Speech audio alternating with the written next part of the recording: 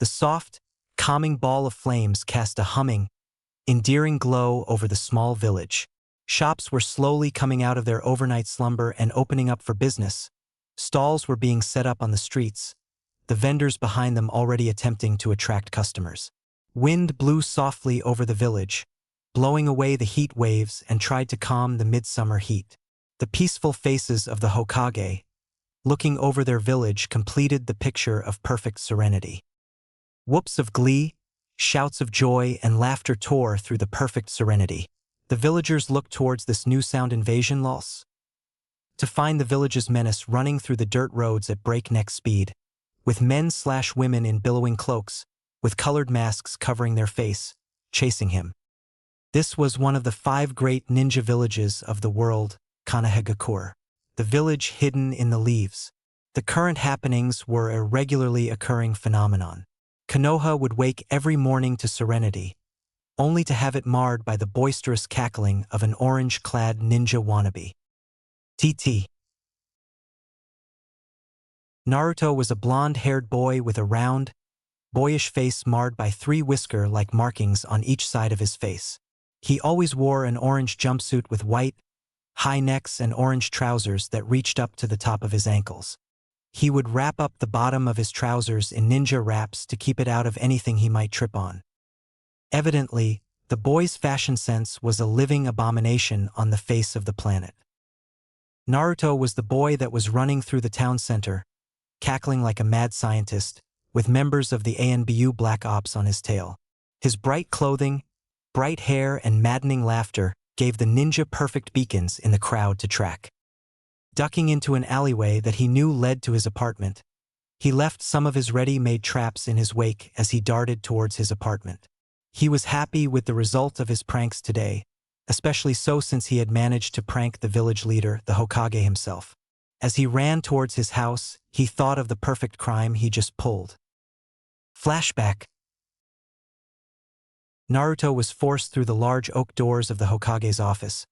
He was originally in a good mood to get to see the old man again, but his mood quickly deteriorated upon seeing the glare the Hokage was sending his way, and he was sure that the glare was meant for him, not the ANBU behind him.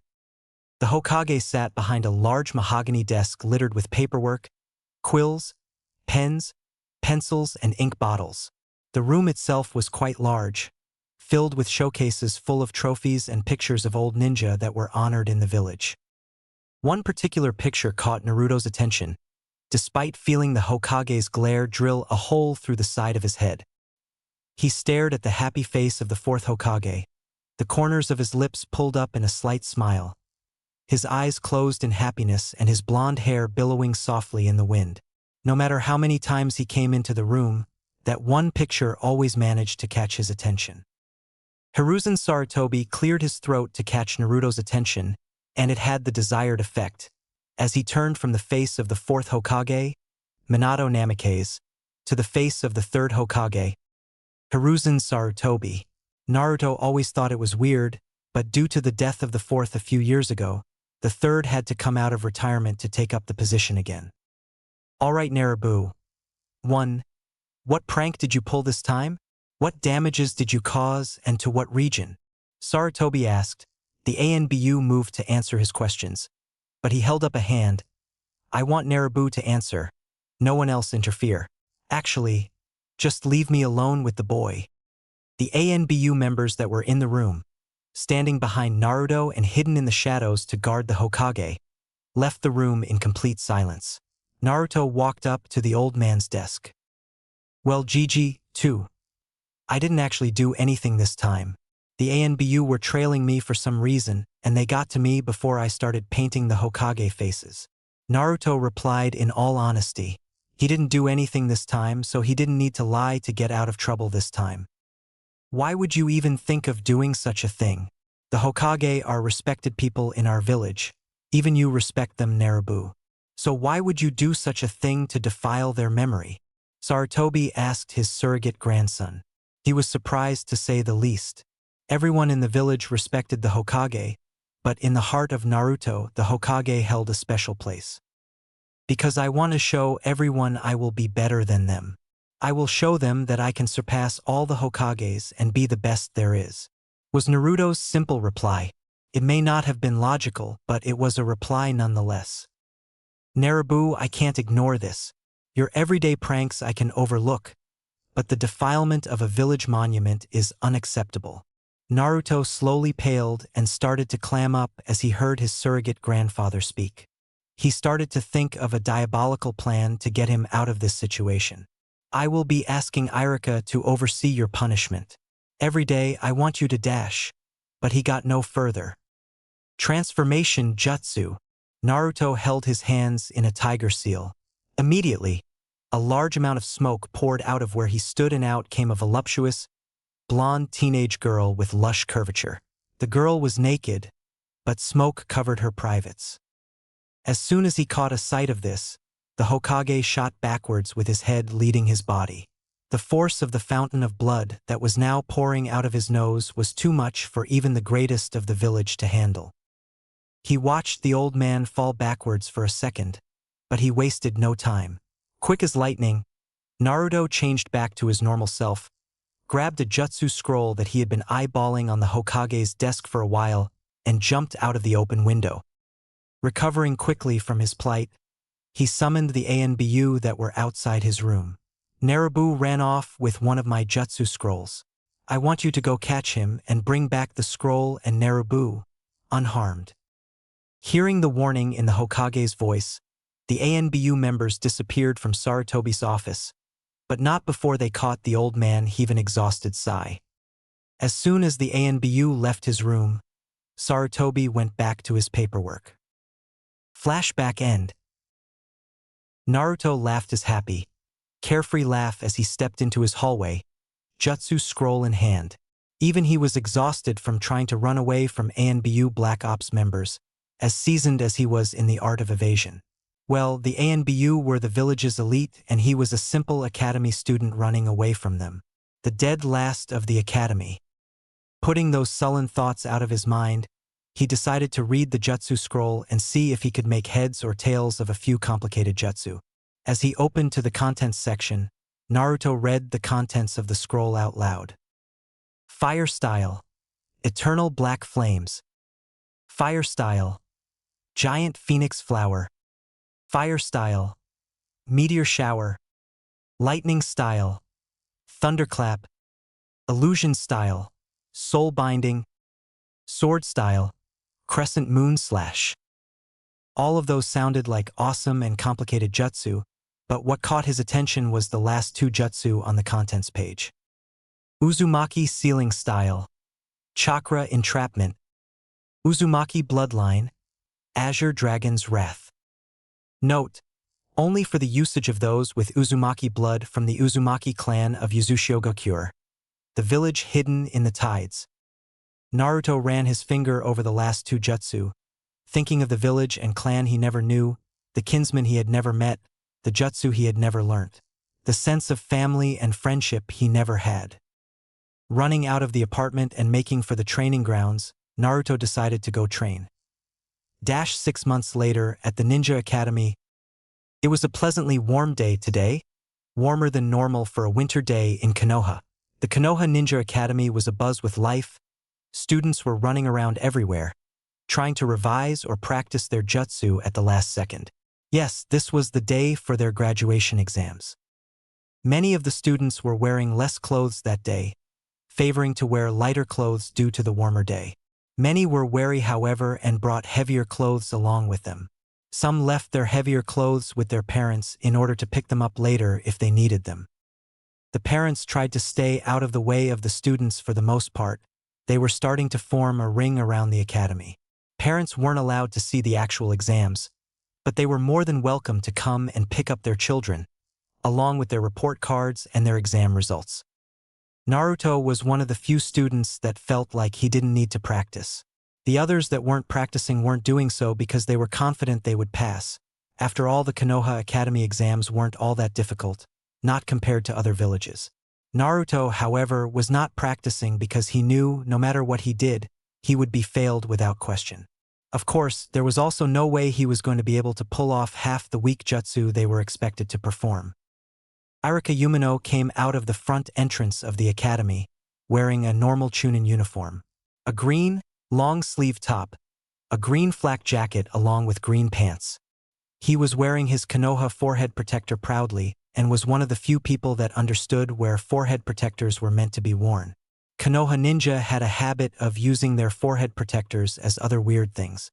He had a brown clipboard in his hand.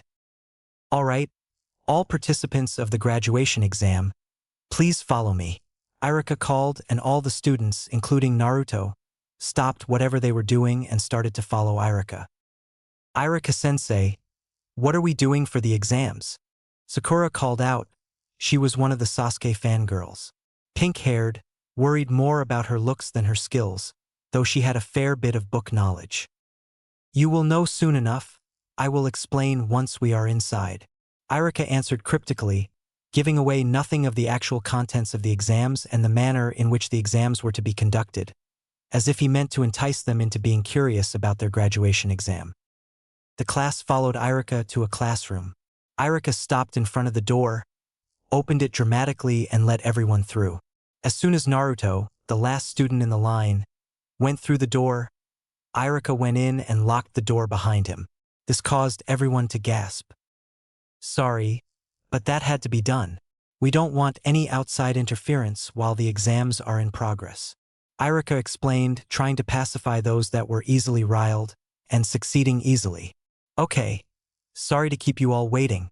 Please take a seat according to where your names are posted on the seats. Everyone followed the instruction without a fuss. Naruto ended up sat sandwiched between Sakura, the crush of his short life, and Sasuke, his eternal arch-nemesis. He didn't know whether to be happy about sitting next to Sakura or angry about sitting next to Sasuke, so he decided to shut up and be neither. First of all, I will explain the first part of the exam. To those that are wondering, there are 5 parts in total within the exam. Some people looked at Irika weirdly at this. They grew up hearing about the 4 parts to the exam, but what was this 5th part Irika was speaking of? Many of you look confused as to what the 5th part may be. Well, I will explain. The first part of the exam is a written test.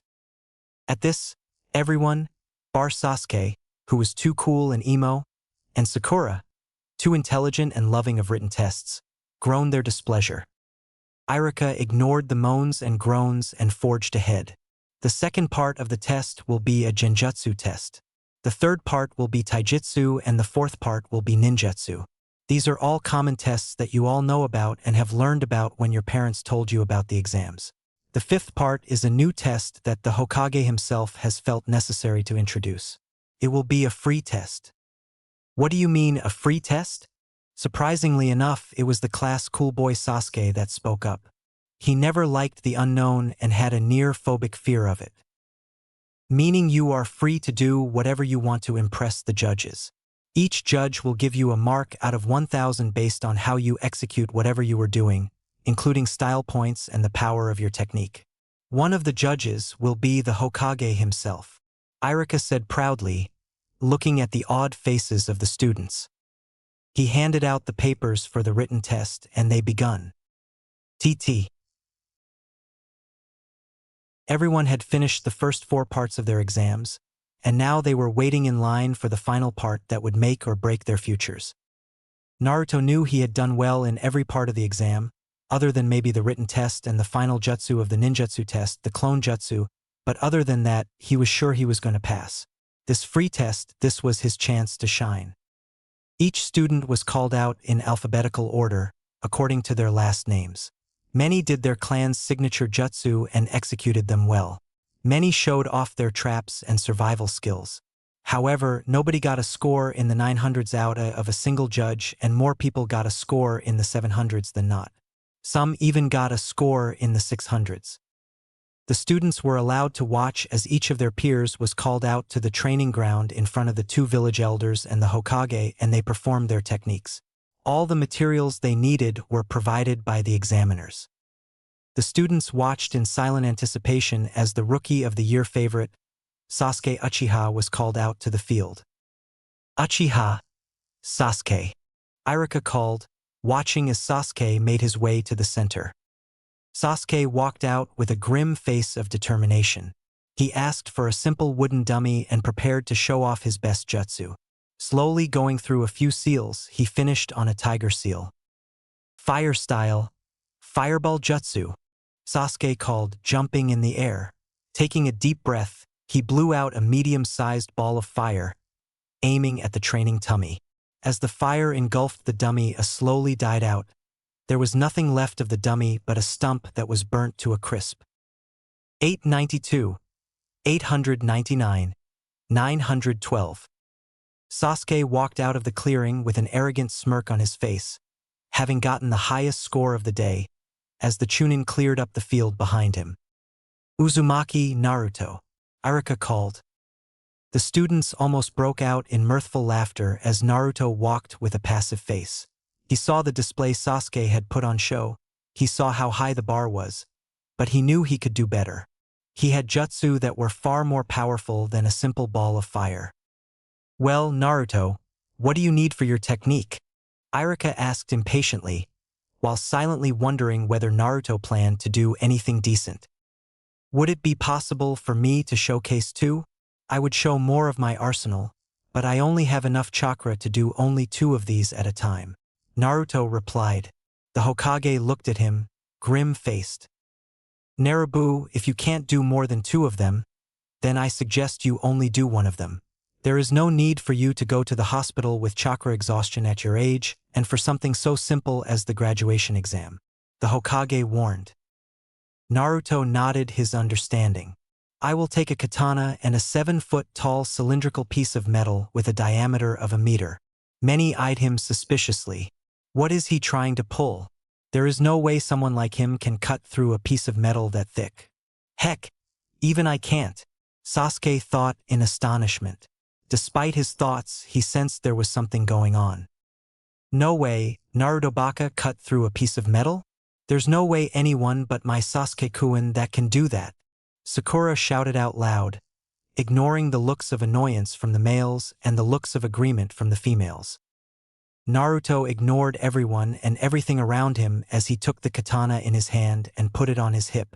Ever so slowly, he began to draw the sword in a majestic arc, while he chanted what sounded like a poem. Azure flames freeze, and azure flames blaze. Azure phoenix cry, and azure phoenix smile. Azure dragon sing, and azure dragon wail. Slowly, as soon as the tip of the blade seemed to have left the sheath, he started to sheathe the sword again. "See, all he did was chant a poem," Sakura shouted, while others also shouted in agreement. Nobody caught the hundreds of slashes that went into the metal post. Even the Hokage only saw blurs that looked remotely akin to slashing. With an audible clunk, the sword was replaced in the sheath. The chunk of metal exploded in azure flames outlined in black. The flames engulfed all of the metal that was there, rising high into the afternoon sky as it burned through the atmosphere. No fragment of metal was left, no charred soil, no ash, nothing. The metal post just burnt away into the air, leaving no evidence of what occurred. Perfect kill. Uzumaki bloodline limit. Azure Dragon's Wrath. Naruto hummed lightly as he placed the sword in Irika's arms. He walked away without looking at the scores he got, already knowing the result. 1,000, 1,000, 1,000. Sasuke looked on in outrage. Naruto glared at his favorite teacher. It wasn't usually the case, he always got on with Irika, though sometimes Irika was more than a bit annoying for Naruto as he was the one that always caught Naruto after he played a prank. This time, however, Naruto had a legitimate reason to be angry at him. "I'm telling you, Irika-sensei, someone's rigged the test. There's no way I didn't pass. I did half decent on the written test, I did okay on the genjutsu, I did better than most on taijutsu, and I would say my ninjutsu was a borderline pass. As far as the free test goes, I had, by far, the highest score in the entire academy. So tell me, Irika-sensei, how the hell did I not pass the graduation exam?" Naruto hollered at Irika, for once, in more anger than he usually blessed Irika with. "Naruto, I can see that there is no reason for you to not have passed your exam. In fact, in my opinion, you should have passed with flying colors and praise. But it's not my opinion that counts here. I can't do anything about the marks you were given by the markers, It isn't my place to argue. Irika pleaded, though he knew he wasn't going to get anywhere. Naruto could be really stubborn when he wanted to be. So you're telling me to take this lying down? I have taken a lot of nonsense from a lot of people in my life, but this has reached a record low. What kind of bullshit is this? Naruto screamed, but before Irika could say anything, he whirled and stormed off. Oh boy! I get the feeling I am going to really regret this later on. Lord save us all. That boy can be a handful. Irika muttered to himself. Before returning to marking the papers he was set to mark for the younger students in the academy. Outside, Naruto found a familiar face waiting for him, leaning against the column that supported the roof. Seeing Naruto approach, he too came towards him. Dobe, I need to talk to you. Come with me for a bit.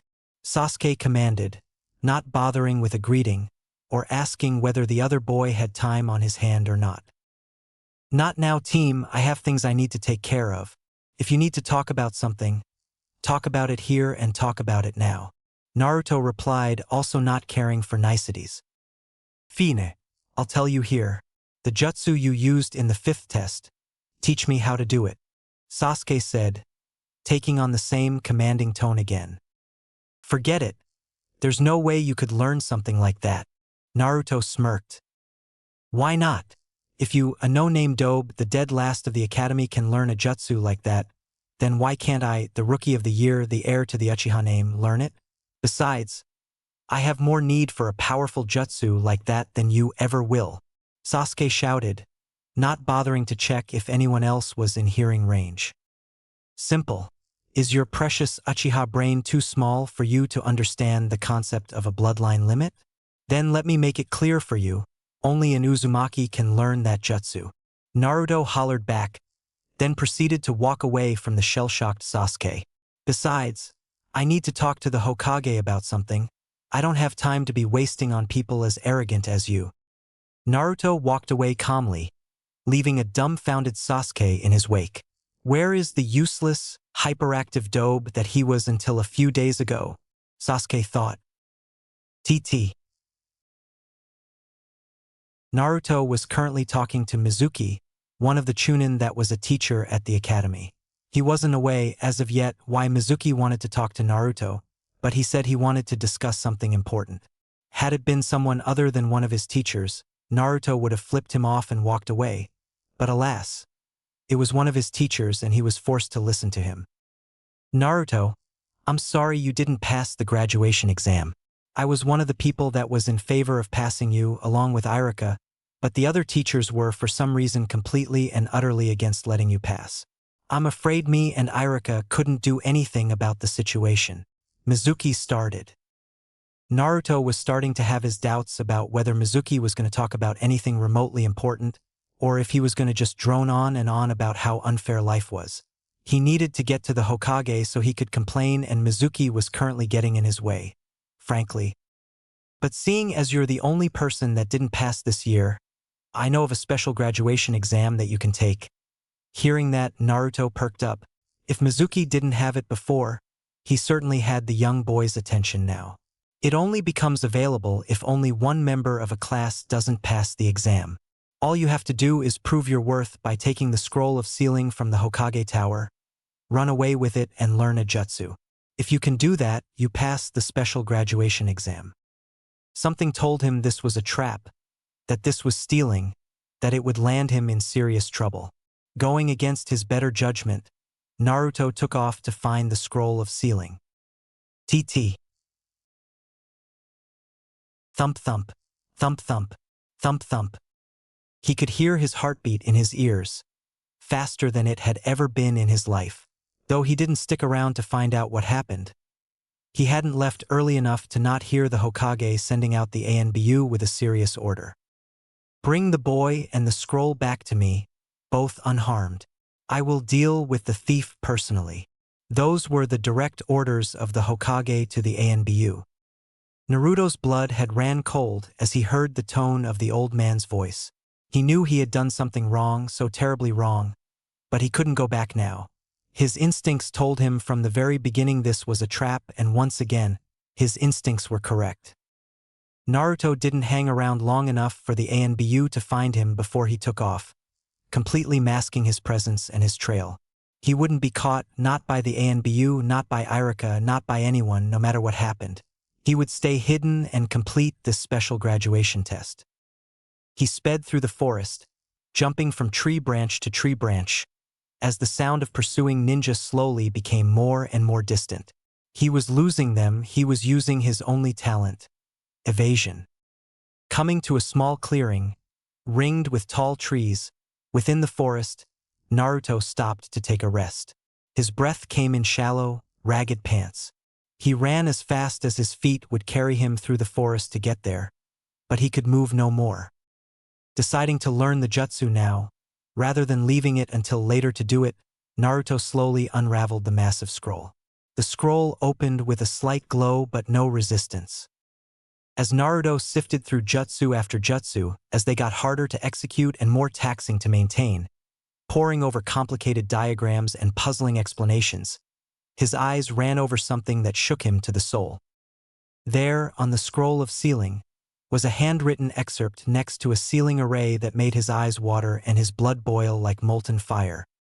Dear Naruto, if you are reading this small piece of writing I had time to leave and you are seeing the sealing array that has been placed on the scroll, then I assume you have succeeded me as the 5th Hokage.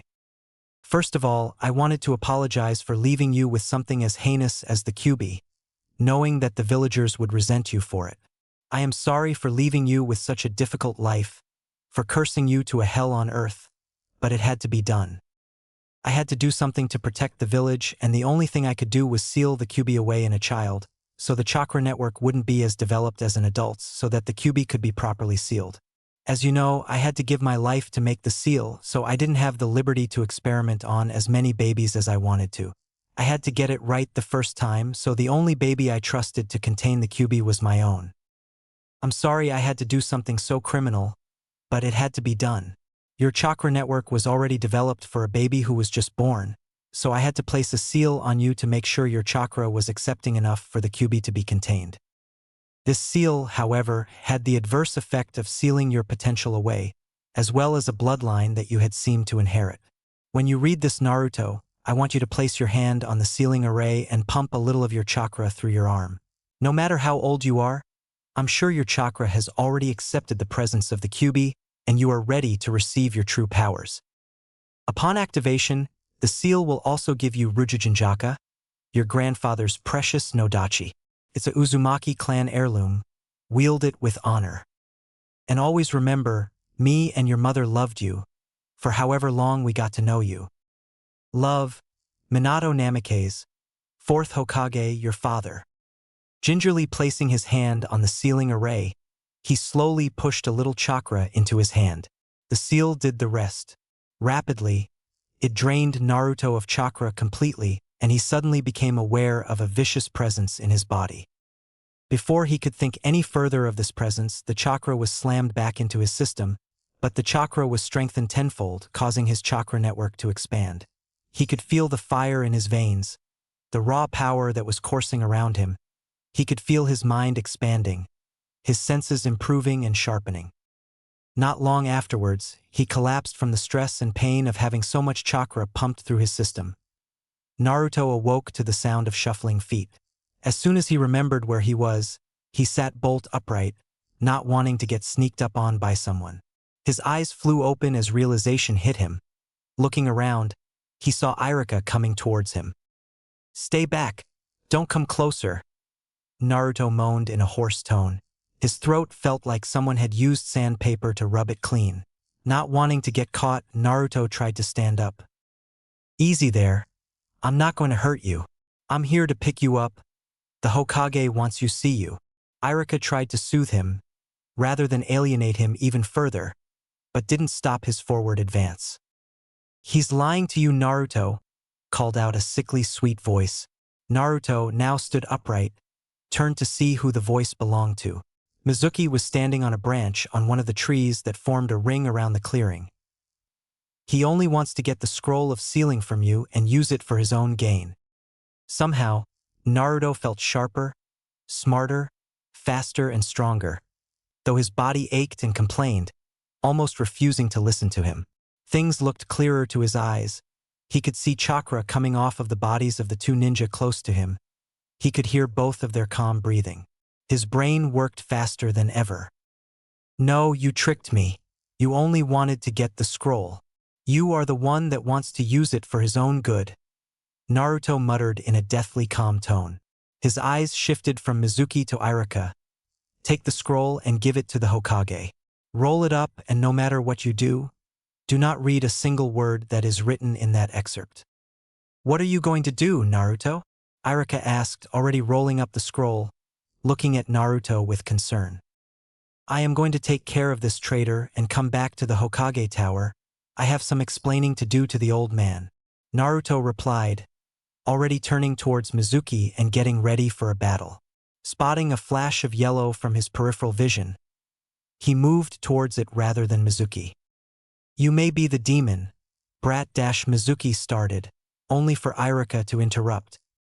No, stop, Mizuki. It's forbidden. Irika screamed, cutting off what Mizuki was going to say. Why not? He would learn about it someday, that he is the reincarnation of a demon. For the second time in less than a minute, Mizuki was interrupted.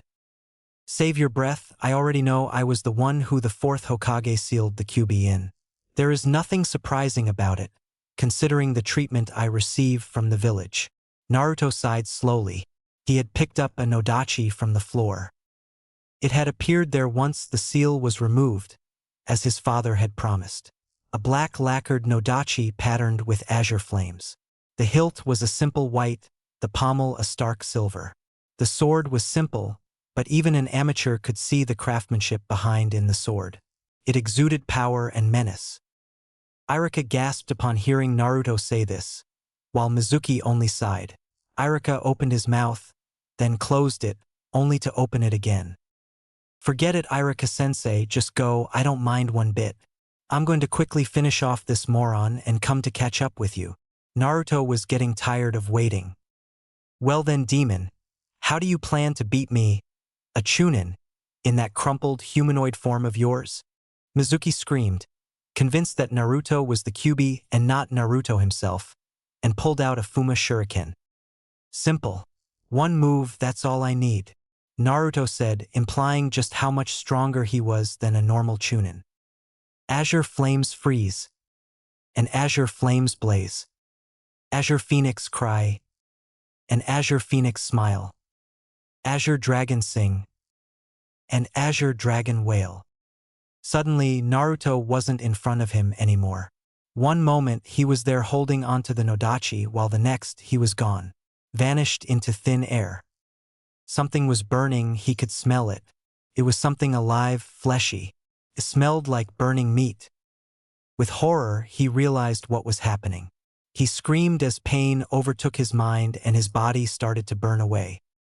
Standing on a branch a few trees behind where Mizuki was previously standing, Naruto muttered, Uzumaki bloodline limit, Azure Dragon's Wrath.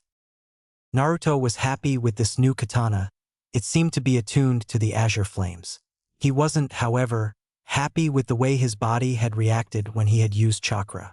His chakra network burned, as if it was still recovering from the strain of the seal that had just been recently removed. I really like this jutsu, burning away the target until even the atoms don't remain. The heat that it gives off is ridiculous, but so is the amount of chakra that it consumes. Whoever invented this jutsu is a genius, combining space-time ninjutsu with fire and wind manipulation and then outputting it through the sword. Took me 5 months of constant chakra exhaustion to even get this jutsu to a point where it can be used. I still need to master it though. Naruto's thoughts ran rampant as he sped through the forest to catch up to Irika. TT. Naruto awoke to a smell of disinfectant, sight of white sheets and curtain, and the sound of a whispered conversation. He wasn't aware of where he was or what had happened after he killed Mizuki. Where am I? Naruto thought. I'm telling you, Hiruzen, there is no need to put the genin back into the academy just because of one measly dead last. Danzo whispered to Sarutobi, trying not to wake the already awake Naruto. What's going on? Where am I? Naruto questioned, cutting into the conversation that the older males were having. He wasn't aware of it just yet, but they were talking about him. Narabu, good to see you awake. You are in the hospital. I admitted you here because of chakra exhaustion and some minor damage to your chakra network. How are you feeling? Sarutobi asked the boy kindly, not giving him any clues as to what the prior conversion was concerning. I feel fine, just a bit sore, hungry, and most of all thirsty. However, all things considered, I feel perfectly fine. How long has it been since my admission? To say Sarutobi and Danzo were surprised was an understatement. Overnight, the boy's tone of voice had changed, along with his speech pattern. No longer did he speak in a friendly, bright voice. Gone was the sloppy, almost tramp-like speech pattern that Naruto had used before. What's going on? The boy sounds more like a Hyuga than a random ninja that lived on the streets for half their life. Danzo thought in astonishment, while Sarutobi thought in a similar line, but in a much kinder fashion. Not long, you just slept overnight, Sarutobi answered, ignoring the fish-like gaping Danzo was doing right now. I see. When will it be possible for me to take my leave? Also, concerning what you were speaking of before I intervened, what were you implying when you said the genin were being sent back to the academy? Naruto asked suspiciously, his second question being directed at Danzo. This time, Danzo answered coldly before Sarutobi had a chance to answer the question. Sarutobi has decided the genin that recently passed should be sent back to the academy due to corruption and favoritism among the teachers. This time, he has decided all students will be monitored by a jounin he trusts. You will be able to leave any time you want. You have been treated, Sarutobi added, remembering the first question that was asked. I see. I will take my leave after a short slumber. As for the other matter, I agree. I was the only one that failed the graduation exam, even though I was certain I was one of the top scoring students during the exam. I scored, by far, the highest on the fifth test, which was said to award the highest amount of marks towards the end result. This shows that there is at least a slight bit of corruption within the academy teachers, as well as the fact that one of the teachers of the graduating class was a traitor who I, regretfully, had to kill. Naruto informed, much to the old men's shock, and to Danzo's chagrin. The Hokage only nodded at the information provided by Naruto, while the Warhawk only thought, "You foolish brat, of course I know there was corruption within the academy. I was the one that ordered them to fail you after all." Naruto frowned at the smirk that had unconsciously come onto Danzo's face, but chose to ignore it. Now, if you will excuse me, gentlemen, I have some sleep to catch up on. With that, Naruto was back under the covers and under the cover of sleep. Naruto felt himself floating in what he assumed was air. He could feel nothing, literally nothing, hear nothing, smell nothing, taste nothing, and see nothing.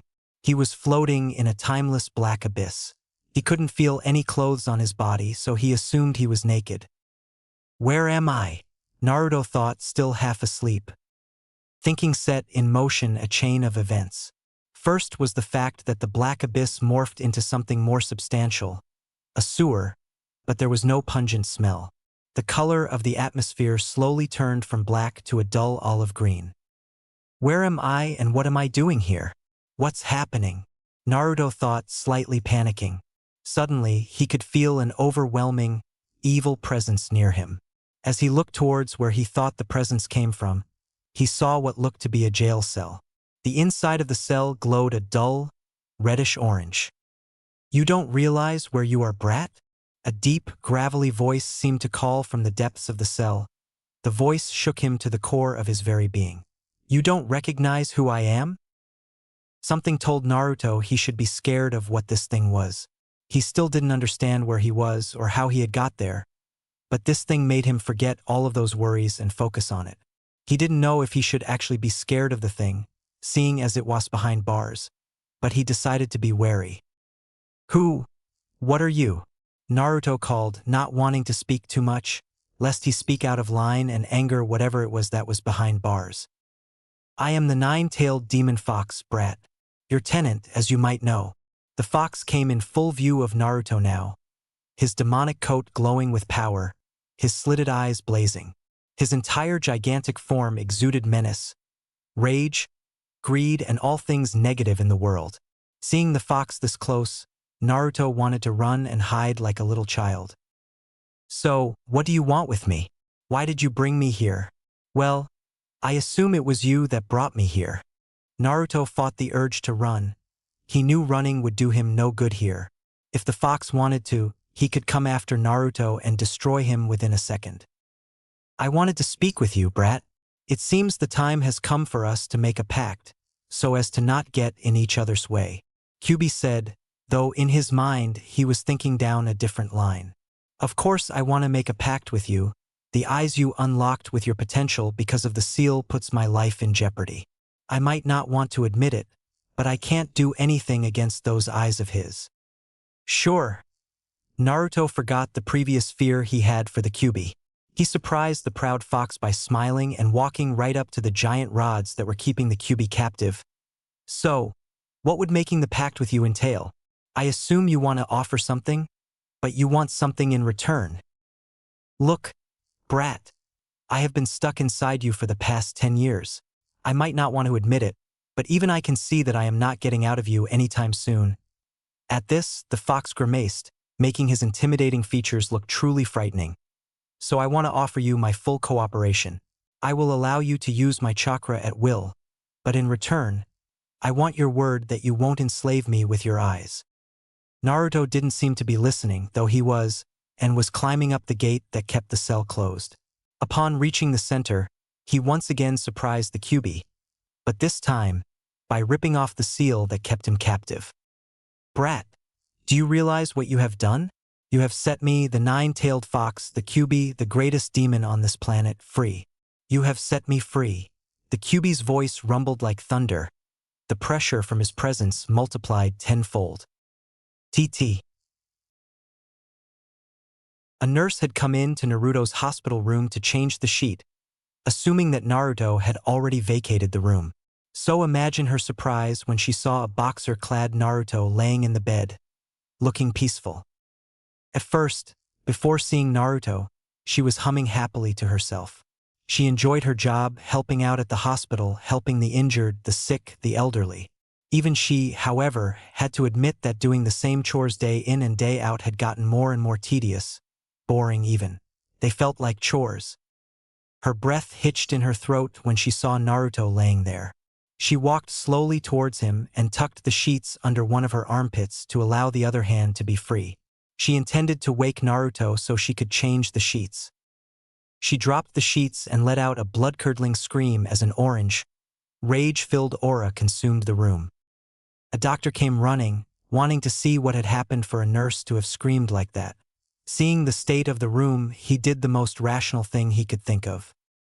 "Inform the ANBU and the Hokage. The demon is running rampant," he called. "TT. I know what I did." Kyuubi-Naruto was cut off by the Kyuubi. "Call me Kurama, brat. That's my real name. Right? I know what I did, Kurama. But the fact that I released the seal father had put on you doesn't mean that I am allowing you to do as you please," Naruto explained, not missing a beat even as he referred to the fourth Hokage as his father. So you found out about the fourth being your father. I won't lie to you, brat, even I held that man in great respect." At this, Kurama's eyes glazed over as if reminiscing about the past. "But what do you mean, you won't allow me to run rampant? Let me clarify, brat. You set me free. Keep your hair on, sheesh. What I am doing is not allowing you to run about and do as you please, but offering you an extension to our pact." As he said this, Kurama's eyes lit up as if intrigued. "I will allow you to live outside of this horrid place. Maybe even allow you to come out from time to time, but you must promise me your complete allegiance. I expect you to listen to every word I say and never, and I mean never, attack the village or attempt to take over my conscience." Kurama contemplated his words for a bit, thinking it over and tossing it around in his mind. He seemed interested in the deal. On one hand, I can't do absolutely anything I want, but in exchange I would be as close to freedom as I could hope for. In essence, this is offering me good living conditions and a will of my own. Well, what do you think? Want to take me up on my offer? Naruto was never known for his patience, and even after removing the seal, his lack of patience showed no sign of improving. I will take you up on your offer, brat. It's the best living conditions I have ever had within a Jinchuriki. Somehow, Kurama's tone of voice sounded lighter, as if he wasn't trying to kill everything in the general vicinity with just his voice anymore. Thanks, Kurama. Naruto smiled, and his smile got even wider when something clicked into place in his mind. I will never be alone and familyless while you're still here. What are you trying to say, brat? Kurama had an inkling as to what his container was saying, but he did not want to jump to any conclusions. After all, the idea of a human being calling a great demon such as he a part of their family? Utterly ludicrous. Well, think about it. Throughout my entire life, you were the only thing that was constantly there. It's like you're trying to fill up the void left behind by my parents. After all this, I think it would be an insult to not at least consider you a friend, if not family. Naruto said, his smile set perfectly in place. For the first time in his long and arduous life, and not for the last, Kurama smiled. Not one of his menacing, I am about to demolish your life smiles, but one of his, I am actually really happy smiles. As what could only be interpreted as an affectionate gesture from the fox, he placed his right forepaw on Naruto's head, simulating a fatherly pat. Your parents would be proud of you, brat. Even after all this, he still called him a brat. Naruto, wake up. Hiruzen was shaking Naruto by his shoulders, attempting to wake the small, blonde boy. Naruto was sweating profusely, his small frame shaking violently without the Hokage having anything to do with it. Whatever was happening to Naruto, it was scaring the third, and he wanted the boy awake as soon as possible. Slowly, Naruto's eyes fluttered open slightly. He felt something on his shoulders, and he was wondering what it could be. Ignoring the old man shaking him, he sat upright and rubbed his temples. Naruto, you okay? You were shaking like a leaf and leaking chakra. You really scared me for a bit. Sarutobi half shouted, half spoke. He was shaken up and most of all, worried about Naruto and his seal's condition. It took Naruto a few precious seconds for him to get his bearings and drape his legs over the edge of the hospital bed. Precious seconds that the old man spent worrying about him. Don't worry, Gigi. Everything is fine, but I think you would want to know about what happened while I was asleep, Naruto said, at which Sarutobi arched a perfectly groomed eyebrow. It's quite important to my status as a ninja and whether you want to still let me pass through the academy. Why wouldn't I want to let you through the academy? Naruto, don't tell me you did something stupid. Sarutobi trailed off, waiting for Naruto to answer with patience that could only be accumulated through the endless years Sarutobi spent as a ninja. Naruto shook his head. I can't tell you here, not while anyone could walk in on us. As if to prove his point, a nurse walked into the room with new sheets. Not the same nurse as before, that one was still recovering from what she saw earlier. Does this have something to do with Naruto leaking the Kyuubi's chakra earlier? Fine. Meet me in my office in an hour or so, but first go to your apartment and get cleaned up. With that, he vanished in a swirl of leaves. I believe all my belongings have been taken care of? At this, the nurse only nodded a silent head. Good. Then I believe the time for me to take my leave is long overdue. He too vanished in a swirl of leaves. TT. Naruto walked into his apartment to find the messy flat completely clean and void of any mess. Strange, my house is always messy, regardless of how careful I am. Naruto thought in confusion. He had more than a reason to be confused. His apartment never stayed clean for more than an hour, even after he cleaned. Naruto was immediately on high alert. Years of beatings, torture, evasion, and stalking the streets at night for supplies had driven home one thing into his young mind. Caution. Even when entering the apartment, he had made no noise. His presence gave nothing away, not a sound, not a smell. He had learnt long ago how to mask that using chakra. Several run-ins with the Inuzuka clan had taught him the importance of masking the latter. Taking no risks, Naruto prepared 2 chakra entrapment seals. one in each hand, and started walking towards the living room. This time, too, he walked through the door without a single squeak, without a single noise.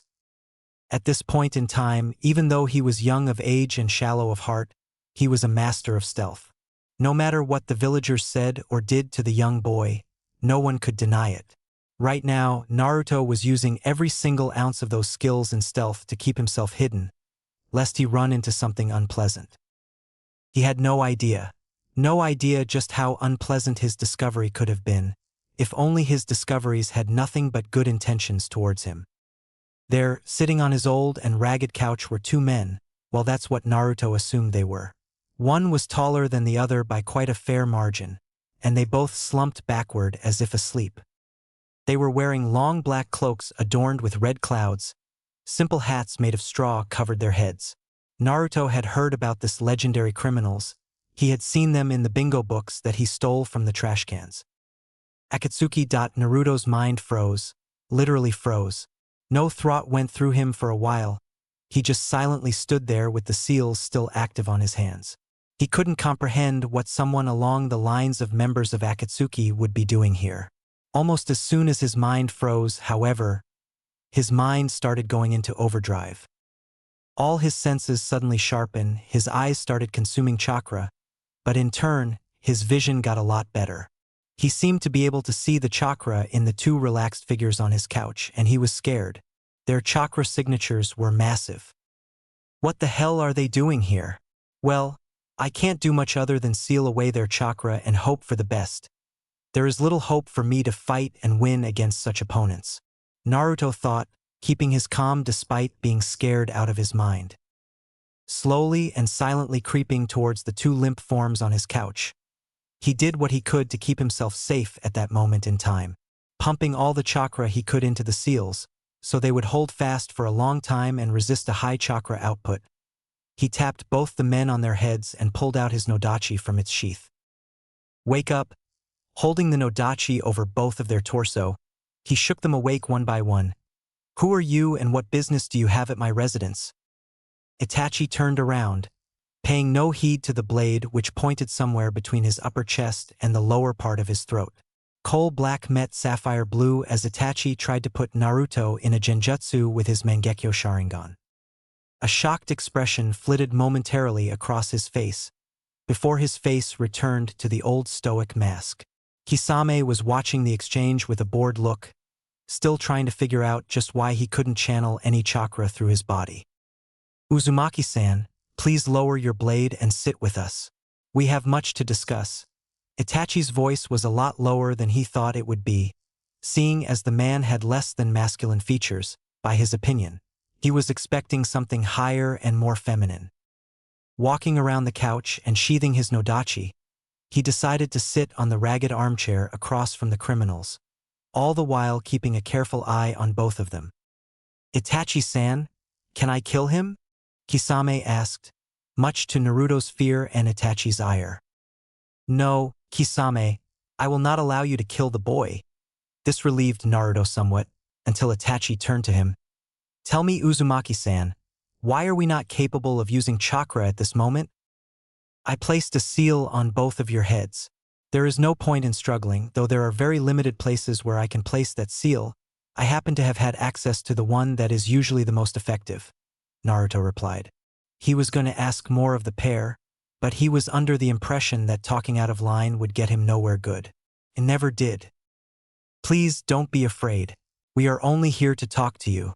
You will find that our proposition would be highly beneficial to you, especially seeing the Jujutsu you seem be in possession of. At this, Naruto's face turned confused. Judging by your expression, I take it you are unaware of your bloodline. Oh, so that's what the scroll meant. Naruto breathed, not daring to speak too loud. As time wore on, he was becoming more and more scared. He wasn't used to being in the presence of such dangerous people, people that may or may not be hostile. Please relax, we bear no ill intentions towards you. The corners of Itachi's lips pulled up a bit, which Naruto took to be his attempt at a comforting smile. Seeing as you have such a powerful bloodline, I would like the opportunity to train you. Now Naruto was no fool. Had he really been the idiot that he was pretending to be in front of the village, he would have jumped at the possibility of being trained by someone remotely as strong as Itachi. However, idiotic he was not. "Why are you doing this?" When Itachi opened his mouth to answer, Naruto held up his hand and continued, "Don't tell me it is due to the bloodline. I am no fool, Itachi Uchiha, and only a fool would take help from a shinobi as powerful as you, knowing that you might have hostile intentions. I assure you, I have no hostile intentions towards you." When Naruto didn't respond and only looked at Kisame, Itachi tried to defend his partner. "Neither does Kisame, as I'm sure. His earlier comment was only him being normal. He rather enjoys bloodshed." Naruto cringed for a mere moment. "It still doesn't explain why you want to train me. If you really did want to train me just because I possess this bloodline, then pray tell, what are you doing in my house?" "What do you mean?" Itachi could see him getting suspicious. "It's true I hold no ill intentions, but even still, this boy is sharp for a child that is still in the academy. Please, like I said, I'm no fool. Judging by your reaction after seeing my eyes, I can only think that you only found out about my bloodline after meeting me in person, which still leaves the question, why are you in the premises of my residence? Where did the boy learn to talk like that, and why was his mind so sharp? Besides, I can tell by your attire that you are members of Akatsuki. If I know one thing about Akatsuki, it's that they are not friendly. Especially the two of you, Itachi Uchiha and Kisame Hashigaki." Itachi's eyes widened. He was expecting the boy to know his name, seeing as they were from the same village, but for him to know Kisame's full name? Where was this boy getting his information from? "I was expecting you to know my name, since we are originally from the same village, but how do you know about Kisame?" Naruto only rolled his eyes, criminal or not. It was really comfortable talking to them. Talking to Itachi was like talking to the older brother that he never had. Itachi Uchiha, currently aged 15, graduated from the academy at the age of 7, became a chunin at the age of 10, and by the time you were 13, you were an ANBU captain. The third known person to have awakened the Mangekyo Sharingan. But due its use, you are now nigh blind. You killed your entire clan a few years back, with the exception of your younger brother Sasuke, and ran away from the village and became a missing nin. All through this, Itachi's eyes became wider and wider. While you told your brother to hate you after torturing him through the use of Tsukuyomi, and left him for dead, you really loved your brother from the bottom of your heart and still do, I assume. Though you told him that you killed your clan in order to test the extent of your abilities, you really did it to stop the coup that your father and the senior clan members were planning. Itachi-san, is this dash Kisame started, only to be interrupted by a thoroughly irritated Itachi. "Be quiet for a second, Kisame." Slowly, Itachi turned to Naruto. "How do you know all of this, and who gave you this information?" Naruto decided to ignore the outburst from the otherwise calm man, and continue with his barrage of information. "Though the Hokage was unaware, you were under the orders of Danzo Shimura. You were given a choice between dying with your clan, while the village took damages in order to completely annihilate the Uchiha clan, or you simply killed the Uchiha yourself and saved your little brother who was innocent but becoming a missing nin in the process. You, being the traumatized pacifist you were, obviously chose the second option for the betterment of the village." He looked into Itachi's eyes, daring him to contradict. "While this was happening, you met up with Madara Uchiha, who would have attacked the village, but you pacified him through offering to eliminate the Uchiha clan for his revenge. Did I get any of that wrong?" Itachi only gaped for a few minutes. As calm and collected as he usually was, he had no idea how to react to this insolent child that seemed to be able to pick apart his greatest secrets with the greatest of ease. Finally, finding his voice, he muttered, "How do you know all of this?" "Simple. Being hated and tortured by the village as I grew up, I was forced to become far more mature than my age allowed. Since I was always hunted by the village, sometimes even by high-ranking tracking ninja, I had to quickly learn to become stealthy," Naruto replied. "That still doesn't explain how you know all of this about me." Itachi was showing minor signs of shock. He was honestly baffled by this kid. "I also stalked the streets at the time.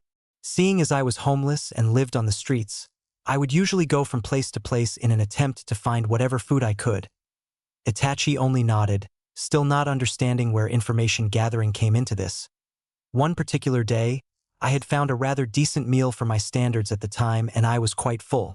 I happened to have found the meal in one of the trash cans in the Uchiha compound and coincidentally overheard your father's plans about the coup. So naturally, curious boy as I was at the time, I decided to tail the most powerful Uchiha I could think of. Itachi looked at him like he was crazy.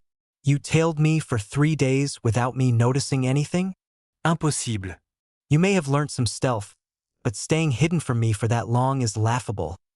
Itachi sounded calm for someone so full of rage and turmoil. If there is one this I learnt about stealth, it's that the best way to hide is in plain sight. I transformed myself into a fly and hid in your hair for 3 whole days. Kisame looked skeptical while Itachi's face finally morphed into one of understanding. It was hard going without food and water for 3 days, but that's only for a normal person. It was a piece of cake for me. So that fly was you. I always thought that it was too persistent to be a normal fly, but I never acted upon the notion. I was quite tense due to the circumstances at the time. Itachi got up and gave him a pat on the head, before sitting back down. You are quite well informed about me considering you are still in the academy. So you have no information on me? Kisame whined. He almost sounded like a petulant child. Nothing on you, Kisame Hashigaki, other than the fact that you are an SS-ranked missing nin from the village hidden in the mist, were formerly one of the 7 swordsmen of the mist and are the Wilder of Sadanaga, a chakra-consuming blade that looks more like a barbarian's club. You are also famed to have chakra reserves comparable to that of the Nibi, the 2-tailed beast. Naruto droned. Wow, for someone that says you don't have any information on me, you sure know a lot, Kisame muttered, disappointed that he wasn't as unknown to the blonde library as he once thought. Tell me, kid, where did you get the dirt on me? A bingo book I found in a trash can once. I still have it. It was one of the ones that included all the known criminals with all the known information on them, going from D rank all the way up to SS. I can only think it was for someone from ANBU Black Ops or an elite jounin. Explains things. Itachi rejoined the conversation. So, are you ready to accept my reasoning? Right now? No. You still haven't told me why you are in my house. Itachi let out a tired sigh. Well, you were right. We were formerly members of Akatsuki, though the reason for us being here is that we have since left the organization. The man that was running everything calls himself a god, and expects all of us to kneel to him. We are powerful ninja, all of us, and that doesn't sit well with us. So we decided to leave. Explains why you are here at the most. Why do you want to train me? Naruto asked, his ever-suspicious glare in place. At this point in time, Itachi had resigned himself. This boy is too smart, way too smart to be the dobe of the academy. There is something missing in the picture, but one thing is clear. This kid is way smarter and stronger than he lets on. The Akatsuki are planning on gathering the bijou and essentially take over the world. The 2 of us leaving puts a kink in their plans, but it's only bad enough to delay them. For us to truly counter them and stop their plans, we are planning on training you up to our level, so they can't get their godly paws on you, Kisame said simply. Naruto nodded. Okay, for now I will leave the seals on you. I am going to go take a shower, get changed and head out. Both of his guests looked confused. You 2 are coming with me. I have an appointment with the Hokage in about half an hour now. Wait, are you trying to hand us in or something? Kisame almost shouted. Kisame-san, please keep your voice down. I plan on doing no such things. The Hokage is an understanding man, and I don't plan on harboring SS-ranked criminals in my house without his knowledge or approval. He paused for a second. Though, if what you say is correct, there is no reason as to why you should be taken in. From what I know about the Hokage, he should have no problems with you living with me, and as far as I am aware, he should be willing to take Kisame-san into our shinobi system and reinstate Itachi-san in his former position. We shall see, but keep in mind we don't plan on getting discovered. Itachi tried to play the peacemaker as always. Sure. With that, Naruto was off to take his shower. TT. Remind me why we are like this, Kisame said, trying his best to keep his voice even and his sword from mauling the brat in front of him. He was correctly disguised as a 14-year-old boy with long red hair and bright silver eyes. He was wearing the traditional Kill Me Now orange that was usually worn by the Uzumaki boy. His clothing, however, consisted of more plain tracksuit bottoms and a shirt, rather than a jumpsuit. At least that was a relief. Itachi was faring better off than his partner, but not by much. He was disguised as a 13-year-old girl, short, brown hair and soft hazel eyes. What annoyed him most was the bright bubblegum pink jacket he was wearing, and the yellow skirt that was brighter still. One of these days, he was going to turn the blonde into a stain in the sidewalk. Because you didn't want to get noticed, so I decided to disguise you in the attire that I thought most appropriate. He slowly headed out the front door. You guys coming? Needless to say, both of the SS rank missing nin were fuming at the 10-year-old academy student. Naruto was walking through the village's main street, his destination being the ninja academy. Well, stomped might be the more appropriate word. He couldn't exactly walk like a normal ninja while he was wearing all the weights he was wearing. Naruto hated walking down the main street. Everyone either stared at him in disdain or just glared. Some chucked small pieces of rotten fruits. While it was slowly became rarer as he became older, some people also thought it appropriate to beat him. The fact that he was wearing his usual Kill Me Now orange jumpsuit did not help. Being a ninja and all, he was meant to be stealthy and not stand out. His attire, however, did the exact opposite and make him stand out like a sore thumb from the crowd, whose attire usually consisted of duller colors like gray. Truthfully, Naruto hated his attire. He didn't like orange at all, but he still wore it in an attempt to keep up his cheerful persona. After he had released the seal on himself on that fateful night, he had found that several old traits had left him, being replaced by new ones.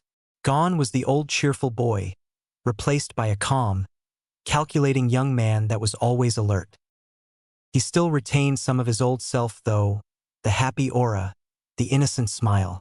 Just because he wasn't going around pranking the villagers every day didn't mean that he was a completely different person. He may have changed, but he was in no shape or form a brooder.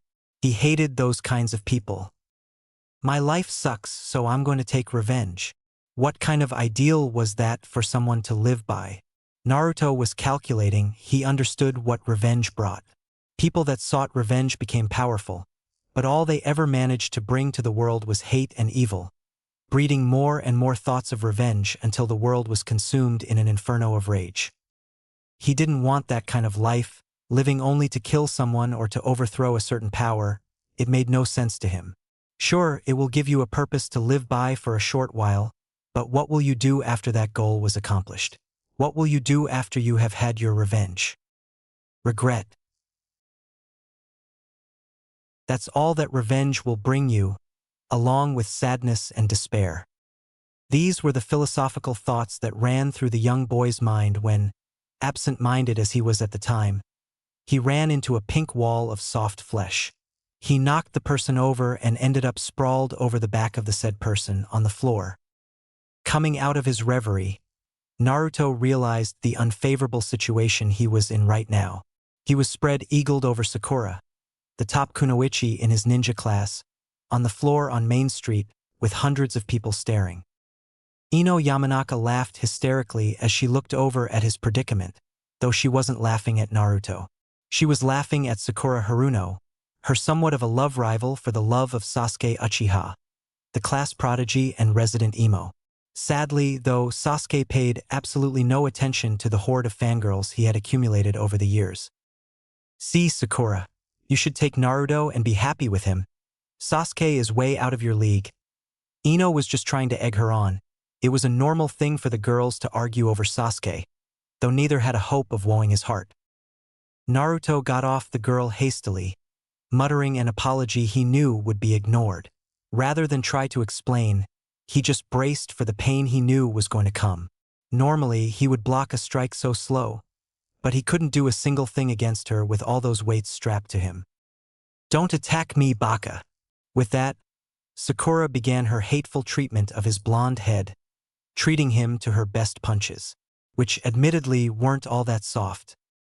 TT. Naruto was sitting in his seat at the back of the class, nursing his bruised head. It didn't hurt as bad as the soreness from training for 10,010 hours in the space of 10 hours, but it still hurt. Sakura had given him a pretty good beating this time around, for no reason whatsoever.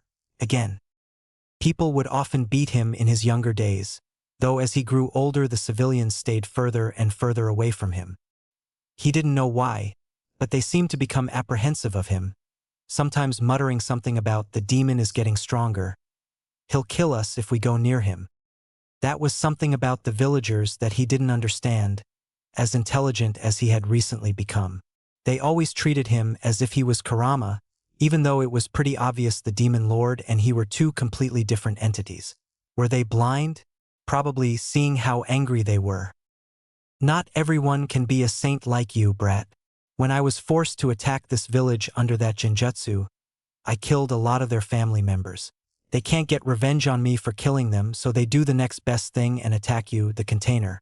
It's a miracle you're as pure-hearted as you still are, brat.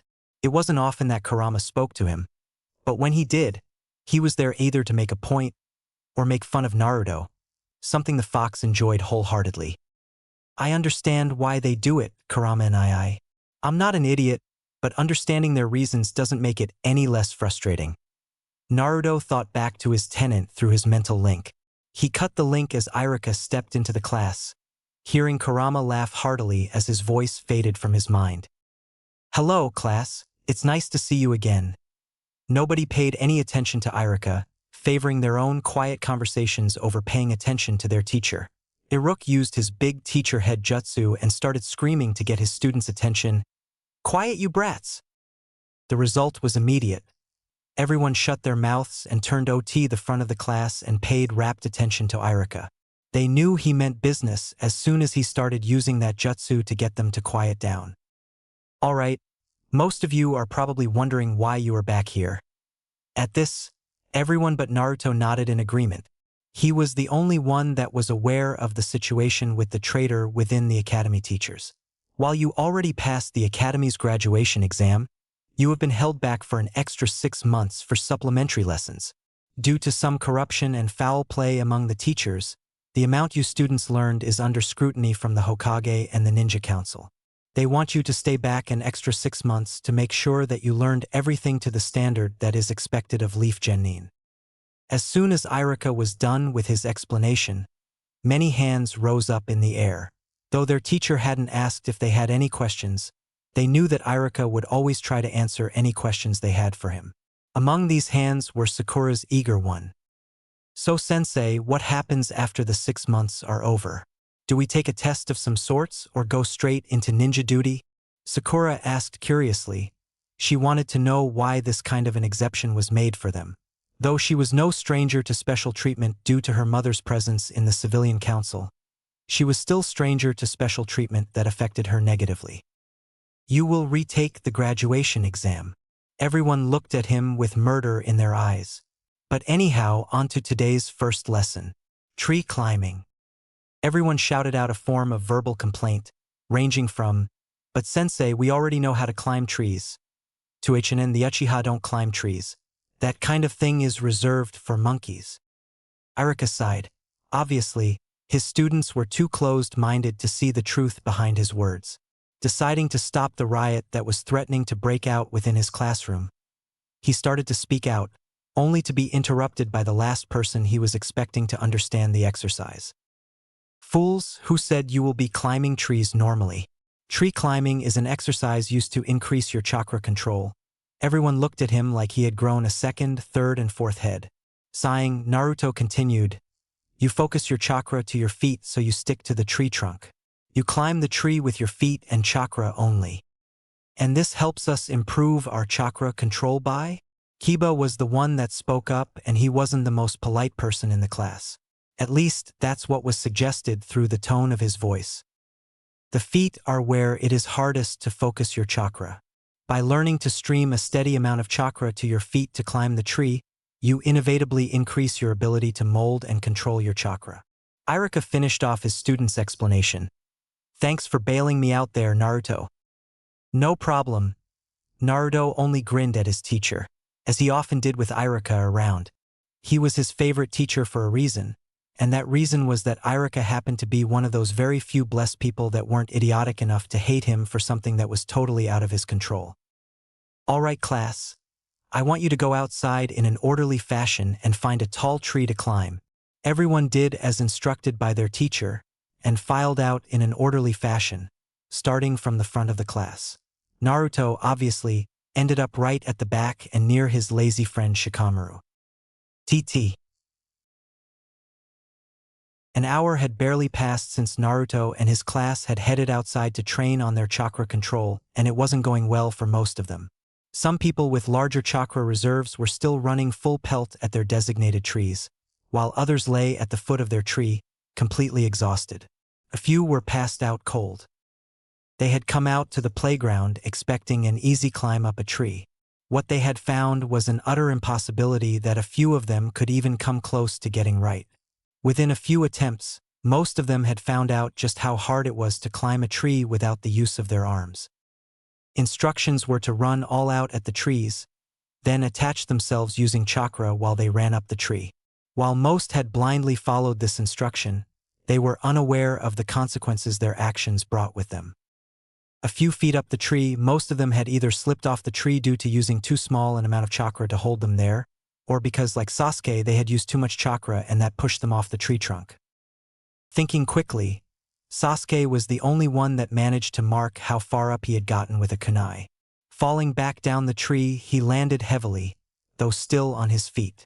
Others weren't as lucky, and landed either on their back, and the really unlucky ones landed painfully on their heads. All was not lost for the class, though. A few of their classmates had managed to climb up quite far up the tree. They had managed to mark how far up they had gotten with their kunai and land on their feet every time they fell off. This group was very small, however, and consisted only of the top kunoichi in the class, Sakura Haruno, the lazy genius, Shikamaru Nara, and surprisingly Hinata Hyuga and Naruto. Most people expected Sakura to do well in this. She had a small chakra reserve and that gave her superb control over her chakra. For an academy student, that is. Shikamaru was also expected to do well, though he slept during most of their lessons and watched the clouds while he was meant to train. The brunette had brains far better than anyone in the class and was pretty good at the less physical aspects of academy life. The last two of the group were unexpected to say the least. Hinata was shy. Though she was the heiress of the current strongest clan in the village, she was widely known as someone that was weak and subpar in her abilities. Seeing her climb the tree with relative ease was something of a shocker to her classmates. Naruto. If people were surprised to see Hinata climbing the tree, they were utterly flabbergasted at what was happening with Naruto. He was the dobe of the academy, the dead last, the one that came out at the bottom of every test. So, imagine their surprise when he walked up the tree, going higher than everyone else in the class. When landing, thud that most people landed on the floor with, Naruto landed with somewhat of a loud booming sound, courtesy of the weights he was currently wearing, which surprised most people.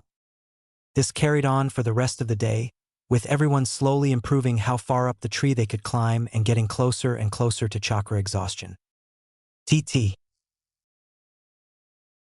Naruto had gone straight to Training Ground 3 after his classes at the academy was finished. Truly, they had stepped up their training in the academy, but it was still nowhere near enough to tire out the Jinchuriki. Naruto was planning on doing his usual training with his clones, when he saw Kisame standing there with his arms folded over his chest. Naruto, come over here. Naruto obeyed his teacher, for that's what Kisame was to him now, and walked up to him. From today onwards, we start your taijutsu lessons. Kenjutsu will come after you have mastered the basics of my taijutsu course. Right. Make 2,500 clones. Naruto stared at him. Make 2,500 clones, Naruto. But wouldn't that many clones training at once kill me? Naruto asked, scared for his life for the first time. He came close to death quite a few times in his life, but never before was he actually scared of it. Don't worry, we are cutting your training time by half to 5 hours per day, since you have to go to the academy now. That means the increase in clones only adds an extra 2,500 hours of training per day. The color slowly returned to Naruto's face. Crossing his fingers in the familial seal, he muttered, "Shadow Clone Jutsu," and immediately, the entire area was filled with Naruto lookalikes, though there was a small clearing between the real Naruto and Kisame. "Alright, your first combination. It's basic, but in a fight, it does the job. Left jab, right straight, and a left roundhouse." As he spoke, he gave Naruto a slow example of what the combination should look like. His arms and legs moved gracefully as he punched and kicked the air around him. "You try it." Naruto tried to copy what Kisame did, but something felt wrong. He wasn't producing the same kind of destructive force that Kisame had produced, and his suspicions were confirmed by a shake of the head from Kisame. "No, Naruto, you can't stop at one each hit. It's a combination, meaning you hit one after the other. If you stop, you kill the momentum in your movement. Try again." Naruto did the motions again, going through them with much more fluidity this time. They felt stronger somehow, but he felt like something was still wrong. His hits were more powerful, but it didn't feel sharp or fast. "Better, but still not good enough. You're standing on the spot while you're hitting. Once you hit your opponent, he's not going to stand on the spot, is he? No, he's going to get knocked back. Rather than standing on the spot, you should jab, pivot on your left foot, and step in with your right foot while you do the right straight. Straight after the straight, you use the momentum, pivot on your right foot, and bring your left foot around to kick. Try again." He followed his instructions to a T. His punches seemed fine, but something was up with his kicks. When he pivoted on his right leg, he felt like he was falling backwards diagonally. "Almost there. Straighten out your right leg when you pivot. Don't lean back when you're kicking. Keep your back straight and raise your hips. Rather than going for their head, go for their ribs." Naruto nodded and did the motions for a fourth time, getting it right at last. "Good. Practice for 5 hours with the clones, then head back home." While speaking, he slowly faded out in a white, misty glow. "I could do without the theatrics," Naruto screamed after him as he shunshined away from the clearing. Ordering his legion of clones to get in lines, he started his daily practice, no longer feeling the effects of his weights. It had been 6 months since the start of the supplementary academy classes had begun for the 10-year-olds. Naruto had been progressing quite well. His chakra reserves resembled that of 2 Kage combined. Thanks to the combined efforts of both the Kyuubi and his Uzumaki heritage, his genjutsu and ninjutsu were quite strong for someone still in the academy, especially his defensive ninjutsu. His kenjutsu was still subpar since Kisame hadn't gotten around to training him, and his taijutsu was the best in the village. Yep, Naruto Uzumaki had officially surpassed Mato Gai and the Hokage at taijutsu. He was constantly training under Kisame with a very large number of clones at his disposal, so right now, Naruto had a total training time of 260 years, give or take a few months. That was just the pure amount of training time, though it didn't factor in time to sleep, so truthfully, it would equal to something around 500 years of hardcore taijutsu training under Gai. Not only had he trained with his clones so much that his technique had become near flawless, he was also training with over 300 pounds worth of weights on, though that was still unknown to him. He was under the impression he was still wearing 110 pounds, not knowing that Itachi had added small amounts of weight to his existing weights every night while he slept. It was small enough that he didn't notice the change, but large enough that once it was accumulated over a long time, it would make him very, very fast. While walking down the road, he noticed a newcomer walking down the main street. He looked about to be about Naruto's age, but he was really tall, easily 5'9". So Naruto couldn't be sure. He wore what looked to be remnants of a simple black kimono, though it could hardly be called anything but remnants since it was so tattered, and had a katana strapped to his right hip, though from the length of the blade, it looked more like an odachi. He looked muscular, but somehow gangly, with long black hair that looked wiry and was swept back roughly. He had a pouch for ninja tools on his right thigh, so Naruto could guess he was right-handed. From the angle he was standing at, the boy looked underfed and malnourished. Naruto decided to ignore the boy for now, but from the corner of his eye, he could see the villagers giving him the very same glare they reserved solely for him. That got Naruto's attention, and he decided to ask the boy why something like that would happen if he ever met him again. TT. Usually, Naruto would sit near the back of the room so he could pretend to be asleep, while he actually paid rapt attention to what happened in class. Though people usually didn't believe him, he was actually quite interested in learning. However, this one September morning found Naruto seeking a seat beside a certain lavender-haired clan heiress. Why? Because he had noticed her stalking him for the past 4 months, though he was sure it was happening for much, much longer, and frankly he wanted answers as to why she was stalking him. Did she like him, or was she just plain creepy? As he sat down on the only seat next to the Hyuga girl, she was sitting on the outer edge of the bench designed for 3 people, so Naruto was sitting in the middle seat. He saw her start and heard her let out a small eep. Though it was so quiet, he might as well have imagined it. He didn't know why, but she seemed to be cowering even more into herself than usual.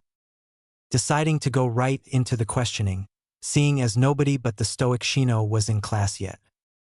He turned to her, intent on finding out answers, but lost himself in her pupil-less eyes. Was she always so beautiful, or were his eyes playing tricks on him? Breaking out of his stupor with a sudden shake of the head, he thought it best to get the questioning over and done with before he got a bigger audience for his interrogation. "Hinata-san, why have you been stalking me for the past 4 months?" Naruto asked tentatively, not sure as to how the shy girl would react to being directly confronted. It's not only 4 months. Hinata stuttered quietly, but due to his enhanced senses from being a Jinchuriki, he heard every word perfectly. "Okay. How long have you been stalking me for? And please don't stutter. You have nothing to fear," Naruto reassured, hoping that kindness mellowed the girl out enough to get him some honest answers.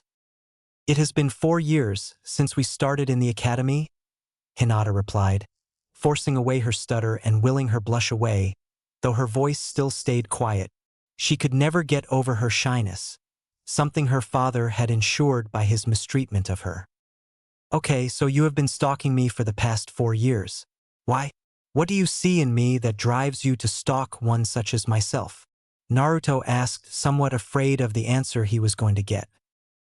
It took a while to explain everything, but she told Naruto of her treatment at the hands of her father and the main branch of her family, how Naruto embodied the determination she seeked, how he was her ray of hope, and how she liked him. "Thanks, Hinata. You're the first girl that said something like that to me." Naruto hugged her lightly, not noticing the dark crimson blush that crept slowly up her face. Shino's bugs buzzed lightly, and he smiled lightly under the oversized collar of his trench coat, while Hinata promptly fainted. TT. Irika came into the class an hour or so later to find it a rowdy bunch of newly passed students chattering loudly amongst themselves. Weird, they're usually chatty, but they aren't that loud. Must be their excitement over finally being able to graduate. Well, they earned it. Most of them passed the graduation exam twice. Irika thought proudly, reminiscing about how hard his students had trained over the past 6 months. Flashback. Hey, I might have decided to time skip, but I ain't just gonna hand him powerful techniques without explaining them somehow. The class Irika Umino had been in charge of was excited. They had been taking his supplementary classes for just about 2 months now, so they were excited about this cool move Irika was going to show his class. Honestly, it had been hard work, but they had made much more progress during these 2 months of catch-up classes than they had ever done in the academy. Irika walked into the class to find a bunch of 10-year-olds looking at him expectantly. Rather than chatting amongst themselves like they usually would, he chuckled. His trick of telling them he would be teaching them something interesting got their attention really fast. "All right, class, today I am teaching you nature manipulation." Combined shouts of "cool" came from his class, as he almost held his ears in pain. Years of duty as a ninja made his hearing quite sensitive. Irika walked over to each of his students and handed out what looked like small bits of paper. After he had handed everyone a medium-sized square, he went back to his desk and went into full lecture mode. "Before I teach you anything about nature manipulation, I am going to give you a lesson on them so you know what you are getting into." At this, everyone except Sasuke and Naruto groaned out loud. Even the stoic Shino managed a small sound of displeasure. Of course I am. You didn't think you would get away without a lecture from me, did you? No, sensei. The class chorused simultaneously. Irika giggled softly like a schoolgirl and went into his explanation. There are 5 basic forms of elemental chakra.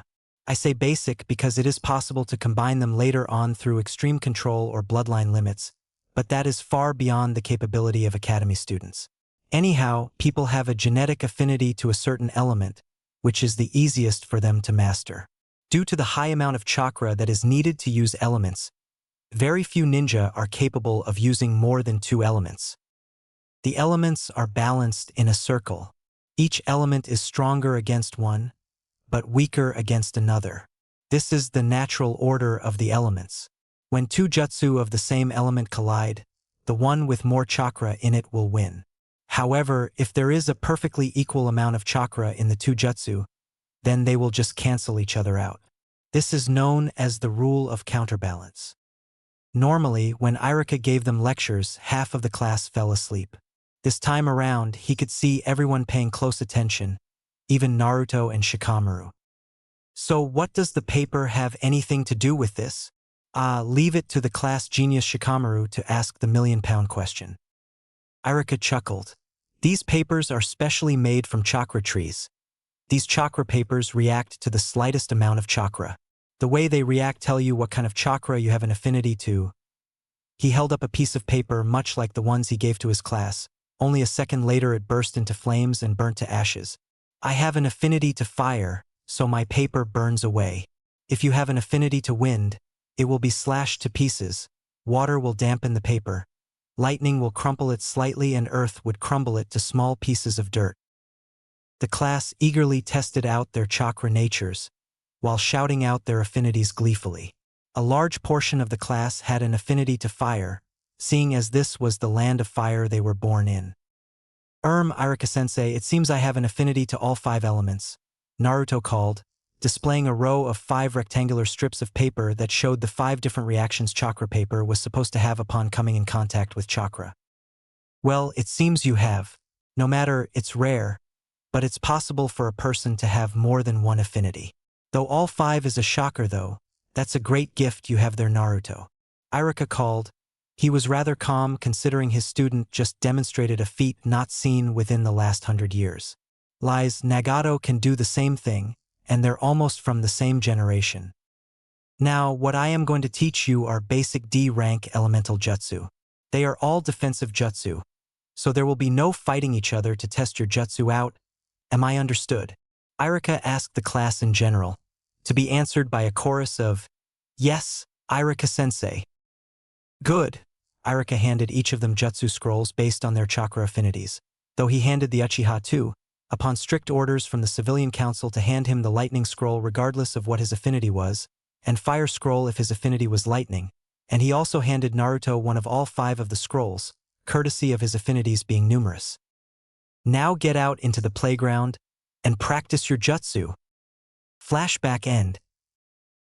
Irika smiled, remembering how Naruto had been the first to not only master one of the jutsu, but all 5 of them before one of his classmates finished mastering one of them. Over the 4 months that he had spent practicing the techniques, he had also found a nifty trick that increased the strength of the jutsu. Snapping out of his reverie, he decided to humor his students and use the big teacher head jutsu for the last time on his class. "Shut up, you brats," Irika yelled, feigning anger despite being pleased with his class. "You all passed your graduation exams and are now genin. I will announce the teams and your new Jounin-sensei. They should be here to pick you up after lunch." Irika proceeded to announce the names of all the fodder teams, meaning teams 1 to 6. Team 7, Sasuke Uchiha, Sakura Haruno-Irika was cut off by a huge shout of glee and another of outrage. Yay! New cookies for guessing correctly who these 2 individuals were. And Zaraki Kenpachi. Your sensei is Kakashi Hitaki. Irika finished, as if he hadn't just been rudely interrupted. At his announcement, many looked confused. Who was this Zaraki kid? He certainly wasn't part of their class. Catching their looks of befuddlement, Irika decided to enlighten them. He is an orphan that has been enrolled into the ninja system recently and has been taking personal catch-up classes on his own. He has passed the graduation exam due to sheer skill in taijutsu and kenjutsu. Ah, here he comes now dash. And lo behold, a tall raven-haired kid entered the class with a sword strapped to his side. It was the same kid he had seen in the street when coming to the academy, Naruto realized, and he looked quite scary from the front. Hope I ain't late. I kinda got stuck on the roads. Irika, knowing his reputation for getting into fights, just waved him on. He took the only available seat in the class, which happened to be next to Naruto. Naruto didn't bother talking to him, seeing as he wasn't talking to him, but it was kind of uncomfortable having people stare at the new student next to him, who decided it was a wise choice to wrap his hitai-ite around his hand so that the metal protected the back of his hand. Weird, his hitai-ite seems smaller than normal. Team 8. Shino Aburame, Kiba Inuzuka, Hinata Hyuga. Your sensei is Kurenai Yuhi. No surprises there. Konoha had been looking for a good specialized tracking squad for a while, though the perverted leer that Kiba sent Hinata's way was quite infuriating to a certain Jinchuriki for reasons unknown to himself. Team 9 is still active, so Team 10, Ino Yamanaka, Shikamaru Nara, Chuji Akimichi. Your sensei will be Asuma Sarutobi. No surprises there either, the Ino Shikacho team. Wait a second, Naruto called. Aren't you forgetting something? Who am I with? Naruto, due to you being the dead last, you have been assigned a personal sensei. You are alone on a team with Kisame Hashigaki. Naruto scowled. Why was he the only one with a one-man team? Well, at least he had Kisame to bail him out if need be. What a drag, Naruto drawled, making his best friend Shikamaru smirk. He was starting to rub off on the young blonde. TT. It was 3 hours later than the appointed time for their Jounin sensei to come pick them up. All of the other squads were gone, other than Naruto. Who was this Kakashi, and why was he so late? And what the hell was that annoying tapping sound that kept grating on his nerves? Baka, will you stop? Sakura exclaimed, smashing Naruto over the head with a fist. Naruto immediately halted the pencil. He didn't notice he had been tapping and muttered a small apology. Why let her bash you around? A deep, gravelly voice asked. Looking around, Naruto saw that the newcomer had spoken for the first time in the long day. You are obviously stronger than her, so why are you letting her do something like that? Zaraki, right? Naruto asked, not bothering with the customary honorifics. Zaraki only nodded slightly. Don't worry about it. I'm the dead last of the academy, so even though I want to, I can't actually do anything about her beating me up. What the hell? He's obviously lying through his teeth. No way in heaven or hell is he weak enough to get beaten around by a fangirl. Before Zaraki could make his feelings known, though, he was interrupted by a door opening and 2 men walking through the door. Kisame, you're late, Naruto roared at his sensei. Oh, I got Naruto. They told me I had to train the dead last. But the idiots obviously just handed me the cream of the crop. Kisame mused out loud, not bothering to reply to his student's accusations. Sorry guys, Kisame and I got talking, so we kinda lost track of time. Kakashi interrupted the rabid fangirl, who was obviously about to make some remark about Sasuke being the best and Naruto being the worst. Meet me on the roof. And with that, Kakashi was gone in a swirl of leaves. Seeing as you're not in an actual team, you get to skip the team test. You can start taking missions from tomorrow. I'll give you a note so you can take as many missions as you want without me being there.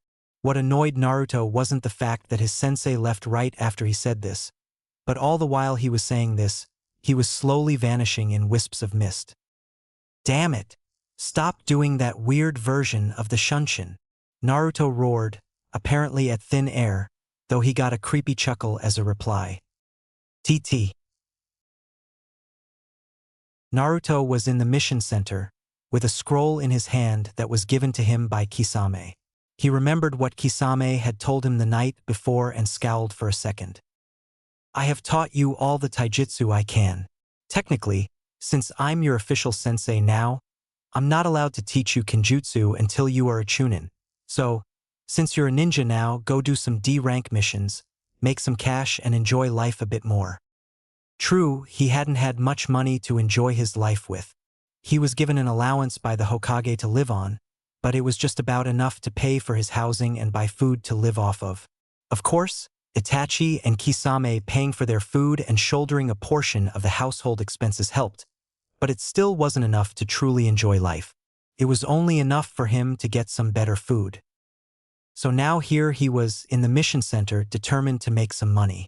He looked absently to the chart that hung behind the Chunin on duty, showing how much money was paid for standard missions. SS rank £500,000. S rank £100,000. A rank £25,000. B rank £1,000. C rank £250. Des ranks, 10 livres sterling. Needless to say, Naruto was surprised by the sudden increase in pay rise from B ranks and higher, but he knew that new genin weren't allowed anywhere near them. He might have been strong enough to do one, but the village didn't know that. Walking over to the Chunin, he started asking questions about the mission procedures. Tezuka was more than happy to explain to Naruto, seeing as he was a fellow ninja and he held nothing against the boy. Basically, you take a mission, complete it and get the mission scroll signed. If the client has any extra comments to make, they can write it into the scroll. If they want to give the genin a bonus, they can just give the money to your team directly. The money for the actual pay is paid directly into the ninja's account in the ninja bank. Though that makes me ask, where's your sensei or your team? Tezuka asked curiously. As a reply, Naruto just gave him the sign scroll with a small note inside. I, Kisame Hashigaki, give permission for my genin team, comprised of Naruto Uzumaki, to do missions on his own without my supervision. I also allow him to take as many missions as he wants at a time. I see, Tezuka mused. Alright, Tezuka-san, can I get 200D rank missions with standard pay? Naruto asked with a steely glint in his eye. Tezuka had a hell of a lot of paperwork to do to sign out all those missions. Right, I will be seeing you in a few months. Naruto took the large stack of scrolls outside, but not before leaving a parting comment. I'll see you at the end of the day. Outside, Naruto summoned up 1,000 clones and arranged them in teams of 10. Giving out 2 scrolls to each team leader, he started giving out. Alright, I want you to go around and finish off one mission at a time. Once you have finished the mission, get the scroll signed and dispel all clones other than the leader. The leader will then come in and give the scrolls to the clone I leave here, and then dispel. The clone I leave here will give in the scrolls once all scrolls have been collected, then dispel. Naruto made another clone stand outside the mission center. Go! All of his teams headed out. Naruto headed to Ichiraku's. It had been a while since he visited. Hinata just got back from meeting with her Jounin sensei for the first time. Well, it wasn't the first time she met Kurenai, but it certainly was the first time she met her as her Jounin sensei. She liked her team. Shino was quiet yet supportive and Kiba was excitable but loyal. She had a feeling they would make great trackers. Walking through the wooden hallways, she made her way towards her father's office. She knew her father wouldn't care, but she was supposed to report to him about her daily activities and the fact that she was safely back in the compounds when she got back. She didn't like it, but her father was the clan head. She came upon the traditional sliding doors that gave entry to her father's office and knocked quietly, waiting for a response. At the call of enter, she went into the office and immediately sat into Saiza. She may have been the heiress, but even she was meant to show respect to the clan head.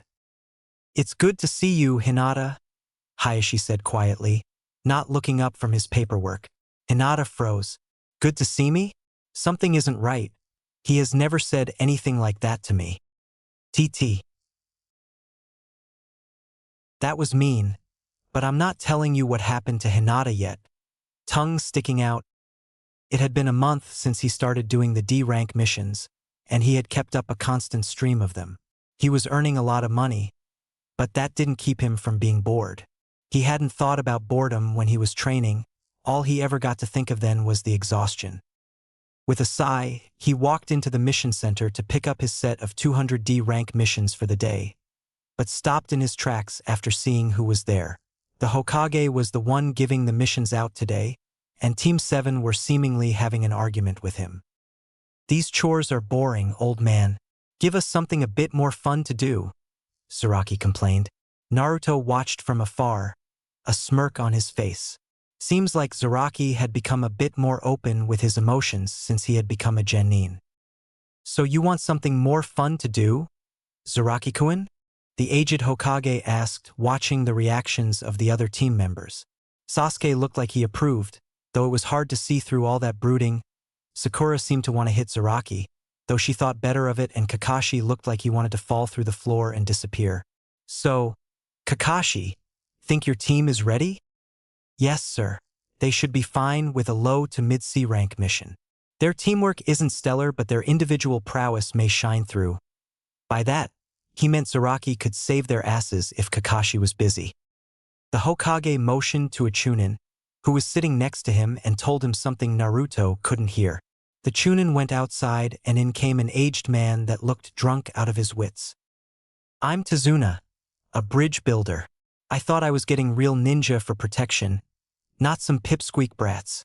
The drunk man, now identified as Tazuna, slurred. For someone that was so drunk, his speech was oddly coherent. "Yo, old man, you mind if I tag along with Team 7 for this one?" Naruto asked, silently telling Sarutobi that he thought something was wrong with this mission. "Why would we need the dobe to come with us? We are more than capable of protecting a man from bandits and robbers." Sasuke finally makes his presence known. "Yeah, Sasuke-kun can do anything." And in comes his loyal Banshee. "Geez, do they not see that something isn't right here? Why would a bridge builder need real ninja for protection from bandits?" Why not? More the merrier. Seems like Zaraki was the only one in their team with half a brain. "All right, Naruto, go ahead and pack for 3 weeks, Sarutobi called, handing Kakashi a scroll for a C-ranked mission. TT. "Naruto, you better have a good explanation for why the hell you dragged me out of bed at 11 in the morning." Kisame's voice wasn't loud, but the threat behind that tone was obvious. "2 reasons, Kisame. 1, it's unhealthy to sleep for that damn long. 2, you're my Jounin sensei, so you have to come with me on this mission," Naruto replied, ignoring the glares from Sakura and Sasuke, and the bored looks from Zaraki and Kakashi. "Naruto, it's fine. Go ahead on your own. If Kakashi is there, you should come back alive. I'm going back to bed, so don't bother me." Kisame headed back towards Naruto's apartment, while everyone sweat dropped. "And here I thought I could drag him out." Well, Naruto sighed. He was hoping he could bring him along. Having someone as powerful as Kisame around usually raised the rate of success for your missions. "Well, our client is here. Sasuke, you have the best eyes, take point. Sakura, take the right. Zaraki, take left, and Naruto can bring up the rear. I'll come last to make sure you guys don't get ambushed." With that, they headed out. TT. They had been traveling for a couple of hours. Having to walk was a bother. Normally they would just jump from tree to tree, but having a civilian in their midst made that impossible. Naruto was on edge, he didn't know why, but he was expecting something to happen. He felt uneasy about this mission, and his instinct never lied to him. Not once in his life. "Stop that, brat.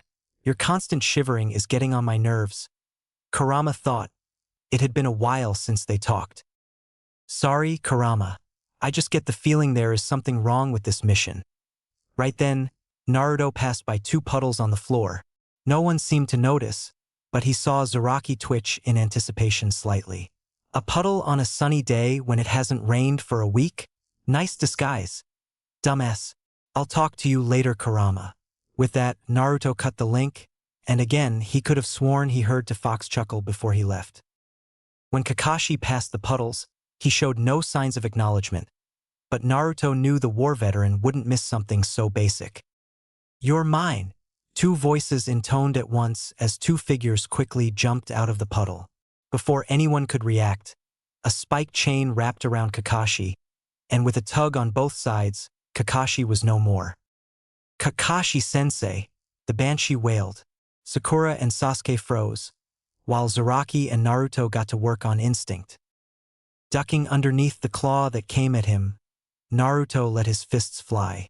Faster than anyone could see, his target was on the floor, battered, bruised, and unconscious. Naruto's target got off easy in comparison to Zaraki's though. Not bothering to dodge any of the hits, Zaraki drew his long, jagged sword. The blade looked chipped and worn, but Naruto could see it was sharp. The claw that came at Zaraki was no longer attached to the attacker's shoulder, but lying forgotten on the floor as Zaraki advanced on his prey with a manic grin. With a glint in his eyes, he sliced down from crown to crotch, ripping the man perfectly in half. Good work, Zaraki-kun, Naruto-kun. Sasuke, I didn't think you would freeze up like that. Sakura, stop wailing. I'm not dead, Kakashi called from a branch high up in the canopy. Sakura stopped crying in the favor of looking at where the voice came from. You're not dead, sensei? Everyone held their ears in pain. The Harunos were truly blessed with piercing voices, and not in a good way. Of course he ain't dead. Human bodies get sliced up in fleshy chunks, not bits of wood, Zaraki called from where he stood, pointing to several pieces of splintered wood where Kakashi supposedly died. All right, we need answers. Naruto advanced towards Tazuna, suddenly taking charge. His instincts told him something was up, and his instincts had never disappointed him. Why the hell are there enemy Chunin after you? They weren't after me, they attacked you. What should I know? Tazuna shouted back, though he knew he had been found out. All of a sudden, this pipsqueak brat was looking terrifying to him. Don't play possum with me, old man. Either you talk or we abandon this mission.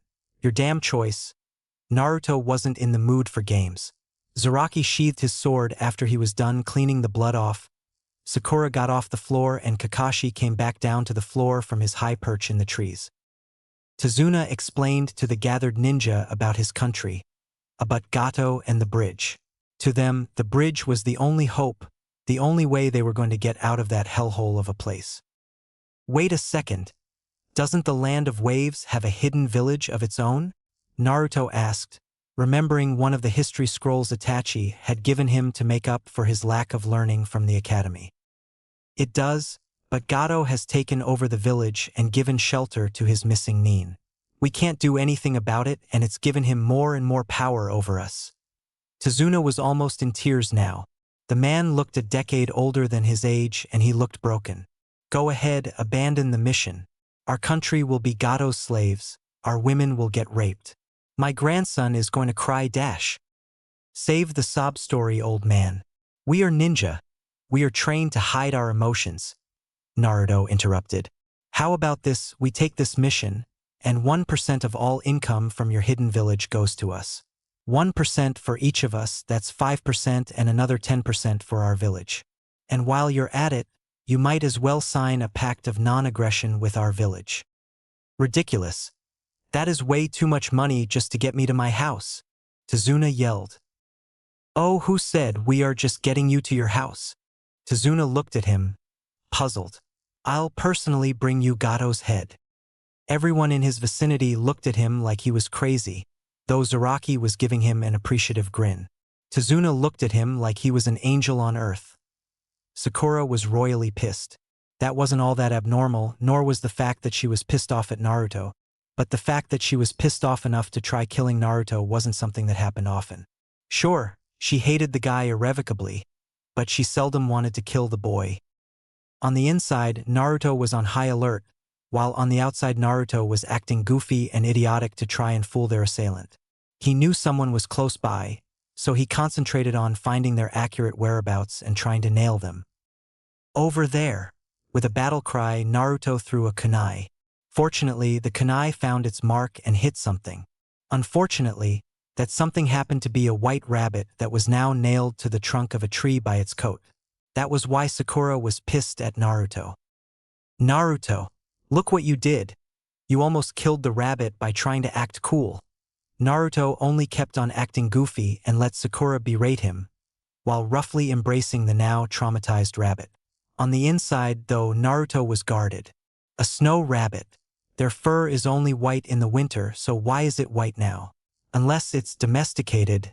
Replacement jutsu. Everybody duck.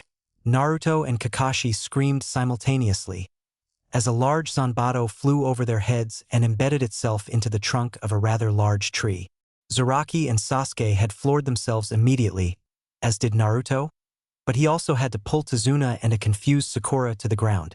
A creepy-looking man with bandages over his face and a hidden mist headband shunshined onto the hilt of the sword and stood there.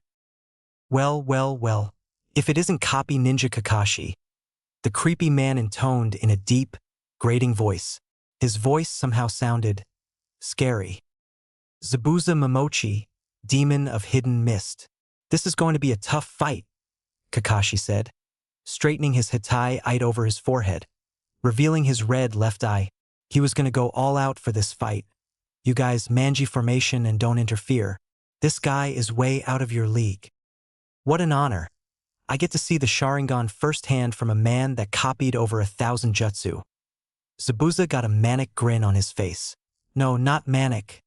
That grin was plain demonic. This should be fun. Naruto, Sasuke, Sakura, and Zaraki got into the manji formation around Tazuna, each ninja protecting a side of the target and looking dead ahead. How does Kakashi have a Sharingan? Is he an Uchiha? Or did he steal our bloodline? A certain Uchiha was fuming in his thoughts. Zabuza pulled his sword out of the tree, flipped twice in the air and landed on the floor. Kakashi pulled out a kunai and held it in a reverse grip. As both jounin got ready to fight, the air started to get thicker and thicker with the intent to kill. Zaraki was used to it by now. He had gotten blasted around by Ki for so long that he wasn't affected anymore. Naruto. Well, he was the Kyuubi's Jinchuriki, so this felt like a walk in the park for him.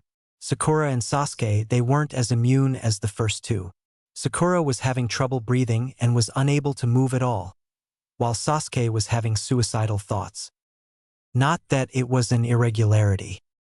So these are jounin, elite ninja of their villages. This is insane, the bloodthirst in the air. It's suffocating. I can't stand this. I can't bear it anymore. I would rather take my life by my own hands. To follow through with his thoughts, Sasuke pulled out a kunai shakily. He prepared to stab down into his own stomach. Calm down, Sasuke. You are my comrades. There is no way I'll let him hurt you, any of you. Kakashi looked backwards from his position, giving them all a small eye smile. Reassured by his sensei's words, Sasuke calmed down enough to put away the kunai and get into a defensive stance. You should keep your eyes on your opponent. Quick as lightning, Zabuza was on him, his zanbato ready to strike. Kakashi was taken by surprise, and before he could react, the zanbato sliced through him with practiced ease.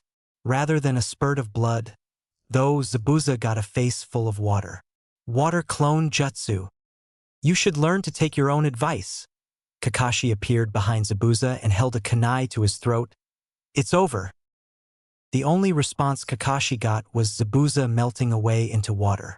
Slowly but surely, the surrounding atmosphere started to become clouded as mist shrouded them in a hazy glow. The mist was thick, almost too thick to be natural. Hidden mist jutsu, Zabuza announced gleefully from somewhere in the area. His voice echoed eerily, as if it was coming from all around them rather than from just one particular place. Be on your guard. Zabuza is a master of the silent killing technique. You won't know what happened until you're dead, Kakashi warned, once again holding his kunai in a reverse grip in an attempt to cut down on his reaction time and look cool in the process. The four genin immediately stiffened, even Naruto and Zaraki. 8 choices: larynx, spine, lungs, liver, jugular, subclavian artery, kidneys, heart. Zabuza's voice rang out from around them, taking sickly pleasure in seeing his target squirm. Now, which one should I go for? With one hand in half a tiger seal and his zanbato held behind his back, Zabuza landed lithely within the group protecting Tazuna, intending to take him out quickly. That was not to be. As soon as he landed, he found a kunai embedded into his ribs, water seeping from the wound. Kakashi had seen the other Jounin land inside the Genin's defenses and moved as fast as he could to intercept him before he could kill Tazuna or one of the kids. The force of their mentor moving past them so fast made the Genin stumble forward slightly. He drove the kunai as far as it would go into Zabuza's ribs, only to find out it was a water clone. "I'm not that easy to catch, Kakashi," Zabuza shouted as he fell towards the Cyclopean Jounin, swinging his massive sword downwards in an attempt to cleave his opponent in half, lengthwise. Apparently caught by surprise, Kakashi allowed himself to get cleaved in half, only to explode in a shower of water. Again. Seeing Kakashi get split in half, Sakura let out a little scream. Cutting clean through Kakashi, Zabuza's sword embedded itself into the ground. Kakashi took this opportunity to jump out and attack the so-called demon. As soon as he got close enough to attack, though, Zabuza pushed off from his sword's hilt and kicked him across the ribs, making him fly into the heavy water of the sea. This water, it's not normal. It's dense. Shit, Kakashi thought. I got you now. Zabuza was running through seals as fast as he could, which admittedly was very fast. Water prison jutsu. The water rose up around Kakashi, forming a spherical prison around him, keeping him captive, while Zabuza's arm was inside the prison as well, keeping the water there. Forget it, Kakashi, you can't escape my water prison. Zabuza got that same demonic grin on his face again. Now watch as I destroy these brats of yours. He made a water clone. It had 1/10 of Zabuza's strength, but was strong enough to take on some wannabe brats that wanted to play ninja. You brats wear headbands and walk around, thinking it makes you a ninja. When you have brushed with death so many times that it doesn't faze you, then you may be called a ninja.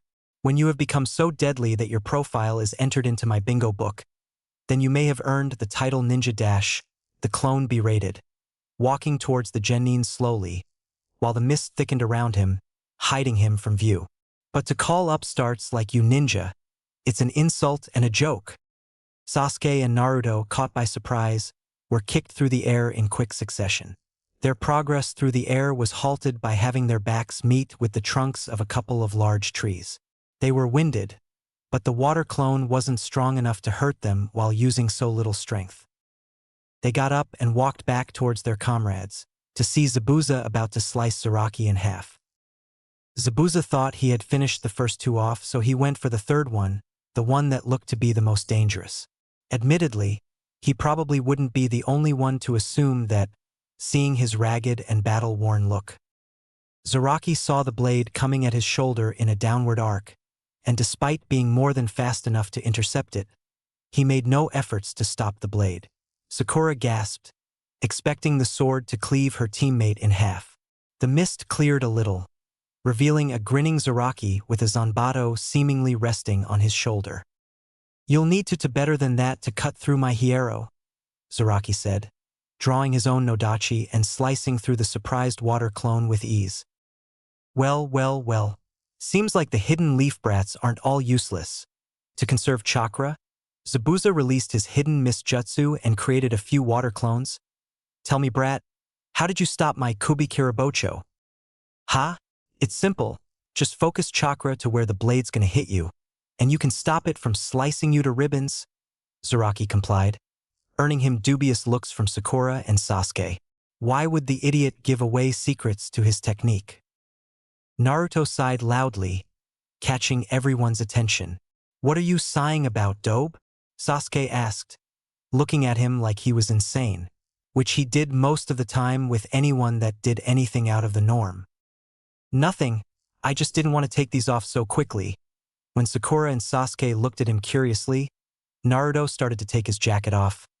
I wanted to keep these a secret at least until the upcoming Chunin exams. While all this was taking place, Zabuza stood there quietly, wondering what the blonde kid looked so calm about. After all, most genin weren't calm in front of certain death, so why was this kid so different? Naruto, why are you stripping? Put your clothes back on, Sakura wailed, which was quite damaging to the hearing of surrounding lifeforms, especially Kakashi, since he was submerged in water. Calm down. I can't take off the weights on my torso with my clothes on. Can I? Off came the jacket, revealing large iron bars within a sash with pockets for the weights to go into. The sash covered most of his torso, along with two others that covered the entirety of his forearms. All in all, he looked to be wearing body armor consisting of weights. No wonder Naruto wore such a loose jacket and no shirt. How much you wearing? Surprisingly, it was Zaraki that asked the question. He wasn't one to usually start conversations, especially in a fight. The genin on his team had gotten to know quite well that their teammate lived for the thrill of the battle. Around 100 pounds, last I checked. I dunno though, it never felt lighter even though I kept training. So maybe Kisame added weights without me noticing. Naruto answered, though he wondered why the other boy cared. It wasn't like they were going to fight each other. Yet. Zaraki licked his lips, unbeknownst to all other than Zabuza, who thought it gave the boy somewhat of a demonic appearance. Sakura and Sasuke looked surprised. They thought Naruto was utterly feeble, so being able to move normally with that much weight. How strong was he? Impossible, I would collapse if I had that much weight put on me. Let alone more. How can the dobe move around normally as if the weights aren't even there? Sasuke thought in bemusement. Zaraki, try getting Kakashi out of that prison. Chop Zabuza's arm off if you can. That would break the jutsu and give us the advantage of having his arm gone. I'll hold off all the clones. Sakura and Sasuke watch over the client. Naruto took charge, giving out orders like a seasoned ninja that had gone on and led many missions in his time. Zabuza was honestly surprised. For a genin to walk around like nothing was going on while wearing that much weight. He hated to admit it, but for the first time he was impressed with a brat of his age. Zaraki ran over to where Zabuza was holding his prisoner captive. Sasuke and Sakura stiffened in their position around Tazuna, and Naruto stood behind where Zaraki just ran past, covering his trail and making sure none of the clones went to intercept him. They would have to get through him first. The fight was on. Not waiting for the clones to attack him, seeing as he would be overwhelmed due to lesser numbers, he decided to charge. While his eyes and brain expected him to arrive fairly quickly at his target, he wasn't prepared to appear right next to them as if he had just teleported. He was ready to punch, but he was caught off guard by his own speed. His body had become so fast that his brain and his eyes couldn't keep up. He willed his arm to punch a clone 3 times within 2 seconds and ended up punching 8 times, completely demolishing the clone, but overbalancing due to excess force from the last punch that hit air. 1 clone down, 19 to go. The next clone he ran at wasn't as slow to react and swung his sword in a high sideways arc, trying to cleave Naruto in half. Naruto dodged by bending backwards, but in the process, he bent back too far due not being used to moving so fast and hit his head on the floor. The sword was heavy, so the clone had to either swing back around in an attempt to use the momentum, or use all of his strength to pull the sword back. Thinking it more beneficial to keep it under control, he pulled the sword back with all his might. Seeing his chance, Naruto planted his arms on the floor, pushed up and kicked out at the clone that had just attacked him. He kicked straight through his watery head and up into the air behind him. 2 clones down, 18 to go. On the other front of the mini-war, Zaraki was having some problems. As the battle-loving maniac he decided that having a fight with a virtually paralyzed Zabuza would be more fun.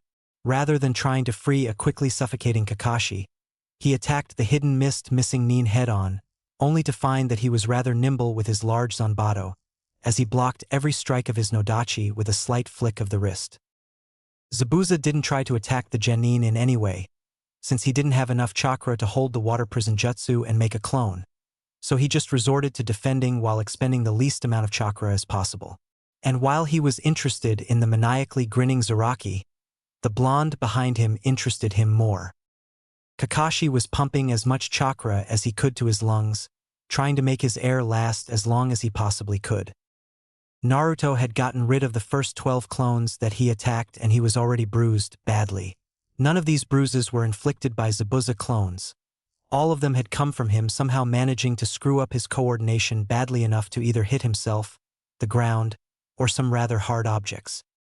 He was starting to adjust to his new speed, his eyes getting better at monitoring things at higher speeds, his brain starting to process the information faster. His body started to respond more like he wanted to, though his technique was nowhere near what it was with his weights on. While his technique had been flawless with the weights, it was no sloppy at best. Normally, his punches and kicks derived their destructive power from rotation of the hips, chest, and pivoting on either leg, but since he couldn't coordinate himself well enough to transfer weight from one part to another effectively, he resorted to using brute force from his arms and legs. The few times that he had tried to use rotation, he had either spun out of control or badly misfired his punches and kicks. Sasuke and Sakura were looking on in scarcely restrained awe. Here was a boy of their own age who they thought to be far inferior to them, fighting clones of a Jounin, the former commander of the assassination unit, no less. Sure, it had 1/10 of the original strength, but that didn't mean it wasn't strong. He was running around and attacking so fast that he looked like he was using some kind of time-space ninjutsu like the 4th Hokage. Thinking of the 4th Hokage, Naruto did look awfully similar to the deceased warrior. Nah, the dobe couldn't be related to such a powerful man. No way that Baka related to a Hokage? Laughable. Oh, how wrong and ignorant they were. They didn't understand one thing though. What was it with him and inflicting injuries on himself? Was he some kind of emo masochist? Did he like the pain? So he hurt himself on purpose for the fun of it? Both Sasuke and Sakura cringed at the thought. Tazuna didn't have any idea what was going on. He was just glad that the blonde brat had decided to tag along when he did. Otherwise, he might as well have been dead right now. All Tazuna could see of Naruto was nothing. His eyes were far inferiorly trained than that of a ninja, so his eyesight couldn't even comprehend Naruto's movements. Naruto was starting to feel only slight amounts of fatigue, even after fighting for so long against such a superior opponent. The advantage of doing about 500 years' worth of hardcore training was that it caused his already inhuman levels of stamina to skyrocket. That made him quite resistant to fatigue, to say the least. Add to that the fact that he was the Jinchuriki of the most powerful demon currently in existence, and you have yourself a nigh tireless warring machine. Finishing the last clone with a sloppy punch too. Where the sun never shines, he turned to see Zaraki finally getting bored of slashing at a dummy that didn't bother to do anything other than block and finally slashing at Zabuza's arm. Of course, Zabuza was a perfectly intelligent human being, unlike some others present in the battlefield at that moment, and could see that not letting the water prison go would be bad for him. Not only would he lose his arm, he would also release the water prison anyway. So he took the best course of action and jumped away from the ball of water to evade the blade that was about to slice his arm off. Kakashi was breathing hard, now that he could actually breathe. Holding his breath for almost 10 minutes had been quite an ordeal for him, and he was starting to turn blue from the strain. After catching his breath, Kakashi stood upright to continue with his battle against Zabuza, who was now fuming and trying to find a way to slice Zaraki, who was now using a full-body Hiero, only to have his sword bounce off over and over again. Kakashi mentally face-bombed. For someone so great, Zabuza sure could be dense sometimes. Did he not realize he could easily slice through something of that level if he only channeled a little bit of chakra through his blade? Kakashi ran through a few hand signs, intending to use one of the jutsu he copied with the Sharingan in his earlier days. He hadn't used it in a while and prayed that he could still remember how to do it.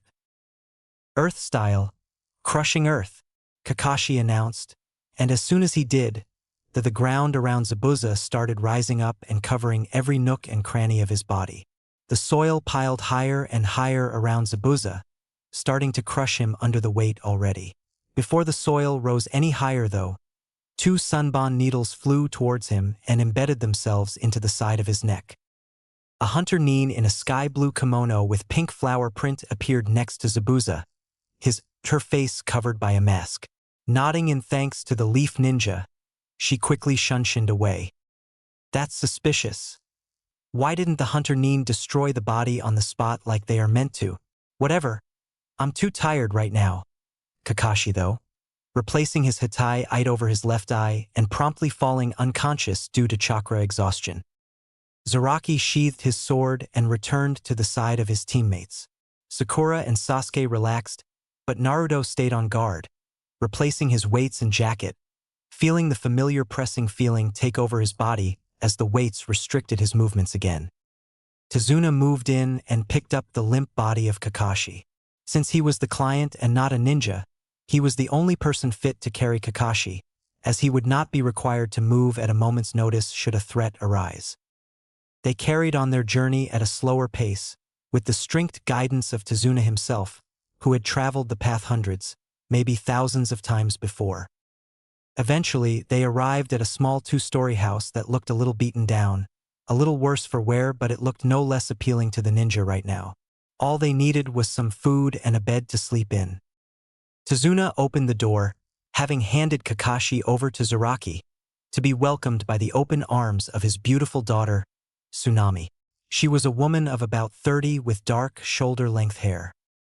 "Father, you're back. I'm glad you're home safe and sound," she cheered, her features lighting up in what Naruto and Zaraki identified as a forced smile. Her face upturned into a smile, but her eyes maintained the dead look they had about them. "Yes, thanks to these ninja from the Hidden Leaf," Tazuna said, pointing to the 4 kids that were now standing in their doorway, Kakashi laying forgotten on the floor. Sakura looked quite bashful. Sasuke looked like he did all the work himself, which was utterly preposterous. Zaraki looked bored and Naruto looked like he wanted to sleep. "Ninja? They look like they're the same age as my Inari," Tsunami exclaimed, surprised by their young age. She still hadn't noticed Kakashi lying on the floor. "Aren't they being supervised by an adult?" "Kakashi-sensei overdid it a bit in the fight on the way here," Sakura said, pointing down towards the floor. Having noticed the poor Jounin for the first time, Tsunami rushed to the unconscious man's aid. With some effort, she pulled Kakashi on her back and hauled him over to one of the empty rooms to recover. They had survived the fight, but was this going to be the only one? Were they going to get out without casualty if they had to fight again? Would their enemies underestimate them again? Would they leave loopholes in their defenses again? So many questions, so little answers. Such is the way of life. The next morning dawned bright and cheery, the complete opposite of how Kakashi was feeling. Kakashi's mood was quite gloomy, and while that wasn't unusual for the war veteran, it was unusual of him to be feeling that way because of something that transpired recently. It was usually him reminiscing about the past that got him all sad and sentimental. Kakashi was currently laying on his futon, unmoving. His body was currently stuck in place, almost as if he was getting rigor mortis due to the overuse of the Sharingan. Honestly, he had been using the bloodline for years now, and even after all that practice he had in using the thing, he could never use it for a long time without serious repercussions. He was also thinking about that hunter Nin that took Zabuza away, and he couldn't help but feel that something was wrong in that situation. Years of living on the edge had given him a sixth sense. He could feel it on his skin when a situation was suspicious. If his instincts were anything to go by, then they were still in mortal peril. He was still trying to figure out a way to train Sasuke and Sakura up to a point where they could live for more than a few seconds if Zabuza came after them, and he still needed to fix Naruto's problem with not being able to control his movements and Zaraki's lack of formal training. Kakashi sighed. This was going to be a long mission for the temporarily paralyzed Jounin. TT. It had been a few hours since Kakashi had woken up, and the residents of the entire house were now awake as well. Tsunami went about her business in the kitchens, preparing breakfast for Hilot. Tazuna got his things prepared. He wanted to go check up on the progress on the bridge now that he was back from collecting supplies in Konoha. Inari was still sitting in his room, moping about how depressing life was. The genin were currently with Kakashi, discussing their current situation. "Say, Kakashi, did something strike you as weird about that hunter Nin that came to take Zabuza away?" Naruto asked. Kakashi had been pleasantly surprised to find that his sensei's son was far more mature and intelligent, not to mention stronger, than any of his files dictated. He was still ticked off about the boy not using honorifics or showing him any visible respect. Naruto was treating him as an equal. Yes, there seemed to be something weird going on. If my hypothesis is correct. Kakashi trailed off, ignoring Naruto's apparent disrespect for now. It wasn't the time to fight over something so trivial. He may not seem like it, but Kakashi was a highly calculating man and he thought his actions through at all times. Sakura and Sasuke stiffened at Kakashi's words. They were expecting terrible news from their sensei, news that they knew they wouldn't like. Zaraki seemed to be grinning though. He thought he was going to get another good fight coming his way. Naruto only gave a resigned nod. Yeah, Zabuza's probably still alive and now has a partner. This is going to be a hard situation to deal with, Naruto said, but sighed when Sasuke, Sakura, and even Zaraki started giving him weird looks. Last time, Zabuza was fighting alone, so Kakashi could fight him while we looked after the client. This time, if Zabuza has a partner, then one of us will have to fight. Kakashi will be in no position to fight another opponent on top of Zabuza when the time comes. Yeah, but last time, you and Zaraki held your own against Zabuza, so what makes you think that you can't handle his partner? Honestly, how did Sakura ever manage to score so high in her academy exams? She was so dense. Because last time Naruto was fighting clones. They weren't nearly as strong as Zabuza and nowhere near as intent on his death as the real one would have been. I was fighting him while he was stuck on the spot, so you can't really call it a fight. Naruto was right in thinking Zaraki was the only one in the group that had any brains, and certainly was the only one with any real combat experience. He sounded disappointed about something when he said it wasn't much of a fight, though. Correct. If I fought Zabuza's partner without my weights on, I would get slaughtered by fighting so sloppily. If I am to fight any opponent that is concentrating on me and has the resolve to kill, I will eventually wind up dead. Naruto continued Zaraki's explanation. So what do we do? Sasuke asked. So we train, Kakashi said, with his trademark eye smile. Zaraki, we need to do something about that kenjutsu of yours. While it is good, we need to fix up the kinks and give you an actual style and some attacks to learn. Sasuke, Sakura, the best I can do for the two of you right now is teach you better chakra control, so that you are ready for future jutsu I will be teaching you. As for you Naruto, we need to do something about that taijutsu of yours. Don't worry about me, Kakashi. Go train your students. I am not your liability. Naruto replied, standing up to walk away. Besides, if what I am about to train in works out, I can probably beat Guy in a pure taijutsu fight, provided he doesn't use the 8 gates on me. Besides, I doubt you have enough knowledge on my bloodline to train me. Kakashi's visible eye widened at the insinuation. A mere genin beating Mato Guy at taijutsu? Preposterous. Kakashi knew firsthand just how monstrous that man's strength was. Even among the Jounin, he was considered in a league of his own when it came down to taijutsu, just like Kakashi was revered for his skill in ninjutsu. It was his last comment that made him curious, though. Naruto had a bloodline limit? One that Kakashi couldn't help him with? Now that was funny. Kakashi was probably the one with the highest chance of being any help with a bloodline, considering he had one of his own. You mean that fire jutsu you showed off in the academy? Sasuke asked scathingly. He was still annoyed about the other boy not teaching him such a powerful technique, one that could help him beat Itachi. No, the Azure Dragon's Wrath wasn't a bloodline limit, just a jutsu from my clan. I figured that out after I realized that I had an actual bloodline limit, not just a jutsu, Naruto said, turning his back towards the group and starting to walk towards the door, thinking of his encounter with Itachi. Over the months, Itachi had been telling him about the Rinnegan when he could find the time.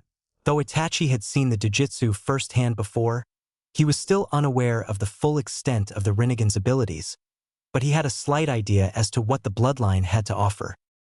Before you go to train, out of curiosity, what kind of a bloodline is it? Kakashi asked, at least with a hint of mild interest in his voice. It wasn't every day that Kakashi Hatake was interested in the abilities of a genin, but Naruto had caught his attention. It's a Jujutsu, Naruto said, before walking away to train. Sakura was still contemplating if Naruto really had a Jujutsu like her sensei, while Sasuke was seething. He thought he was the only one with a potential Dojutsu in that room, bar Kakashi, though he was still convinced that no Dojutsu could be as great as the Sharingan. Oh, how wrong he was. TT. Naruto was walking towards the forest near Tezuna's house, intent on training alone for the day and letting Team 7 deal with guarding the client for the day. Since they had just fought the enemy, he doubted anyone particularly strong would be showing up anytime soon. Naruto was thinking about whether he could really use that part of his Rinnegan just yet. According to Itachi, the Rinnegan was a more powerful version of the Eternal Mangekyo Sharingan, and had quite a few perks that went with it. The ultimate form of the Dojutsu, as far as Itachi knew, had all of the abilities that the Sharingan had, but further enhanced, and it also had the ability to use the signatures jutsu of the Mangekyo, the Tsukuyomi, and the Amaterasu. While the Tsukuyomi and Amaterasu were powerful jutsu, Naruto had no illusions of grandeur. He knew he was far from using such jutsu, let alone master them, as he still had to even master the bloodline enough to use it without having his chakra eaten up within a moment. He wasn't currently interested in the more powerful jutsu that came with the mastery of the Rinnegan, nor was he interested in trying to figure out what other jutsu the Rinnegan enabled him to use that Itachi hadn't known about. No, Naruto was now interested in the most basic of the Rinnegan's enhancements, the drastic improvement in his eyesight and his brain's ability to quickly process the information his eyes were sending to it. He honestly knew, with Kisame's brutal training, he was already a force to be reckoned with, if only his lack of coordination hadn't gotten in the way. Deciding he had gone far enough into the woods to not get interrupted, Naruto activated his Rinnegan and sat down to meditate. His advance's sight came automatically with the activation. That wasn't the problem. The problem was that he needed to first learn how to properly utilize the more powerful sight, and the second problem was that as he was now, even with his massive reserves, his chakra was far too quickly drained for it to be an effective ability in battle. So now Naruto just sat there meditating and trying to partially stem the flow of chakra to his eyes so that his eyes didn't overload and he didn't run out of chakra too quickly. Naruto was pleased to find that even a minute amount of chakra kept the Rinnegan running at full power. Now, he just had to build up his concentration and control so that he could use the Dojutsu in battle effectively without passing out from chakra exhaustion in 10 minutes. TT. Sasuke and Sakura were having a hard time with their training. They were currently climbing trees. That in itself wasn't all that difficult for a ninja, even a genin, but the fact that they had to do it without the use of anything other than their feet was a little more troubling. The aim of the exercise was to build chakra control, or in Sakura's case, to expand her reserves a bit more, by having the practitioner focus their chakra at the sole of their feet in a steady stream to stick themselves to the tree trunk and walk up vertically. Though it sounded easy, maintaining a steady stream that didn't fluctuate was surprisingly difficult. Too much chakra and they were blown off, but too little and they didn't stick to the tree in the first place. While Sakura was having an easy time actually climbing the tree, she was quickly getting tired. Her aim was to build stamina, but she didn't see how this could help her. As for Sasuke, while he was having a hard time getting very far up the tree, he still wasn't breathing hard. Zaraki was training on the water. Standing on the water was far more difficult, as one not only needed a greater stream of chakra to stay afloat, but also needed to adjust the amount of chakra as the water moved beneath them. While this in itself was a form of training, Zaraki's actual training consisted of some movements with his sword to cut out the sloppiness in his technique. Kakashi was relaxing and reading a certain orange book, while looking at his students hard at work from the corner of his eyes. He allowed himself to relax for a while. His students were training hard, his charge went off somewhere to train on his own, and his shadow clone was keeping an eye on the bridge builder. Not the best of his days, but certainly not his worst. TT. It was late evening and Kakashi, along with his students, was heading back to Tezuna's house. His students had a fairly productive day in the training fields. Tezuna hadn't been attacked and he took a good day of rest, even if he did have to watch over his students. Surprisingly, not a single argument broke out that day. Sasuke was keeping his big mouth shut. Zaraki didn't care for picking a fight with Kakashi, and Sakura didn't try to steal Sasuke's heart, which scared Kakashi to an extent. She never went a day without going at Sasuke. Walking through the door, with his team following behind him, he saw that Tazuna had just gotten back from a hard day of work from the bridge. He looked tired but happy. Working on the bridge seemed to rekindle that fire of hope he had inside him. Once everyone had gotten their outdoor clothing off and they had freshened up from their day training, everyone sat around the dining table, ready to have dinner, which Tsunami was currently serving. Kakashi was the only one that noticed the absence of a certain blonde. "Has anyone seen Naruto?" Kakashi asked, looking towards his students first, then towards their clients. Everyone shook their head. "Now that you mention it, we haven't seen him since he left to train on his own," Sakura said, though she didn't sound the slightest bit concerned. Naruto may have earned a slight bit of respect from her, but she was still a hopeless Sasuke fangirl. "This is bad, he might have been attacked." Kakashi wasn't one to panic, but he knew that if they were going to survive the second battle with Zabuza, Naruto would be a key asset. Sure, Zaraki and Sasuke could hold their own in a fight, but frankly, they were no match for a Naruto primed for combat. Kakashi's worries were quenched, though, when he heard a strained voice from the doorway. "I'm fine, stop panicking," Naruto said feebly, his voice telling them he was everything but fine. Kakashi quickly rushed towards him and supported his weight as he slowly limped his way over to the dining table. Kakashi slowly lowered Naruto into an empty chair. Zaraki was the first to notice something odd with Naruto. His eyes were closed tight, as if his eyes hurt for some reason. It wasn't obvious, but there seemed to be some traces of blood underneath his eyes as well. "Oi, what happened to your eyes?" Zaraki asked. "I sympathize with Kakashi here. Overdoing it with a Dojutsu is not a good idea. My eyes are so tired I can't open them, and I have never been so low on chakra in my entire life," Naruto replied scathingly, his eyes still screwed shut. "Naruto, are you sure your eyes are just tired, or is there some kind of other injuries?" Kakashi asked, concerned. He had just noticed the remnants of blood. "No, I am quite sure it's just tired. There was some damage to my ocular veins due to overflow of chakra near the beginning of the training, but that was fixed by my tenant," Naruto said cryptically, so that nobody other than the experienced Jounin understood what he meant. Kakashi nodded, did a couple of hand signs and placed his hands over Naruto's eyes, his hands glowing green. "I am no expert healer, but I can provide some relief for tired eyes.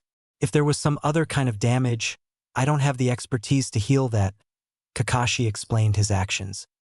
"Wait, Kakashi-sensei, why don't you heal yourself then?" Sakura asked.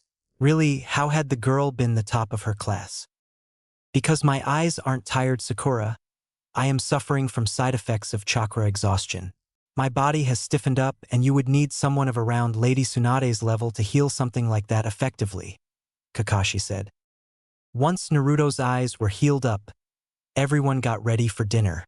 Even the resident emo, Inari, who could even give Sasuke a run for his money, came in to eat dinner with everyone else.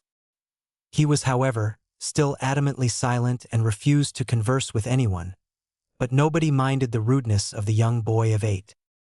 Everyone ate in peaceful silence, with the odd comments and questions here and there. All was peaceful, until Inari slammed both of his hands down on the table. "What is wrong with all of you?" When everyone looked at him in confusion, he continued. "Why do you keep on fighting? Are you all suicidal? Can't you see Gato is too strong?" Inari was shouting as loudly as his vocal cords would allow. "What makes you think Gato is strong enough to beat us?" Naruto asked, curious. The boy seemed to have a look in his eyes that Naruto was very familiar with. A look he himself had in his own eyes in his younger days, though Naruto's eyes had looked far more weary than Inari's. "Stop playing hero. There are no heroes in this world. Gato is rich and he's strong. He'll kill you all," Inari wailed, starting to rival a certain Haruno in volume. Tsunami decided to step in and help out her son. "You'll have to forgive him. He lost his father and Gato's reign has been particularly hard on him." Though she was defending her son, her voice held an underlying tone of warning, directed towards Inari. Inari, however, didn't catch the warning and decided to continue on his rant. You don't know how hard life can be for some of us. All of you have parents, people that look after you. You live in a rich village and play with your friends, have good food to eat whenever you want. What right do you have to interfere with our lives?" Zaraki had had enough crap out of the boy. He stood wordlessly and took the sheathed nodachi in one hand. He quickly drew the blade and aimed to behead the brat in front of him. An inch away from his target's neck, Zaraki found that he couldn't move his arm. Looking at his forearm, he saw Naruto's hand holding it in place. "Why'd you stop me, Naruto?" Zaraki asked, only to receive a shake of the head from the blonde. With a grimace, he put his blade back into the sheath. "You of all people have more than enough reason to beat the brat to oblivion." Zaraki's comment raised a few eyebrows, Naruto's included. "Leave the poor boy alone, he obviously has had a hard time," Naruto said sympathetically, letting the boy get away with unknowingly insulting Naruto in the most terrible way possible. He really was getting soft. "Zaraki, while we are on the subject, just how do you know about me having more than enough reason to kill the boy for his statements? You aren't the only one that had to live on the streets after getting kicked out of the orphanage. I got kicked out a couple years after you did," Zaraki explained, much to everyone else's surprise. "Both Naruto and Zaraki were thrown out of the orphanage? I saw you on the streets a couple times, but we never actually met." "That explains things," Naruto said.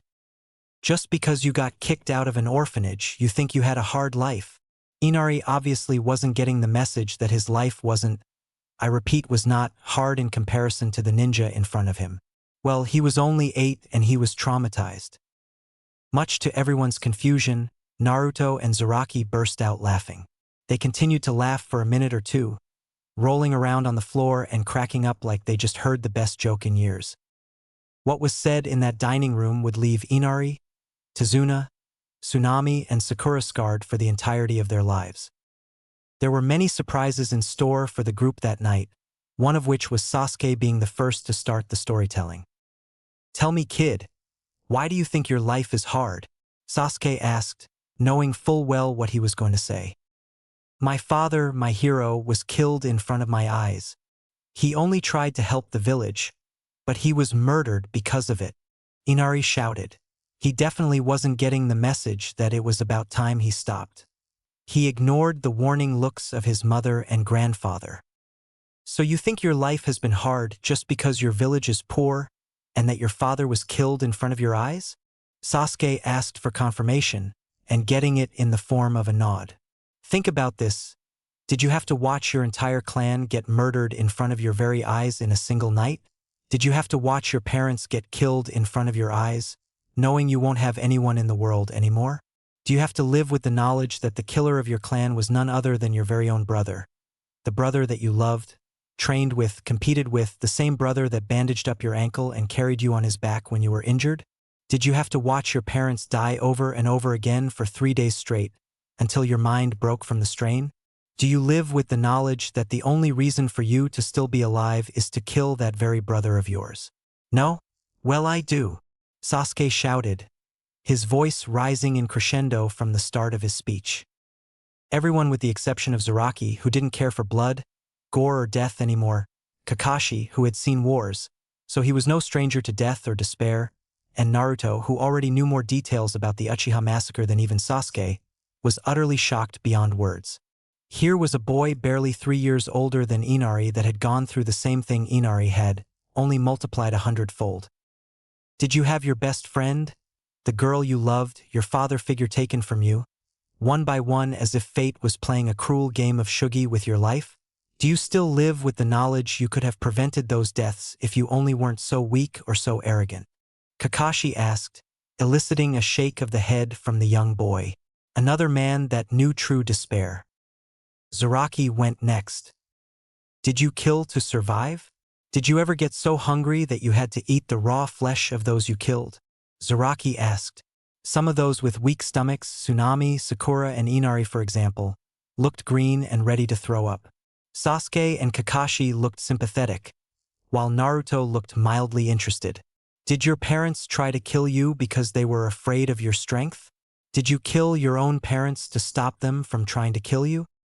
Inari was starting to get the point that he lived in heaven compared to these guys. Naruto sighed. I guess it's my turn, huh? I will warn you now, if you have a weak stomach, you want to leave the room now. If Zaraki's story didn't make you puke, mine will. Sakura and Tsunami needed no further warning. They promptly left the room. You tell me that your life is much harder than mine, right? You lost your father at a young age and you live in a poor village. You think that's a hard life? Inari was seriously starting to get scared. He was getting a taste of what life really could be for some people. He hated to imagine what it would be like to live a life far worse than his own. At the age of 5, I was kicked out of the orphanage. I lived on the streets, going from trash can to find enough food to live off of. I usually had about one scrappy meal in 5 or 6 days, and that was when I got lucky. Naruto got up and started to take his jumpsuit and weights off. Sasuke, Kakashi, and Zaraki hadn't noticed it before because of the mist and the situation, but not an inch of Naruto's skin was spared from scars. I have been beaten almost every day of my life. A normal adult would die 3 times over in a day if they had the same injuries as I did. Thankfully, due to some circumstances, I heal faster than any human alive, Naruto explained. You tell me, brat, have you ever been looked at like everything that went wrong in the world was because of you? Have you ever been beaten by adults, by other ninja? Have you ever had people stab you through the lungs or the liver? Have you ever had people partially chop your limbs off? Have you ever been tied up and left to burn to death? Have you ever been electrocuted with enough electricity to power a district? Sasuke and Kakashi had seen and heard some bad things in their life, but this easily took the cake. Zaraki had lived a portion of his life by eating raw human meat, but even he looked green. Tazuna was already throwing up, and Inari looked to be about ready to follow his grandfather. So remember, brat, never again tell Naruto Uzumaki that he doesn't understand what a hard life entails, or it's the last time you will ever say anything, Naruto warned, going up to the room he and Sasuke had been assigned. Sasuke followed the other male upstairs. When they got up the stairs, they heard the distinctive voice of Sakura crying, but decided to ignore it for now. Naruto walked into their temporary room, followed by Sasuke. Naruto didn't know why, but he thought Kakashi had made a big mistake by putting him and Sasuke in the same room. Naruto, Sasuke started, referring, for the first time in his life, to Naruto by his given name, rather than some derogatory term. What you said downstairs, was it all true? Yeah, all of it, Naruto answered absent-mindedly, getting into his futon and lying down. Sasuke had always thought that the carefree orphan led a free and worryless life, but was surprised to find that it wasn't that Naruto didn't have hardships, but rather he was just more resilient to mental and physical torture than Sasuke. You going to sleep? Sasuke asked, lying down in his own futon on the other side of the room. He honestly didn't know what to say in this situation without either hurting the other boy's feelings. Not that he would ever admit he cared, or just making the situation more awkward than it already was.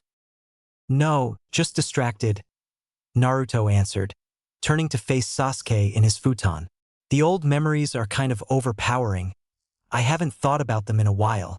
Naruto seemed to be in deep thought. How did you survive it? Sasuke asked, looking curiously at Naruto, who looked at him in confusion. How did you manage to survive all of those injuries? A normal person would be long dead. Before Naruto could answer, though, they heard the door opening to their room, admitting Kakashi and Zaraki into the room. Yo, how's it going? Zaraki asked with a little wave, though they had been away only for a few minutes at best. Moping and drowning in sorrow? Guess all the 4 of us need now is some sake and some cigarettes. Naruto and Saju scoffed, but otherwise ignored the comment as the 2 newcomers made themselves comfortable on the floor. Kakashi was on crutches since his body was still weak from the overuse of the Sharingan and took longer to get on the floor than Zaraki. Sasuke, are you telling the truth? Are you that fixated on killing your brother? Kakashi asked, genuinely concerned for his student. He had seen people go down that path, and he knew better than anyone that vengeance never brought anyone happiness. Yes, I have no other purpose to live than to kill my brother and restore my clan, Sasuke answered, slightly stiff. Give it up, Sasuke. Surprisingly, it was Naruto that spoke. There is little point in seeking revenge. It gets you nowhere and leaves you with nothing. How would you know Naruto? And I can't just forgive him like that. Not after what he did, Sasuke said. He sounded tired rather than angry, like he wanted to sound. Don't scream and throw a tantrum when I say this, okay? Sasuke got a guarded look about him, but nodded anyway. Zaraki and Kakashi were curious as to what the blonde could say that would rile the duck-butt-haired boy. What Itachi did wasn't wrong. He had a reason for doing it, and no matter how horrible his deeds sound, he picked the lesser of two evils. You don't know the full details of that night, so you shouldn't be so quick to judge. As expected, Sasuke almost jumped out of his futon to attack the blonde, but remembered his promise to not throw a tantrum. He reluctantly went back into his bed. Why? Tell me, what do you know about the Uchiha massacre? Naruto just shook his head. It isn't my story to tell. Then how am I ever going to find out about it? Sasuke asked, anguished by the prospect of never knowing the truth. For your own safety, if you promise me that you won't attack him on sight and try to kill him, I'll take you to see Itachi. The Uchiha's eyes became almost 3 times its normal size, gaining size comically fast. Sasuke looked at Naruto like he was crazy. How did Naruto know about his brother's whereabouts? Where was Itachi now? How would Itachi react to seeing his brother after so long? Kakashi was surprised. He wasn't expecting this turn of events. Zaraki, unlike his teammate, had a more simplistic and more prudent response. He looked at Naruto in confusion. Whoa, back up here. Who is this Itachi you're talking about? Is he strong? He asked, trying to make sense of the turn of events. Naruto looked inquisitively at Sasuke, as if to ask if he was going to be the one to explain. Sasuke shook his head and motioned for Naruto to carry on. Itachi Uchiha is Sasuke's brother. He was a genius, even among the Uchiha, and swiftly rose through the village's ranks. He was an ANBU captain by the age of 13. A couple of years ago, he killed the entire Uchiha clan in a night and ran away from the village. The only one left from that night is Sasuke, Naruto explained. Then, remembering he hadn't answered the other boy's question, continued, yes, he is strong. No single ninja kills the most powerful clan in Hidden Leaf in a single night on their own by being weak. Zaraki nodded his head, indicating that he understood the events. Naruto, how do you know the whereabouts of Itachi? Kakashi asked, legitimately curious as to how the boy came to know about such sensitive information. The village had been seeking that information for the last 2 years in an attempt to find the teenager that had weakened their village to such an extent. That is a secret that I can't tell you about just yet, Naruto replied, grinning madly at the look Kakashi gave him because of the answer. It's about time that we get to bed. Kakashi, Zaraki, we will see you next morning. Kakashi and Zaraki got up from their spots on the floor, Kakashi again getting up slower due to his stiff body, and promptly left the room in silence. Sasuke and Naruto lay there for a while, not talking or doing anything, trying to go to sleep. Naruto tossed and turned, but the memories of his past just wouldn't leave him. He was trying his best to just push the memories away and forget them, but the harder he tried, the more the memories taunted him. Naruto, you still awake? Sasuke asked from the other side of the now dark room. He heard the tossing and turning, so he was pretty sure Naruto was either having a terrible nightmare and needed to be woken up, or was still awake. Still, he was satisfied to hear a grunt coming from Naruto, signifying that he was indeed awake. You haven't told me. How did you survive the torture? Depends. Can I trust you with S-rank secrets? Naruto asked. Sasuke sat up bolt upright and looked at him incredulously.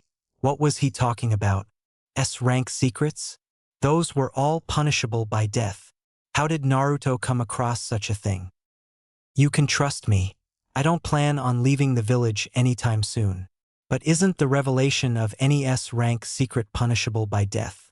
Both of us will get killed if they find out about this. Sasuke sounded slightly panicked. Only slightly. No, it's fine. I am exempt from the execution since the secret and the subsequent rule banning it from being spoken is for my safety. Thus I am allowed to tell anyone I deem worthy. Naruto said, while the look on his counterpart's face was getting more and more dubious. You remember of the Kyuubi incident 11 years ago, correct? Sasuke nodded. They told us in the academy that the Kyuubi was killed by the fourth Hokage. That was a lie. The Kyuubi is a demon lord far too powerful for a human to kill, so the fourth did the next best thing and sealed the beast in a newborn child. Me. Sasuke's eyes widened, almost becoming as wide as it had when he was told he was going to get a chance to meet Itachi. Due to Kurama, that's the Kyuubi's real name, being sealed inside me, I heal faster than pretty much anyone. That doesn't mean that my injuries heal instantly. It's just that if I die, he dies too, so he does whatever is necessary to keep me alive. It's painful, and Kurama healing me over and over again is a slow process, but he keeps me alive. Sasuke collapsed back onto his futon, trying to take in everything he had been told. Naruto knew it wasn't easy for the guy to accept something so drastic so easily, but at least he wasn't calling him a liar or demon child. Yet, sighing, Naruto tried again to sleep, and this time the comforting darkness overtook him. TT. A week had passed since they had gotten to Tezuna's house. Kakashi had healed nicely and Team 7 was doing well with their training. Sasuke could stand on water, Sakura could walk on water for a few minutes without breathing hard, and Zaraki's swordsmanship was becoming a lot more disciplined. Naruto had trained himself too, and he could keep his Rinnegan active for long periods of time without any severe drawbacks. Currently they were all, minus Inari, having breakfast at the dining table and conversing about what they were going to do that day. I think we all should go with Tezuna today. Something tells me that something is going to happen today, Naruto suggested, eating another spoonful of his cereal. When Sakura looked at him doubtfully, he continued, "Trust me on this, my instincts have never let me down." "So what are your instincts telling you now?" Kakashi asked curiously. "That Zabuza and his partner are going to attack Tezuna today," Naruto answered simply, still eating his cereal at a normal pace, which for him meant that he was eating 5 times the amount that Sakura was eating. "But we should leave a clone or something behind, just in case they come after Tsunami or Inari to take them as hostages." Kakashi nodded, understanding his reasoning behind it. He had seen wars, and one thing that wars had taught him was that your opponent never fought fairly. They would always have some kind of underhanded method prepared to weaken your forces. "So who's going to fight who when we actually engage the enemy?" Sasuke asked, stopping his chewing momentarily to ask the question. He too was digging into his morning cereal, though not as hastily as Naruto. "I will hold off Zabuza to begin with." Before he could continue, he was interrupted by Sakura. "Why would you fight Zabuza? It should be Sasuke that fights him." Naruto had his hopes up after the display the night before, that Sakura would understand the fact that life wasn't so simple for them. Apparently, the way Sakura coped with those revelations was to act even more like a fangirl towards Sasuke. "Because I know I won't be killed immediately against Zabuza, so I can hold him off for a while," Naruto explained, trying to stick to reason and not let the demeaning comments from Sakura rile him up. "Wait, what will I be doing?" Kakashi asked, slightly surprised that his charge was planning on fighting the stronger enemy while Kakashi was still here. "Simple. You are fighting his partner," Naruto answered, while everyone in the room gaped at him. "Wait, why the hell is Kakashi fighting his partner when Zabuza is obviously going to be stronger?" Sasuke asked in outrage. He was starting to warm up to Naruto, but that didn't mean he understood everything about the Jinchuriki, and neither did it mean that he followed Naruto's thought process. That last statement left him more than a little confused. It's simple logic. Zabuza's partner's abilities are unknown to us. For all we know, he is too strong for any of us to handle. Kakashi is the strongest of us. At this, Kakashi smirked a little. So he still thought Kakashi was stronger than him? So we let him deal with the unknown. If we find that the partner isn't all that strong, then Zaraki and Sasuke can double-team him while me and Kakashi take out Zabuza. Sakura is the weakest of us, so she protects Tazuna at all times and doesn't interfere in the fighting. I see. I should have thought something this basic up myself. But credit where it's due. It's a pretty solid plan, Kakashi complimented, eliciting a shake of the head from Naruto. Kakashi looked at him questioningly. It's not solid. It has one major flaw. Naruto stopped eating for a moment and held up his index finger. What if there is a large enemy force other than just Zabuza and his partner? Stop thinking so much. We will figure something out when we fight. Zaraki interrupted, and everyone went back to their breakfast, not talking to anyone around them. TT. The group walked towards the unfinished bridge in a loose formation, with Zaraki and Sasuke at the front, Sakura and Naruto on either side of Tazuna, and Kakashi right behind the client. They had decided to take Naruto's advice and follow the bridge builder to work, leaving only a few clones behind to protect his family. Naruto was on edge, and like every other time that he was in a situation like this, Kurama started to grumble. Brat, for the last time, quit your shivering, Kurama shouted in his mind, making his head hurt a little. Normally, his head only started hurting if he talked to Kurama for a prolonged period of time or if the demon lord felt like screaming at his container. I'm not shivering, just thinking about the possibilities. I have to hold Zabuza back. What if I wind up dead? Naruto thought back, still not calming down. Either the people around him didn't notice him getting so wound up or, in Kakashi's case, decided to ignore the nervousness. Don't worry, brat. I don't think anyone can actually kill you. Remember, I healed you from a punctured lung and heart before, though it was painful for you, brat, and it took a long time to properly heal.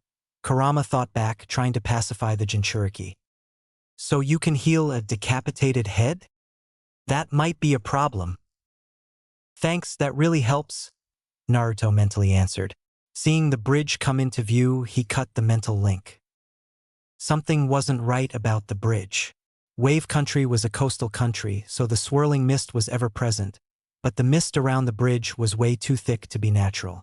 There also seemed to be pained groans and sounds of metal slashing through flesh being emitted from the village. The ninja had no time to ponder this. However, as Zabuza and a masked hunter Nin came into view, walking side by side out of the mist, Zabuza's Kubikirabocho was strapped to his back. He still wore camo trousers and no shirt, with the harness for his sword going around both shoulders and one side of his stomach. The hunter Nin was wearing more clothes. Other than the mask, he was wearing a light blue kimono, with pink flowers dotted here and there, along with gray trousers that came up to his shins, secured around his shins with ninja wraps to prevent any snagging.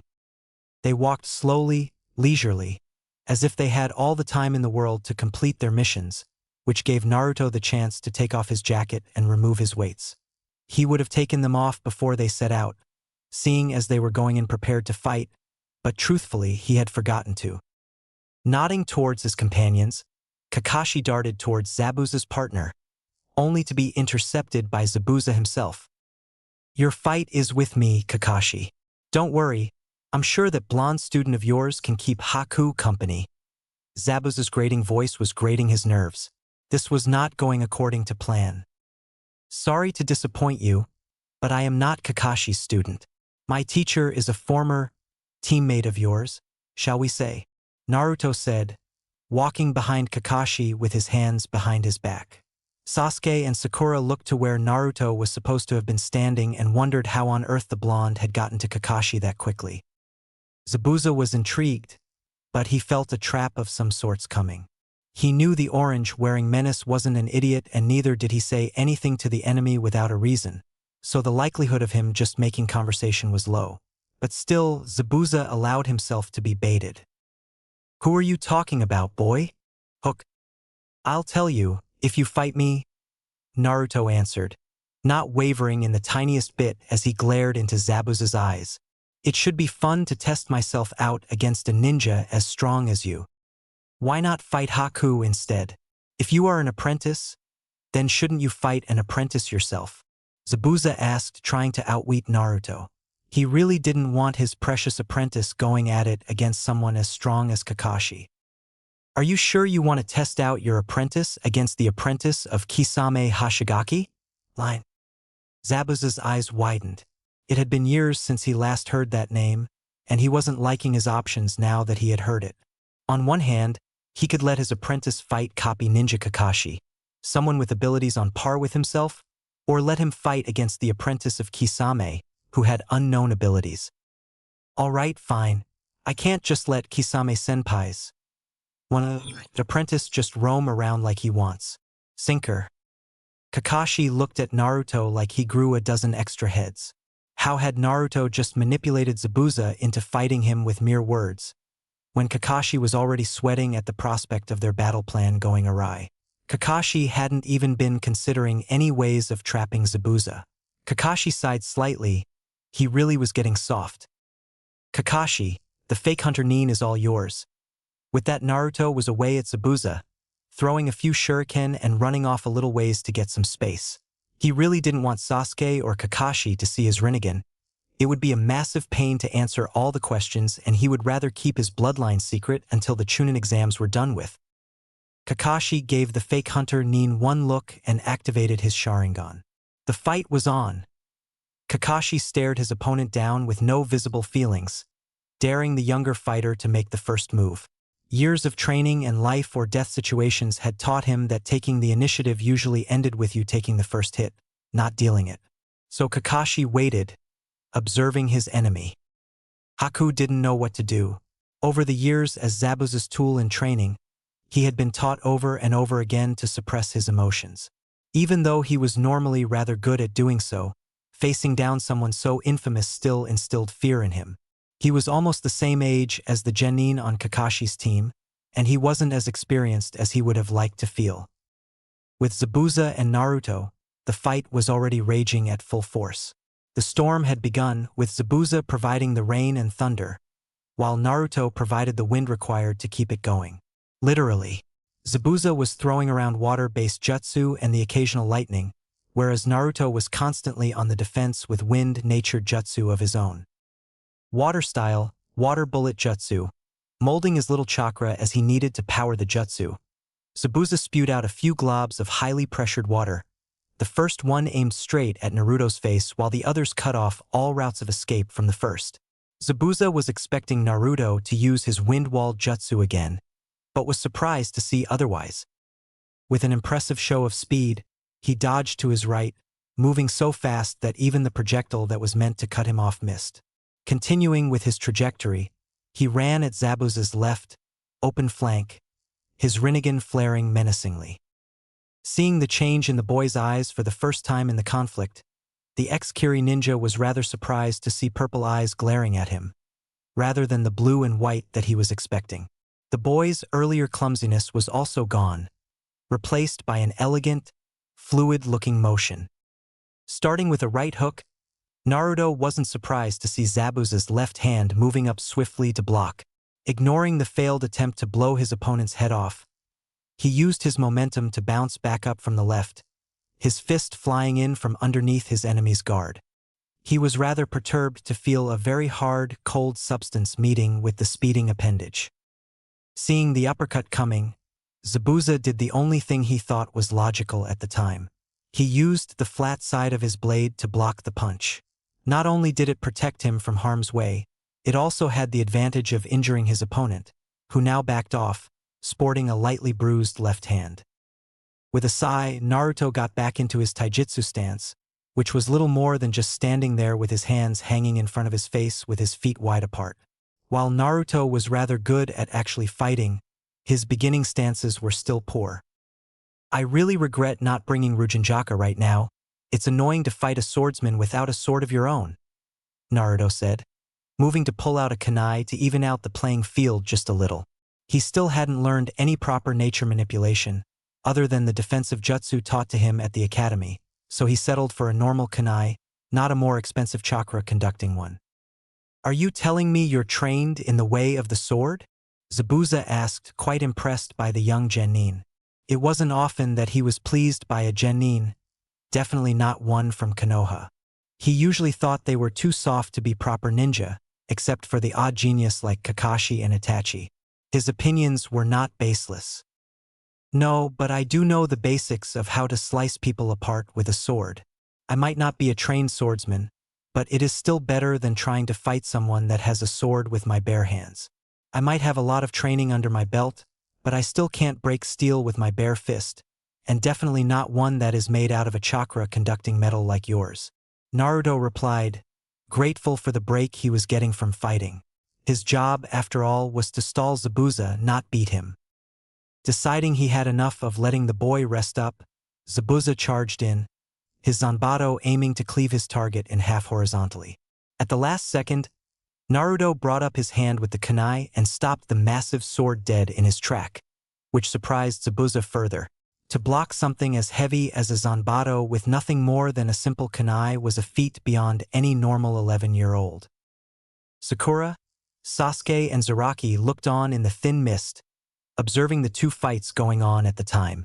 Well, one fight and a stare down, Kakashi and Haku still hadn't bothered moving from where they stood, seemingly content with only trying to subdue the other with glares. They did, however, glance at their partners from time to check how they were faring in their own fights. Sakura was still in denial of Naruto's skill. Sasuke looked on in open envy while Zaraki daydreamed about killing sparring with the other boy. Seeing his chance, Haku charged Kakashi with senbons in his hand, while the older man was sneaking a glance towards Naruto over his own shoulder. The result was Kakashi being impaled through the neck with the needles of death. Haku was almost ready to celebrate his victory, but his joy was short-lived as Kakashi exploded in a cloud of smoke. Nice try, but I am not one to drop my guard in front of an enemy, Kakashi admonished, all the while charging at Haku with a drawn kunai. Turning in near hysterical panic, Haku brought his senbons up just in time to block the speeding kunai, but not quickly enough to block the shuriken Kakashi had sneakily thrown underneath his kunai arm with the help of his other one. Pain shot through his abdomen as the shuriken dug into his flesh. Luckily, in his attempt to be sneaky, Kakashi had favored stealth over strength, which resulted in the shuriken flying slower and only causing a flesh wound rather than puncturing one of the many important organs that was located within the unprotected patch of flesh. Finally breaking out of his reverie, Zaraki rushed at Haku's back while his attention was still on Kakashi. Their plan was to test out how good this fake missing nin was, but there was no need to keep him alive longer than he needed to. His sword came out of its sheath smoothly, despite the jagged cutting edge, looking as deadly and evil as it always had. Zaraki aimed a slash at the fake missing nin's open back. Sensing danger, Haku tried to turn around, but wasn't fast enough as he felt a sharp pain shoot rapidly through his side. The diagonal slash that was aimed at his back caught his side and the side of his chest as he tried to turn. Fortunately for him, the sword only cut through his skin and flesh, leaving his ribs and lungs intact. Well, partially intact in the case of his ribs, as the sword left a noticeable scratch on his bones. The sword was sharp and jagged, so naturally it sawed through any bone it came in contact with. Sakura's eyes widened in terror and disgust. She had heard about it being a part of the life of a shinobi and a kunoichi, but never before had she seen someone attacking to kill, not to wound. Though the fight didn't involve her and she had heard stories that were far worse, seeing someone nearly mortally wounded for the first time in her life would leave her scarred for the rest of her life, the same way that the stories about her teammate and teacher's life did the night before. Sasuke, no stranger to death and destruction himself, was still a little disturbed to see someone his own age attempting to kill someone of similar age to himself with a straight face. When he decided to pursue the way of the shinobi, he resolved to do whatever he needed to do to get stronger, kill if need be, but he hadn't counted on being reminded of that vow so soon. Naruto wasn't paying attention to his enemy's nigh mortal peril. He had his own problems to deal with. He was finding out the hard way that no matter how good you were with taijutsu, an inexperienced fighter like himself was hard-pressed to fight against a master of kenjutsu like Zabuza, especially so since his opponent had years of practice on the battlefield to get his skills and intention to kill sharpened, while Naruto only had experience doing drills and the occasional sparring. Every attempt Naruto made to strike Zabuza was returned with a vicious counterattack, Every attempt to evade was met with a blockade of his escape route. Every attempt to block was shot down with another strike. Now that Zabuza was treating him like a threat, he was reminded just why Zabuza was such a feared ninja throughout the lands. Slowly, wounds started to appear here and there on Naruto's body from close calls with Zabuza's sword. While he always somehow managed to block in time, Zabuza was getting closer and closer to cleaving him in however many pieces he intended to, while never wearing himself out with the use of jutsu. It wasn't all bad news for him though. While Zabuza was only using his Kubikiri Hocho and no chakra, using such a large blade was still taxing on the body, and the ex-Mist Ninja was starting to show small signs of exhaustion, while the blonde Jinchuriki was still running around like the crazy ball of energy that he was. In human training schedules, chakra reserves of an Uzumaki supplemented with the chakra of a Bijou created a monstrosity of endurance. Brat, stop running around. I was starting to think that you were actually capable of doing something, unlike those useless brats over there, but it seems like you were useless too, Zabuza taunted, while visible signs of how tired he was started to show in the form of sweat on his face. Utilizing only a single hand seal due to the hours of extra practice in the academy supplementary classes, Naruto sent out the windy version of his best defensive jutsu. Wind style. Slicing wind wall jutsu. A wall of raging wind started to form around Naruto, spinning around him like a tempest and moving outwards to consume his opponent. Not expecting the sudden use of jutsu after such a long time without one, and his reflexes dulled due to exhaustion setting in, he was caught up in the slicing vortex. Pain shot through his entire body as the jutsu started to cut shallow gashes all over his body. While not life-threatening, even after considering blood loss, it was a rather painful experience. Who would have ever thought that overpowering a wind wall jutsu had the effect of cutting stuff up around you? The wonders of overpowered jutsu, turning a simple D-rank defensive jutsu into a B-rank offensive one. Naruto thought gleefully as he watched his first original technique wreak havoc on the Jounin. Why, you shitty little brat?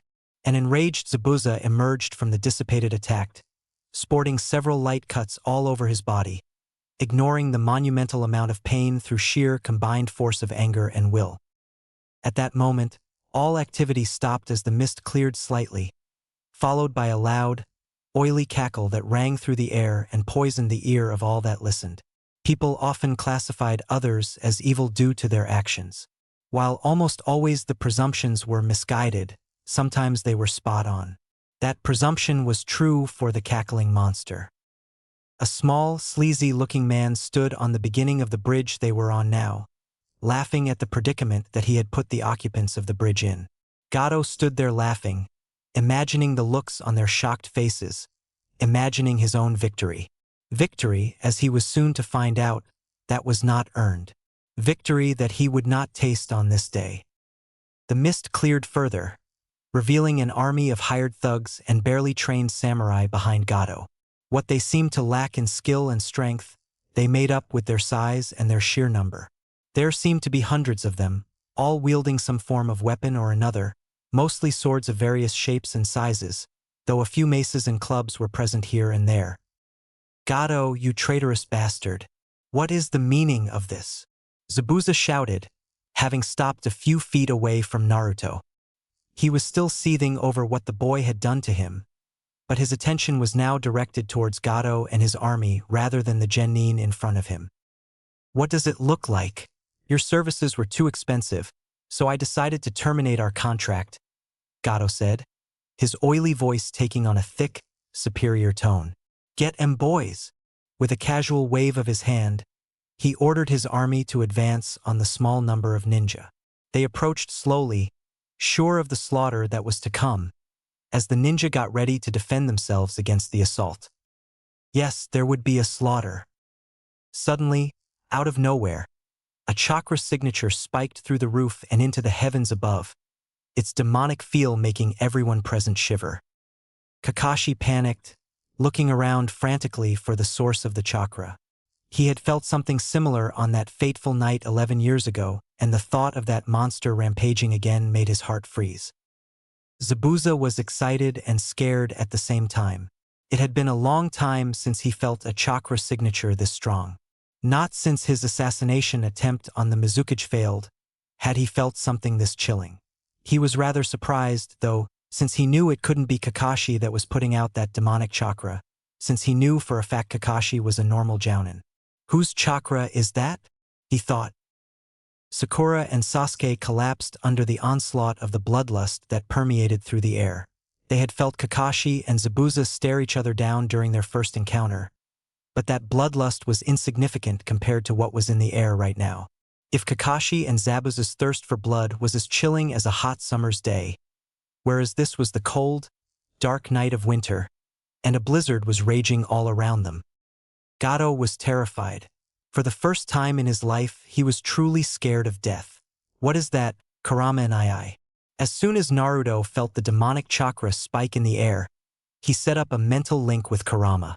If anyone was going to have the answers to what was going on, it would be the Lord of Demons. I don't know, brat. All I know is that this isn't my doing. Whatever is putting out that chakra is an outside source. Nothing is coming from your body, Kurama replied. He was slightly worked up, for reasons unknown to all but himself, and that made him raise his mental voice a little, which was giving Naruto a headache. Of course it's not me, I would feel it if I was radiating chakra. I am not an idiot. Thank you. I can tell when my body is molding chakra. Naruto's thoughts took on a snarky tone, as if Kurama was pointing out the obvious, which he was, if one was to be completely truthful. Hey! Don't take that tone with me. Kurama's irritated response was cut off by a joyous laughter that was coming from Zaraki. It's been a while since I cut loose like this.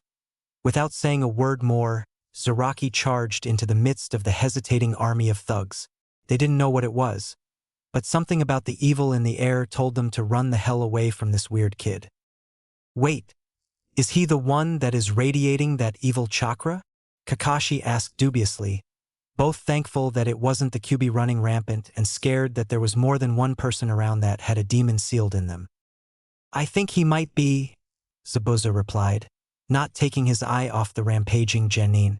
If it was his senior's apprentice, he might have half understood what was going on, but to see another genin, one trained by Kakashi, turning into an image of carnage was unexpected, to say the least.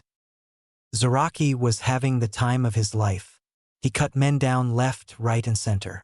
They may not have been fighting back, so he wasn't as thrilled as he was in the middle of a life and death struggle.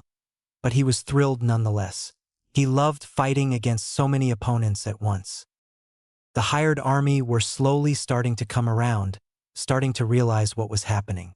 Seeing the man next to him cut down, a relatively normal-looking man with a mace in hand snapped out of his stupor. As Zaraki turned to slice apart an enemy behind him, the man with the mace swung down, hoping to impale the kind on the head. Sensing something behind him, Zaraki whirled around, taking out the man in front of him in the process.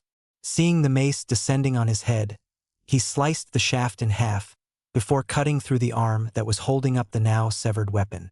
The man screamed in agony as soon as the shock of having his arm taken wore off, but not for long. He was soon relieved of his screaming head. Finally, the screaming shook them up badly enough for them to jar back to their senses. Seeing the kid in front of them lay waste to their ranks, they shouted a loud battle cry and charged him. Zaraki grinned. He was going to have fun massacring these weak morons. Slash, cut, stab, impale, pull the sword out, whirl around, and behead the idiot behind. He kept going like that, not bothering to wipe his sword of the blood as it moved fluidly, drawing blood from a different victim with almost every action. They tried their best, but no one got anywhere close to him for a long while. He looked bulky for a child his age, but his agility was top-notch. Anyone within 3 feet of him was cut down or sawed apart. Blood, entrails, and bones flew everywhere and onto almost all visible surfaces, including the people in range. Feeling the internal organs of their temporary comrades flow onto their own bodies scared the mercenaries greatly. The fear was rolling off of them in waves now, all their previous confidence forgotten. They were getting the slaughter they came to witness. Too bad they were the ones being slaughtered. TT.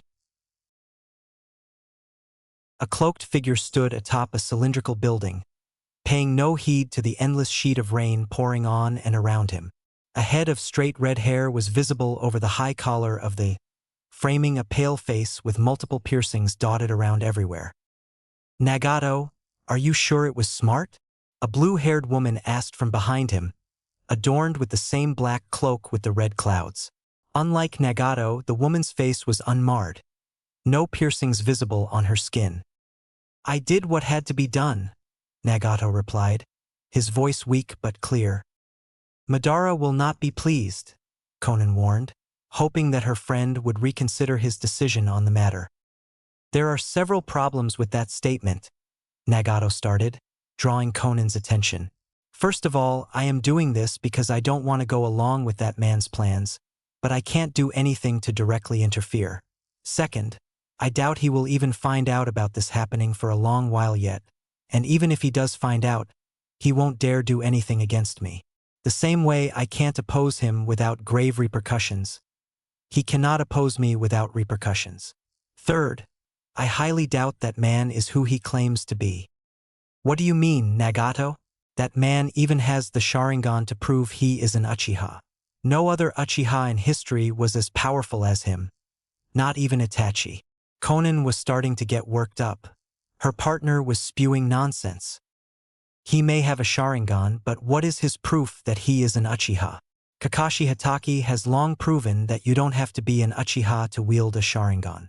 And as far as being strong goes, he may be stronger than Itachi, but he is in no shape or form strong enough to rival the Madara from the legends, Nagato explained, still in his weak and stoic voice that somehow rang with regal power.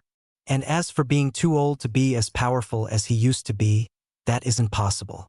I have personally seen the rotting corpse of Madara, so no matter what he says, he cannot be Madara. But so what? Where is the point in helping the Nine-Tails Jinchuriki? It only gets in the way of our plans.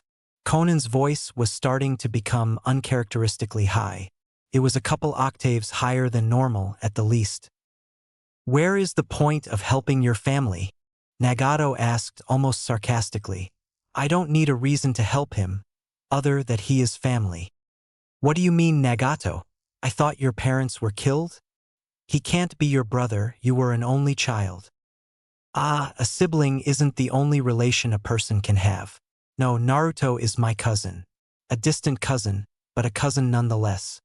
For the first time in their extended conversation, Nagato turned and looked Conan straight in the eye. Naruto is the last member of the Uzumaki head family. He is the heir to the Uzumaki clan, the clan that I am a descendant of. But Nagato, that isn't reason enough to help our target. Of course it is. What other reason do I need? Nagato let just a little bit of frustration leak into his voice. Never before had Conan opposed him so adamantly, but this wasn't a topic he was willing to budge on. I know you better than that, Nagato.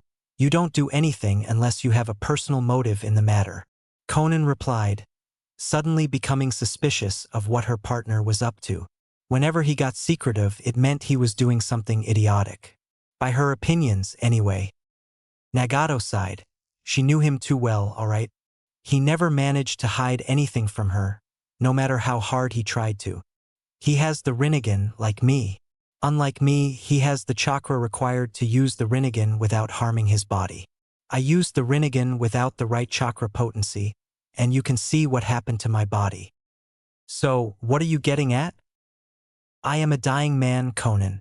I have a decade to live at most, and for an Uzumaki that is a hellishly short amount of time. I want to see the Rinnegan fully mastered before I die. I want to see the secrets of the seventh path, the only path of the Rinnegan that I haven't been able to use. TT. Bodies of the dead lay around his feet, dead men that he killed with his own blade. The fresh blood still dripped from his blade. He didn't bother to clean it yet. Zaraki just stood there, grinning maniacally and just reveling in the marvelous exhilaration that he was feeling at the time. Gato stood shivering. He was scared of the demon in front of him, scared of the blade that the demon was holding, scared for his own life, scared of death. It was a foreign feeling to him. All his life, he thought that he could cheat death for as long as he wished, as long as he had enough money. He had never paid any attention to anything other than the money that he was making. Not family, not people, not the way he was making his money, not the horrendous crimes he was committing while making the money.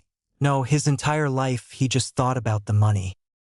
Zaraki turned back towards his comrades, away from Gato, and started walking, slicing his sword through the air sharply to clean it of the blood. Gato was relieved.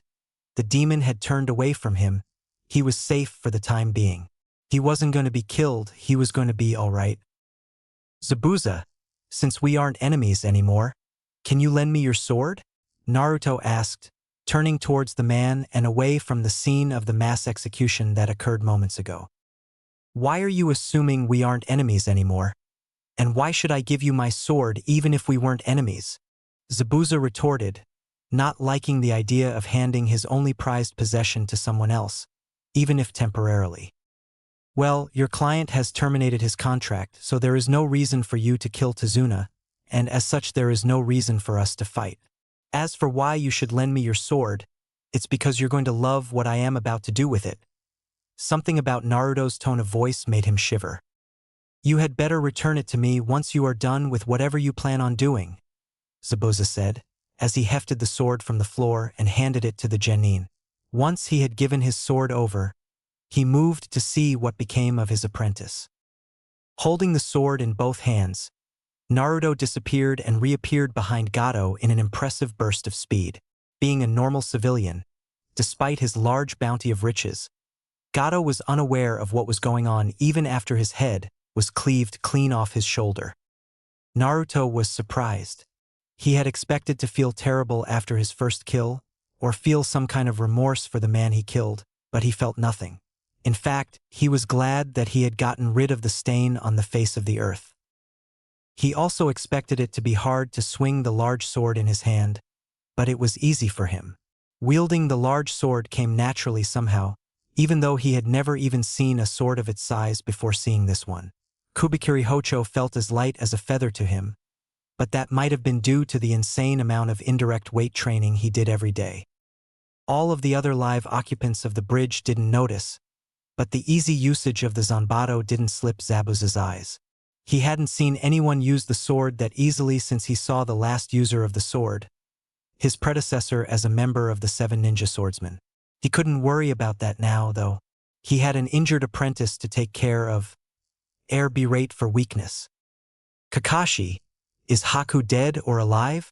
Zabuza asked, looking down on the prone form of his protege. He was expecting to see a gaping gash on his side, not a perfectly bandaged up wound that was no longer bleeding. Wait, did you guys wrap him up or something? Haku is still alive and is now out of danger. She didn't lose too much blood before we bandaged her up, so she should be fine. The wound wasn't too bad, so she can be moved back to Tazuna's house for recovery. Kakashi replied, stressing the she in every sentence. So you found out that Haku is a girl? Yeah. Before the awkward conversation could continue any further, Naruto walked up to both men with a clean Kubikiri Hocho and interrupted the conversation, effectively taking out all the awkwardness. Nice sword, you can have it back now, Naruto said, handing over the massive cleaver. Naruto walked away, towards Tazuna, leaving behind a bored and tired Kakashi and a doting Zabuza. As he neared Tazuna, he threw a spherical object towards him. Tazuna caught it and promptly threw it into the ocean with a surprised yelp. The object was Gato's head. Mission accomplished, Naruto announced. Sakura cheered a bit when Naruto put it that way, but Tazuna was put off that he just had a human head thrown at him by a child not even half his age. Sasuke was still his emo self, but he was celebrating on the inside. Zaraki was still staring off into space, on a high from killing so many people at once. Sorry to burst your bubble, kids, but the mission isn't over just yet. Kakashi felt like a villain in a movie when he said that. All of his charges, including Naruto, looked at him like he had just taken their favorite puppy and crucified it. What do you mean, sensei? Sakura asked in a small voice, sounding very hurt. The mission still isn't over. The mission was to guard Tazuna until he completed his bridge, not until Gato was killed. So yeah, we are still going to be stuck here for a few more days. Everyone sighed. They were about sick of the gloomy atmosphere of the country, and more than a bit homesick. Well, you guys still got your mission to do, but me and Haku got somewhere else to be, Zabuza announced, turning around to head away from the bridge. Where are you heading now, Zabuza? Naruto asked suddenly, stopping the older man in his tracks. Zabuza didn't reply, but shifted from foot to foot awkwardly. Naruto sighed. He knew this was going to happen. Face it, Zabuza, you are a nuke-nin and have nowhere else to go now that you are out of a contract. Shut up, brat. I don't need to hear that from you, Zabuza replied sharply. Why don't you come back to Konoha with us? Though Sakura's request was a naive one, it was the most plausible at the moment. It was extremely difficult for a missing nin to survive in the wild, especially when they were on their own without any financial backing. We are missing nin, we are traitors. No village in the world would take us in, no matter what kind of powers we brought to them. Zabuza replied bitterly. I think you would find that statement to be incorrect. Zabuza looked at Naruto like he had gone utterly insane and declared he was going to take over the world with a single shuriken. Hokage Jiji is an understanding man. He would help you out if you pledge your undying loyalty to him and actually stick to it. As for Haku, well, let's just say Konoha worships bloodline limits. They had better not put her in any stupid breeding programs. Zabuza's voice was low and threatening, promising extreme pain if he did not get the reply he wanted. Don't worry about that. The council hates my guts inside and out, but even they won't be able to do anything against their own laws. So if I have my way with them, and I can talk to Old Man Hokage about it first, there won't be any problems. Naruto explained. Why would a simple genin like you have any ability to contact your Kage? I thought it was usually Chunin and Jounin that relayed messages to the Kage of their villages. Zabuza was suddenly suspicious. Something about this sounded fishy. Kage never reduced themselves to talking simple genin. You would find that we do many things differently in Konoha, Kakashi answered elusively. He had sensed Naruto's discomfort in talking about his situation, so he decided to bail the poor boy out. All right, let's get back to my house first. Then we can all talk properly over dinner. I don't feel like standing for any more time, Tazuna griped. TT. Thick, tense silence lay over the dinner table as the occupants ate without a single sound. It was rare that two groups of people that fought for their lives against each other, and then suddenly started eating dinner together, thus the tense atmosphere. I have had enough, Tazuna screamed, holding his head. Yeah, this mood is rather tense for a dinner table. Naruto added his 2 cents. Well, what do you expect, brat? I won't be going around making casual conversation with my former enemy. Zabuza replied, somewhat wryly. Whatever. Zaraki, now that you are off your murder high, can you answer me some questions? Kakashi asked, turning towards the student that he was addressing. He stopped eating and actually looked at the person he was talking to, for once to show that he was serious about the situation. Why the hell not? Go ahead. And all of Kakashi's seriousness just blew over Zaraki's head. Your chakra, can you tell me why it felt so demonic? Kakashi asked, saying the last word as if it left a sour taste in his mouth, which truthfully it did. I dunno for sure, but I got a theory. Zaraki stopped at this point to send a warning look towards their guests. Are you guys sure you want to hear this? This might be a little disturbing. I don't get what you mean, but we had more than our fair share of disturbing things in life. Go ahead and tell, we are curious too. Zabuza answered for himself and Haku, who was currently sitting next to Zabuza and looking very frail and pale. All right, you guys know chakra theory, right? How a person's chakra nature and potency is formed by what they eat and the kind of air they breathe when they are really young. Every ninja in the room nodded slowly. Kakashi thought he knew where this was going, but he didn't interrupt. Well, my chakra took on a demonic tint because of what I ate when I was young. Apparently, since demons get their tainted and potent chakra from eating humans, I got the same kind of chakra. If anyone was surprised or nauseous, which more than a few were, They did well not to show it on their faces. Alright, that clears up one thing, I guess. Kakashi said. Alright, next on the agenda is how you were able to kill so easily. Meh, killing never felt weird to me. I always killed to survive, so it became second nature to me. I even came to enjoy killing people. Zaraki replied. Did you ever hear that enjoying the kill is a sure sign of loss of sanity? Kakashi asked, remembering his days in ANBU and how he had that same line drilled into his head. In a sense, it was true. No sane human enjoyed the death of another of his own species. Sanity? I never had any of that useless shit to start with. Okay, Kakashi drawled, trying to deal with the fact that one of his students was an emo and another was most likely insane. So, next order of business, do you guys want to compete in the Chunin exams? Kakashi, don't be stupid. They are nowhere near the level required in the Chunin exams. Naruto blurted out. Seriously, did the man want his team to get killed?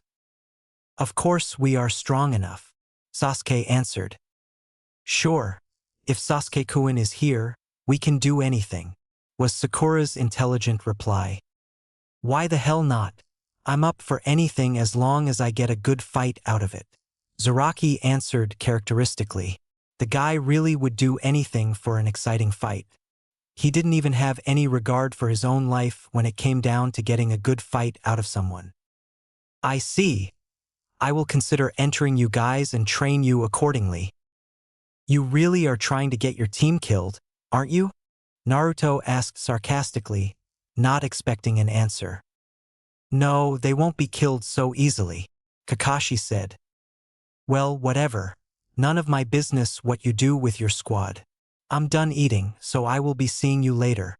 Naruto walked away from the table and headed upstairs to his temporary room in the humble abode.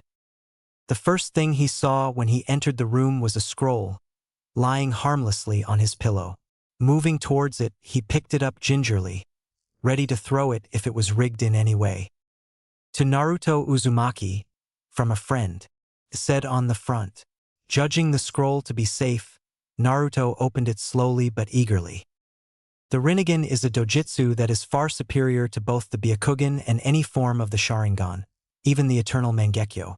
It is the dojutsu of the Rakuto Sannin and is only seen very, very rarely in the members of the Uzumaki family. The reasons I know of but deem you currently too young to know of or care about.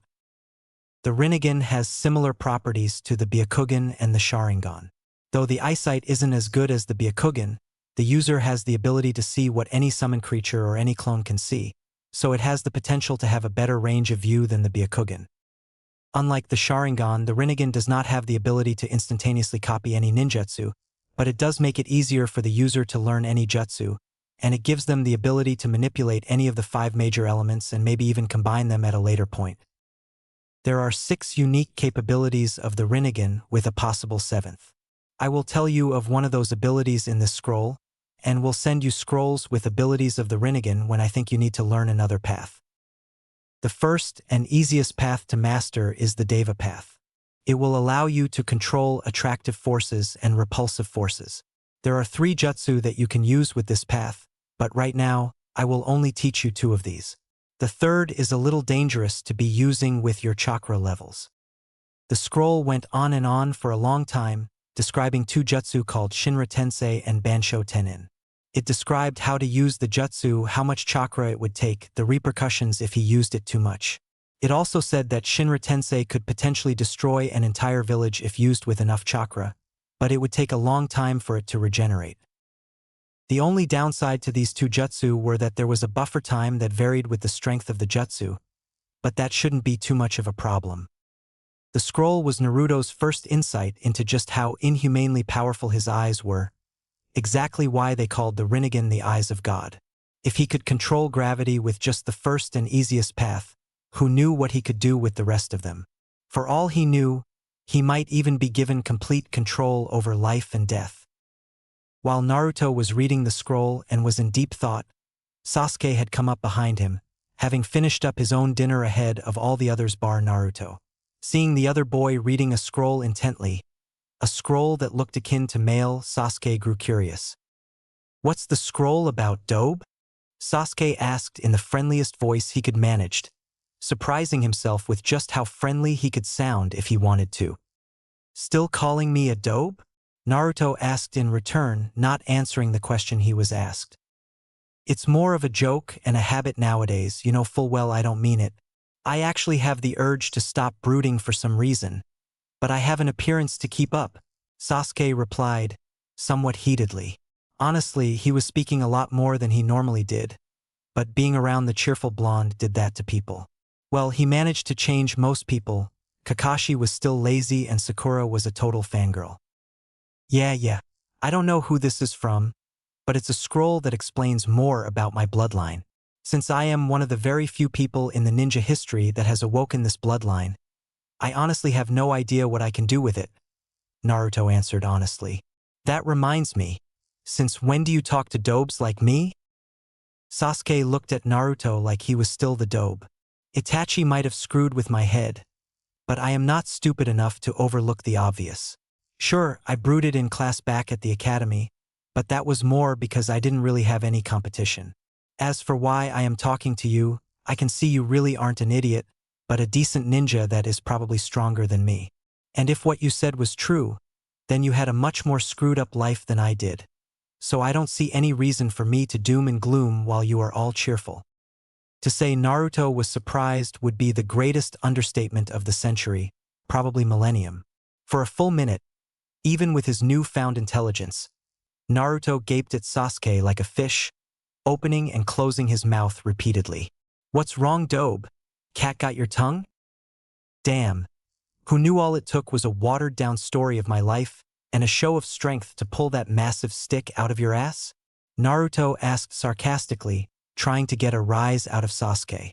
Which, if he knew the other boy as well as he thought he did, Naruto was sure he was going to get. Hey, I did not have a stick up my ass. Wait, what did you mean watered down? I thought you were exaggerating when you were giving your life story. Sasuke suddenly looked very scared. There was also an underlying tone of, was that pity in Sasuke's voice? Yeah, that was watered down. I had worse, but I can't be bothered to dig up all those old memories. The worst of them were mostly from when I was younger. And don't you dare pity me, team, or I will kick your ass into next bloody year. Remember one thing and it will help you in life more than anything else. Well, it did wonders for me anyway. Never wallow in your sorrows. Remember that no matter how bad your life is, there is probably someone out there that has had a far worse life than you had. Naruto sounded much older than a boy of 11, something close to a sage. Worse? Kami help any poor soul that had a life worse than you. Well, yeah, that's true. And another thing, I am pretty sure this is going to get hammered out later when you meet your brother. Anyway, but let go of all of your hatred dash before Naruto could go any further. Sasuke interrupted him, sounding almost like his old self. What do you mean let go of hatred? Hatred is what gives people power. I need power to kill Itachi. Idiot, let me finish. Hatred isn't the only thing that gives you power, you moron. And while I support your will to get stronger, you don't need to kill Itachi and I dash again. He was interrupted by Sasuke. Itachi ni. I didn't hear you call him that last time. Sasuke sounded very much like his old, brooding self. His tone held that same anger that his Avenger persona always did. For a minute, Naruto feared that all his efforts to pull Sasuke out of the darkness had failed. Damn it, Sasuke. If you let me finish, you would understand what the hell I am saying. I call him an II because he has been like a brother to me for these past year or so. Sasuke looked skeptical at that. Anyway, don't worry about my relationship to Itachi and II for now. That can be sorted later. We are getting off topic. Itachi and II going mad and testing his skills out wasn't the reason that the Uchiha were killed. That was only a front. That's why you don't need to kill him. The rest of the story is for Itachi and II to tell. As for hatred giving you power, that is actually a ruse. It isn't hatred that gives someone power, but strong emotions like hatred. It causes a person to become determined for their purpose and gain power to fulfill that purpose. The strong emotion causes a massive rise in determination, which is the thing that makes people stronger. It's the will to fulfill that purpose.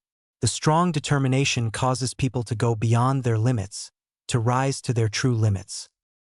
That's the philosophy behind the will of fire that Konoha is so famous for, or infamous, depending on your point of view. The will to protect what is precious to them is what makes the hidden leaf so strong and so damn fearsome in a war. Naruto finished his long lecture with a sigh. I guess that makes sense. So, how do I gain power of a strong emotion without hatred? Sasuke asked, as if it was the most complicated thing he had ever come up against. It's simple, idiot. Make friends, find people you care about. That way, when you come to care about them, you would even give up your life to protect them. That is what makes people strong. Naruto answered, then got a mischievous look on his face. If any victim of his pranks had seen that face at the time, they would surely have had a heart attack. However, Sasuke, being exempt from the list of prank victims, just looked at Naruto expectantly. Tell you what, go get a girlfriend. That tends to make people want to protect. Sasuke, being the somewhat innocent 11-year-old he was, blushed madly. Seeing Sasuke go the exact shade of tomato red that Hinata's face went every time Naruto got close to her, Naruto broke out in uncontrollable fits of laughter. Shut up, dope. Go get a girlfriend of your own. At least girls look my way when I walk past. Without realizing his mistake, Sasuke just opened himself up to the prankster often called the King of Chaos. Sure, I will get a girlfriend when I get a little older. I have a girl in mind, but not until later. Seeing the window of opportunity, Naruto's prankster instincts kicked into high gear. Girls turn your way when you walk past. Eh? What kind of girls? They don't happen to be those loud, clingy fangirls of yours, do they? Sasuke went from cherry red to deathly pale faster than Minato moved with his flying thunder god jutsu and promptly fell to the ground, the overload of memories of loud and clingy fangirls straining his damaged mind too much for him to stay awake. Seeing the prone figure of a pale Sasuke Uchiha, Naruto's raucous laughter got even louder as he fell to the floor clutching his sides. With the bridge completed, Team 7's debriefing over and their possessions packed, the ninja decided Wave Country was secured well enough for them to leave. They got up early in the morning, hoping for a quiet leave. Unfortunately for them, Tazuna had somehow heard of them leaving early at daybreak, and their leave was anything but quiet. Kakashi, Zabuza, Haku, Naruto, Sasuke, Sakura and Zaraki were standing at the mouth of the yet unnamed bridge, trying to sneak past a massive crowd to try and return to Konoha. Unfortunately for them, it seemed like the entirety of Wave Country had come over to get their chance at thanking and congratulating their heroes. We appreciate your gratitude, but we really should be going back to Konoha now. Our mission has taken far longer than any normal C rank should have taken, so we are kind of behind schedule, Kakashi said, looking like he was anything other than appreciative of the populace's gratitude. I see. Well then, you guys best be on your way. I will go over to Konoha myself to set up the payment we agreed. As much as I would love to, I won't back out of our deal after all that you have done for us, Tazuna said. After a long while, the shinobi were finally left alone long enough for them to sneak away. Even then, Naruto was under the impression that they only got away because Tazuna distracted them long enough for them to ungracefully run past. Jeesh, that took way longer than it should have, Naruto complained. He was rather tired of the near celebrity status that they gained. As much as he wanted to say otherwise, he preferred the near anonymity in Konoha over the limelight on such a scale. He never wanted to be in Sasuke's position. Well, at least now you know how it feels like to have fangirls, Sasuke piped from his right, eliciting a shiver from him. Honestly, fangirls were probably another species altogether and nobody that had them wanted them. I don't envy you. That was the single most terrifying thing I saw in my life, Naruto said, still hugging himself while he walked. They had decided to walk at a leisurely pace rather than run back. They wanted to be in training condition right after they returned. I don't get what's so scary about them. They are some girls that throw themselves at your feet, Zaraki said, standing to Naruto's left. The three boys were walking a little behind everyone, hanging back to talk amongst themselves. That's because they avoided you like the plague. Something about you looking like a scary monster.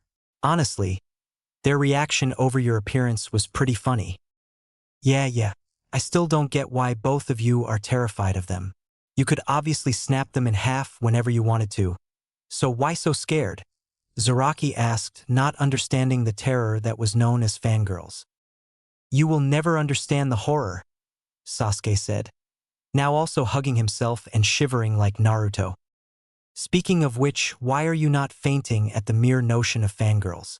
And why the hell is Sakura not throwing herself at you? At the mention of Sakura's name, Sasuke's shivering got more violent. I don't know. After our talk yesterday, my crippling fear of those have lessened a bit, Sasuke said. At that moment, the stretch of road that they were about to walk through slowly became blanketed in a thick mist. It wasn't as big as Zabuza's hidden mist jutsu, but it was large enough to block their view of what was ahead. TT. After the entourage of ninja had left, the civilians of Wave Country stood around debating what the name of their new bridge should have been. Many suggestions were fired off, but none of them sounded just right. I know what we should call it. Since I built it, let's call it the Great Super Duper Tazuna Bridge, Tazuna said happily. Everyone, including his own family, looked at him like he was crazy. Just what the hell are you on about, you stupid old man? Some civilian shouted from the back of the crowd. Similar angry shouts followed. It was more than obvious that nobody shared his sentiments about the name of the bridge. Since it was Naruto that killed Gato, why not call it the Great Naruto Bridge? Inari asked timidly. Sure, as long as we call it the Great Super Naruto Bridge. El no, came the collective shout of the entire crowd. TT. Hokage-sama sent me to give this message to you and accompany to your next mission. Came a voice from the thick mist in front of the group. Naruto couldn't put his finger on it, but for some reason the voice sounded really familiar to him, even though it was ringing from all around him. It sounded like something he heard every day, shouting at him in the morning to get up. Then it clicked. God damn it, Kisame. Stop using that retarded shunshin of yours. Dark chuckling came from the mist in front of them, before the tall frame of Kisame emerged from the mist. He was wearing the normal Jounin outfit for Konoha, but his sleeves were missing. Oh, Zabuza, you still after guys of your own gender? Kisame asked, seeing his fellow swordsman of the mist for the first time in a long while. Kisame, nice try, but gay jokes don't work on me anymore, Zabuza replied, looking Kisame straight in the eye in defiance. If he was still the trainee he was while Kisame left, he would have blushed crimson in anger and lashed out at Kisame, only to be beat back down. I see. Kisame looked over to Haku. It seems like not only are you gay, but you seem to be a pedophile too. This time, Zabuza couldn't handle the jibe and attacked his fellow swordsman in unadulterated rage. TT. Okay, now that the two of you are done trying to kill each other, what is the mission, Kisame? Naruto asked, standing between the two old rivals. It was irritating to watch two grown men running at each other just because of some weird jokes. We are going to the old ruins of Yuzushiogakure, where a client asked us to retrieve some scrolls from a building. Team 8 was sent, but they are having troubles getting through the guard. So yeah, we are getting sent as reinforcement, Kisame explained.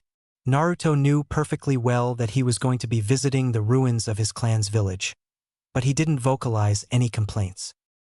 So, what does this have to do with Team 7 and me? Kakashi asked, trying to get out of doing more work than he already had to. Team 7 is being sent along with my team, so yeah, you guys got this mission as well, Kisame said. So what do we do? Do we head straight to Konoha, or do we come with you? Zabuza asked. He really didn't want to do more traveling after being a missing nin for so long. He was looking forward to finally settling down in a village. It's best if you come with us. Who knows what kind of crap the council will pull if you go there without me around, Naruto said. What does you going there have to do with us getting a place in the village? Haku asked, curious. Don't ask. The council makes laws that they don't obey, and the Hokage forgot most of them himself, so I will be going with you to bail you out when I need to, Naruto said. I see, well, we will head to Uzushio with you, I guess, Zabuza said, preparing to change course to head towards another village. TT. The journey to Whirlpool Country took a couple days, but was mostly uneventful. They were about a mile out from where they were supposed to meet with Team 8 when Naruto decided to strike up a conversation with Kisame. Oi, Kisame, if we go on a mission now that may take more than a few weeks to do, what would we do about the Chunin exams? I thought they were starting in a couple of weeks, Naruto said, looking expectantly over his shoulder at Kisame, while they were tree-hopping closer to their meeting place.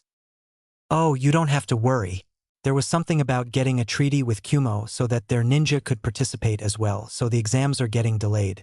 It's probably going to take a couple more months of negotiation before the exams are ready to go, Kisame said, not looking over to his student and just carrying on in his journey. That makes life easier. Now I can actually train properly to get ready for the exams. I got some stuff I want to try out, he said. He would say more, but that was when they ran into the clearing that Team 8 were waiting for them in. Where is the client? I want to get this mission over with as fast as possible, Kakashi said, as soon as he neared Kurenai. He wasn't in the mood to do another extended mission after just completing a mission that took so long. The client is in a tent a bit further south. The problem is our opposition. I don't think my team had a hope of taking him down, Kurenai said. Well, lead the way, Naruto said, sharing Kakashi's sentiment in wanting to get the mission over with as fast as possible. The entire group, composed of Team 7, Team 8, Kisame, Naruto, Zabuza, and Haku, walked towards where the tent was supposed to be. What they found was less like a tent and more like a mansion made of fabric. A portly, bald man walked out of the tent, wearing what looked to be his silk pajamas. He walked slowly up to the group of ninja to find out who the new group were. Kurenai-san, who are these new people? The man asked, playing with an imaginary beard as he did so. He seemed like one of those stereotypical rich men that didn't ever see hardship in their lives. Tsubasa-san, these are reinforcements. We can't force our way through the gates without more troops, Kurenai said. Speaking of fighting, who are we fighting? Naruto asked. He didn't know why, but his gut was telling him that there was something seriously wrong with this mission. His instincts were telling him to run the hell away and hide in a hole far, far away from where they were right now. His gut instincts were never wrong, so he prayed it was wrong for once. Some middle-aged man with a sword. The odd thing is, by his chakra levels, he seems like a civilian. Kurenai replied, scrunching her face a little in confusion. It really made no sense. It was common knowledge that chakra was power in the world, so how was a chakra-less man like that so damn powerful? Well, whatever. Let's get the client to the destination so he can point out what scrolls he wants, Naruto said. He was doing what he always did best, deceiving people. He was doing a good job, but Kisame knew something was wrong about his student's tone of voice. The group walked at a leisurely pace, walking towards what was probably the ruins of the old Uzushio-gakure. Nobody talked much on the way. The genin tried to make small talk among themselves, but they quickly found out that nobody really got along that well, what with Kiba and Sasuke clashing over the alpha male position, as Kiba put it. Naruto moved away from the shouting Inuzuka and the brooding Uchiha, preferring to walk next to the quiet Shino and Hinata. Shino, knowing about Hinata's crush, moved discreetly away from the pair of them. Seeing Naruto so close and the fact that they were now relatively alone, Hinata started to get nervous. Naruto, as observant as he was, noticed this immediately. He knew of her crush on him, and he frankly didn't know what to make of it. On one hand, Hinata was a nice, kind-hearted girl that didn't have a shred of Hyuga arrogance in her. But on the other hand, her father was rather insistent of boys staying away from his daughter, not wanting to taint the Hyuga name, no matter how weak and worthless he thought his daughter to be. Nah, Hinata, why are you always so nervous around me? Naruto asked quietly, not wanting the sensitive ears of the Jounin to pick up on their conversation. Not that they were eavesdropping, and it was rather hard to hear things when there was such a gap between the group and the pair. It's B because I have a CCCC rush on YYOU, remember? Hinata said, her stuttering getting steadily worse as her nervousness increased. I know you have a crush on me, and I am not going to give you an answer to your confession just yet, but why the nervousness? I know you don't have much confidence, but why the sudden increase? Naruto asked, genuinely curious. Hinata was getting way more nervous than she usually did, so Naruto instantly became suspicious of the reason. It's B because I have to become a CCCC Hunin this coming exams. Hinata said quietly. So what? Geez, have some more confidence in yourself. You are a lot stronger than you think. Just lose the nervousness and a bit of the softness, and I am sure you will be knocking Hanabi and Niji around like ragdolls. Naruto said confidently. The pair had to stop talking though, because the group had stopped in front of a large building that looked to be surrounded by miles of barren land. So this is the destination? Naruto asked. Yes, this is the library of Yuzushiogakure. What I want you to retrieve are jutsu scrolls. I am a collector, so I want to collect these invaluable jutsu, the client said. Before the conversation could go any further, a man walked towards them. So you are back and attempting to steal from my old master's vault, the man said, addressing Kurenai. The man looked to be about Kakashi's age, with sandy blonde hair that fell down to his back. He had a white coat that was draped over his shoulders, fluttering in the wind. He wore a full-sleeve white tee, with the word Osamurai imprinted on the right breast and a dull blue-colored jeans that looked old and faded. The look was completed with a white leather belt tied around his waist and the ends hung limply down his front. /N. Google search Mifune Soul Eater modern look, and the fourth picture in the top row is what he looks like. We are only here to complete a mission. Let us past, Kurenai said. Even if you are here for a mission, I cannot allow you to take what is in this vault, the man said evenly. Besides, there is a blood seal in place that prevents anyone not worthy from going inside. I see, Naruto said. Talking before Kurenai could, he turned towards the client. Be honest. What are your intentions for the scrolls after you get them? To sell them to Kumogakure no Sato, the man replied honestly. I see. Naruto stood in a ready stance in front of their client. In that case, I cannot allow you to lay your hands on the scrolls within this vault. Instantly, as soon as the words were out of his mouth, the Konoha ninja, bar Naruto and Kisame, rushed to the side of the client and surrounded him, protecting him from the threat. Naruto stood with his back to the man guarding the vault, completely overlooking the fact that he was leaving his back open to attack. He didn't consider the guard an enemy anymore. Naruto, what are you doing? Kakashi asked in a somewhat serious voice, showing that he was actually awake for once. He was rarely attentive, let alone serious, on a mission anymore. I am preventing the client, Tsubasa-san, from getting what he wants, Naruto stated simply. He then turned towards Kisame. Kisame, do you have Rujinjaka? If it's in the storage scroll, then yeah. I brought the scroll with your custom ration bars in it, Kisame said, holding out a small scroll towards Naruto. It was a deep red scroll with a white label that had the kanji for personal on it. It has more than ration bars, Naruto said, never taking his eye off the client and the ring of shinobi surrounding him. He bit his thumb and wiped his finger over the label rather than the seals inside.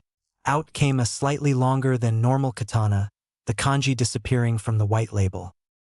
Naruto, just so you know, you will be taken down for treason if you attack, Kurenai warned, taking out a kunai to prove her point. Kunais were often used as a symbol of warning in the shinobi world. I see, Naruto said, still not moving from his spot in front of the middle-aged man charged with guarding the vault. The man himself looked on without an expression on his face, not saying anything. He wanted to see how the situation with the ninjas would go. I don't mind being attacked, but fighting 8-on-1 might be rather problematic. Jeesh, it's 8-on-3, not 1. I get why you are against Kumo getting the scrolls in here, so I might as well fight with you. And I am pretty sure that samurai over there doesn't mind helping someone trying to defend the scrolls, Kisame said lazily. He was looking on as if the prospect of fighting the 8 people in front of him bored him. Naruto, why are you betraying the village like this? Trying to get in the way of a mission is the worst crime anyone can commit, other than maybe murder of a comrade, Kakashi said lowly. He was looking disappointedly at Naruto. Because what I am doing isn't treason, he replied ominously. Some of Konoha's most dangerous secret techniques were given to Uzushio in return for their help with putting safety seals on the outer walls of Konohagure no Sato. And the sealing scrolls of Uzushio are nothing to laugh at. Kumo getting their hands on these scrolls would tip the balance of power in their favor. Bullshit. There isn't anything in our history books about any treaties with any Uzushio. Heck, no one even told us such a village existed, Kiba growled. He had stayed quiet throughout the entire thing, but was now starting to get annoyed. Where did the dope get off saying he was doing the village a favor by committing treason? Yes, because Konohagakure most likely erased all of their books, tomes and scrolls on any history they had on Uzushio. The man guarding the vault said, speaking up after a long while. He hadn't spoken since Naruto had made his proclamation about protecting the scrolls. Why would they do such a thing? Sakura asked, and for once it was a legitimately intelligent question. If Yuzu and Konoha were allied closely enough to be sharing secret, and perhaps forbidden, techniques, then why would Konoha erase all documents of Yuzu's existence? It is not my place to say. For all I know, my assumptions are incorrect, the man said. Sakura was going to ask something more, but she was interrupted by Naruto talking. Who are you? You don't look like anyone from the ruling clan of Yuzu. Naruto was trying his best not to say the name Uzumaki out loud. He knew for a fact that he was going to get a reaction out of the strange, white-haired man. That would not be a good thing, as he didn't want to reveal that he was the last of not one, but 2 clans. 2 very prestigious and powerful clans. My name is Mifune. I was a samurai retainer that was charged with the responsibility of guarding the vault. The white-haired man, now identified as Mifune, said. Nobody had a reaction to his except for Naruto. They all assumed that the man was just a normal samurai, someone they could get through easily. After all, it was a widely known fact that samurai were weaker than shinobi. You have to be shitting me? Naruto exclaimed, surprising everyone there. What's wrong, Naruto? Kakashi asked, rather curious of why Naruto had such an outburst. Seems like I didn't need to go through the trouble of defending the vault, Naruto said, palming his face gently. You would need an army to storm this place to get anywhere close to that vault, unless that man wanted to let you in. The rest present, other than Mifune, were rather confused at the declaration. Why would we need an army to get past a man with no chakra? Kurenai asked dubiously. Because this man is Mifune of the Infinite Sword, one of the Roku Kyoshu, the master of Kenjutsu to be exact. The ninja still didn't have any reaction, other than Kakashi, who looked decidedly scared out of his wits. Kurenai, noticing her fellow Jounin's condition, addressed him. What's wrong, Kakashi? Kurenai asked, concerned. She had never seen Kakashi Hatake that scared. It was a foreign experience to see someone of Kakashi's level that frightened. One of the Roku Kyoshu. Impossible. This is a suicide mission, not a C rank, Kakashi mumbled to himself, not acknowledging Kurenai. Kurenai walked up to Kakashi and shook him by the shoulders, snapping him out of his reverie. What's wrong, Kakashi? Kurenai repeated, now that Kakashi was somewhat himself again. If he is one of the Roku Kyoshu, then we do need an entire army to storm this place, if we are ever going to get the scrolls. Kurenai just looked dumbly at him, prompting him to explain. The Roku Kyoshu are the 6 great masters, said to have completely mastered their skill. They are the strongest in the world, said to be the equivalent of 3S rank ninja. It would be like fighting the Sannin, added onto each other and made into the same person. At that statement, the gravity of the situation sunk in.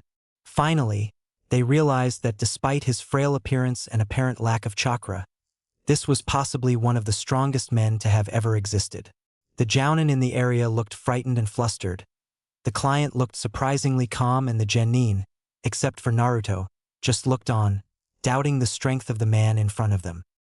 Wait a second, Naruto said, gaining everyone's attention. Something didn't add up. The Roku Kyoshu were meant to be without any master, the wanderers of the world that never interfered. So what was it that compelled the master of Kenjutsu to stand guard in this vault? Why are you working as a retainer for a dead clan? What do you mean? Is there anything wrong with a samurai being a retainer? Mifune asked, cocking his head to the side and managing to look rather confused. Like this, the powerful man almost looked to be a puzzled puppy. Yes, there is. I know a lot more about the Roku Ryushu than the average ninja. The others looked at him funnily. I study, okay? Again, he was looked at oddly. Naruto Uzumaki, studying? Blasphemy. Whatever, that isn't the point. From what I read, the Roku Kyoshu are wanderers and have no affiliations. They are talented in their arts, but they weren't even born in any shinobi village, so tell me, why is it that you are loyal to Yuzu? What you read is a lie. Everyone looked surprised at that. Even though the ninja world was built on pure deception, it was rather rare to have it thrown in the face like that. The Roku Kyoshu were exclusively loyal to Yuzushiogakure, their birthplace. They weren't wanderers, but explorers that were ordered to explore and map the world for the knowledge-thirsty people of Yuzu. I see. That is a rather big insight into one of the most powerful clans to ever exist, Naruto said, sounding almost like a sage again. Unbeknownst to all present, bar Kisame, Naruto was rather an avid reader. His father was Namikaze Minato, a genius in the arts of Fuinjutsu. There was no practitioner of Fuinjutsu that didn't study. The arts themselves were based around theory. His mother was an Uzumaki. A monumental, insatiable thirst for knowledge being born was inevitable. Most powerful clans to ever exist? How powerful were they? Sasuke was starting to recover from his arrogant ways, but he still held the power of the Uchiha in high regard. The ruling clan in Yuzushiogakure, the Senju, the Uchiha, and the Namikaze made up the four most powerful clans in ancient times. Yuzu's Fuinjutsu, the Senju's Mokuton, the Uchiha Sharingan, and the Namikaze Jikuken. These made up the signature jutsu of the most powerful clans in the world. Naruto explained. So in relation to the Uchiha, they were as powerful, if not more powerful than the Uchiha. You keep saying the ruling clan in Yuzu, or you never say the clan by their name. What were they called? Sasuke asked curiously. Well, you aren't going to believe me, Naruto said cryptically in return. His reply was accompanied by a dry, mirthless laugh. Try me, Sasuke said. Well, would you believe me if I said I was the last member and heir of a clan that was once as powerful, if not more, than yours? Naruto asked. Maybe, Sasuke returned, doubt coloring his voice. Well, I am. The Uzumaki clan were once the rulers of Yuzushiogakure. It was run through a monarchy system. The Uzukiges were selected from the members of the Uzumaki clan. All of them, including Kisame this time, had rather mild reactions, complete opposite of what he was expecting. They just looked at him like he was lying, which wasn't that big of a surprise. That is indeed true, though I am unsure of whether your claim of being the last of the Uzumaki is true, Mifune said, stroking his chin in a thoughtful manner. You seem to be lacking the telltale shade of red hair that marks an Uzumaki. I have my father's hair and my mother's facial features, Naruto replied. Ah, I can see the resemblance, Mifune said, as if he just had an epiphany. Kushi. Yeah. Anyhow, we are getting ridiculously off track, Naruto said, almost in a dismissive manner. He didn't want to talk about dead clans that no longer existed, and certainly did not want to get branded as a liar because of one such clan. Okay, where were we? Ah yes, the scrolls. Well, since we now know that there is no reason for us to protect the vault, and there is no reason for us to take the scrolls, shall we head back? I guess we should, but what do we do with the client? There isn't a guarantee that he isn't a plant from Kumo, Kakashi said.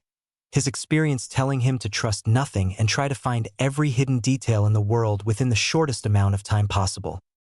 "No, there is," Naruto said, surprising everyone. They looked at him expectantly, silently asking him to explain.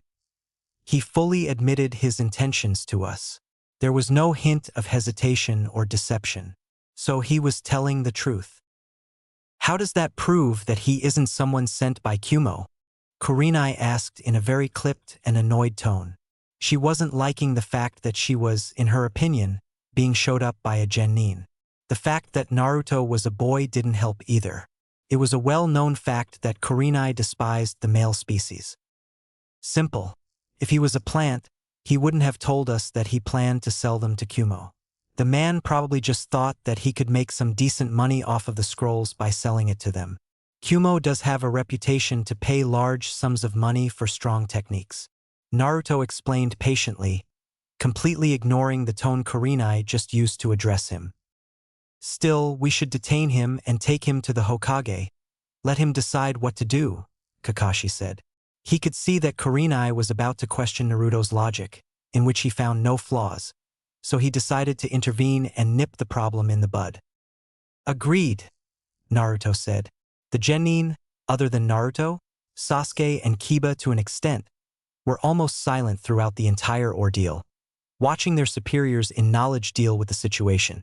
"If that is all, shall we head back to Konoha?" "Let's go," Kisame said, nodding towards the general direction of where Konoha was. "Wait, before you go," Mifune called. "If you really are who you say, you should take the scrolls inside the vault. You might find things that will help you in life." Naruto seemed to be considering the pros and cons of doing such a thing. On one hand, he could gain some very powerful jutsu, but on the other hand, the council was going to demand the scrolls and techniques. Of course, they would probably teach it to any ninja they had under their thumb and literally shower Sasuke with the techniques. Of course, Naruto had nothing against the Uchiha boy, not anymore. After he got past all the arrogance, Sasuke seemed like a nice kid. He was willing to learn, though he was rather dense at times. What Naruto was concerned about wasn't the fact that Sasuke would be getting jutsu, but the fact that the jutsu would most likely be dangerous and might even wind up killing him. "Well, fine. I can handle the council with their own laws, so I guess I will take the scrolls," Naruto said. His voice had a little undertone of nervousness. Naruto was never nervous. "It's a blood seal. I'm sure you know how they work?" Mifune asked, more out of courtesy than anything else. Blood seals were common, and though they were hard to make, everyone knew about them. "Yep," Naruto said, slit his thumb on the point of a kunai and moved towards the door of the vault with a bleeding thumb. It had been a long time since Naruto Uzumaki was scared for his own life. The last time it had happened, he was being electrocuted with enough electricity to power all of the Hyuga and Uchiha districts without a problem, and probably have some left over. This time, though, the situation was much more serious. As soon as he had trailed his bloodied finger over the blood seal on the vault's door, it started sucking out his chakra at an alarming rate and didn't show any sign of stopping anytime soon. Currently, he was hanging in a state somewhere between chakra exhaustion and death. Kept sucking on his chakra, not slowing for a time yet. Then suddenly it stopped. It was no longer drawing any chakra from him, but Naruto still couldn't retract his finger from the door. It was as if some unnatural force was keeping his arm attached to the door. Then he felt it, all of his chakra returning to him, but something was amiss. It didn't feel like his chakra anymore. In fact, it didn't feel like chakra at all. It was as if pure knowledge was being pumped into his veins, and it hurt. Liquid fire was boiling through his veins, accompanied by knowledge. He knew why it was happening, though. It was too much pain for his mind to take in one concentrated area, as that would cause his brain to explode. So it did the only thing it could do to ensure Naruto's survival: spread the pain over his entire body. He held in his screams, though. He was no stranger to pain. Even at this level of pain, he could handle it. He would take it, he wouldn't cry out. After all, he had promised himself that he wouldn't allow anyone the satisfaction of hearing him scream. As it was there, it was gone. Naruto felt normal again. His chakra was back. His veins felt as if the pain from a moment ago was a figment of imagination. All was normal again, but something didn't feel right. He noticed it then, the amount of sheer knowledge in his head. Thousands of years' worth of experiments, studying, jutsu development, sealing knowledge. It was as if all of that was just dumped into his head without any restraint. He could feel his mind reeling from such a thing, but it was relishing in the power. He could remember how to do ancient jutsu long forgotten and abandoned. He remembered sealing formulae that were long since considered taboo and far too difficult or dangerous to attempt. He remembered exactly how to draw them, exactly how to use them. But the knowledge wasn't the only thing he received. He received the sorrow, the sufferings of his people long gone and lost. It seemed that all the experiences of the past shinobi of this village was now thrown into his head, with absolutely no consideration for what kind of information was being given to him. The door stayed adamantly locked. It didn't open. The vault seemed lifeless now, though, and looked to be wearing away into sand. Slowly, but surely, the large building was disappearing. What was that about? Kiba asked, confused. In fact, everyone was confused. They were expecting the door to open and give way to a hallway full of scrolls. What they got, however, was a Naruto that seemed to be barely holding in a scream. "I forgot to tell you," Mifune said, with a somewhat sheepish smile on his face. He looked a bit uncomfortable, though it was hard to tell the emotions of the stoic swordsman. The vault isn't full of scrolls. It dumps all of the information in the mind of the recipient dash. That was as far as Naruto heard, before he saw black and passed out. The mental strain from having so much knowledge dumped in his mind was too much for even him to take. TT. Naruto awoke to a white ceiling, not much unlike a white ceiling he was used to seeing. Every time a village mob would beat him, he would end up here, in the hospital, lying in an uncomfortable old cot. But something didn't feel right. The bed wasn't scratchy or reeking of disinfectant, but soft and had a flowery aroma. The ceiling looked white, but almost like clouds rather than a wall. Clicked into his mind then. He wasn't in a hospital, but he was sleeping on the floor somewhere. The ceiling wasn't a ceiling, but the cloud-covered sky. Naruto stood up hurriedly, expecting to see the horrible place people called a hospital, but was surprised to see that he was standing in a clearing of sorts. The grass-covered ground was a vivid shade of yellow, the clouds covering the sky a spotless white. He could see the treeline of a forest in the distance, and a gray fortress built against a rocky mountain of a darker shade of gray, beyond the forest. Naruto was confused. He was expecting to wake up in the distasteful place people called hospital, but he was surprised to find himself in an invigorating clearing rather than a drab room of white. He was thinking about where he could be, and not paying attention to his surroundings. He presumed he was alone. "Boy, stop spacing out," a voice called from behind him.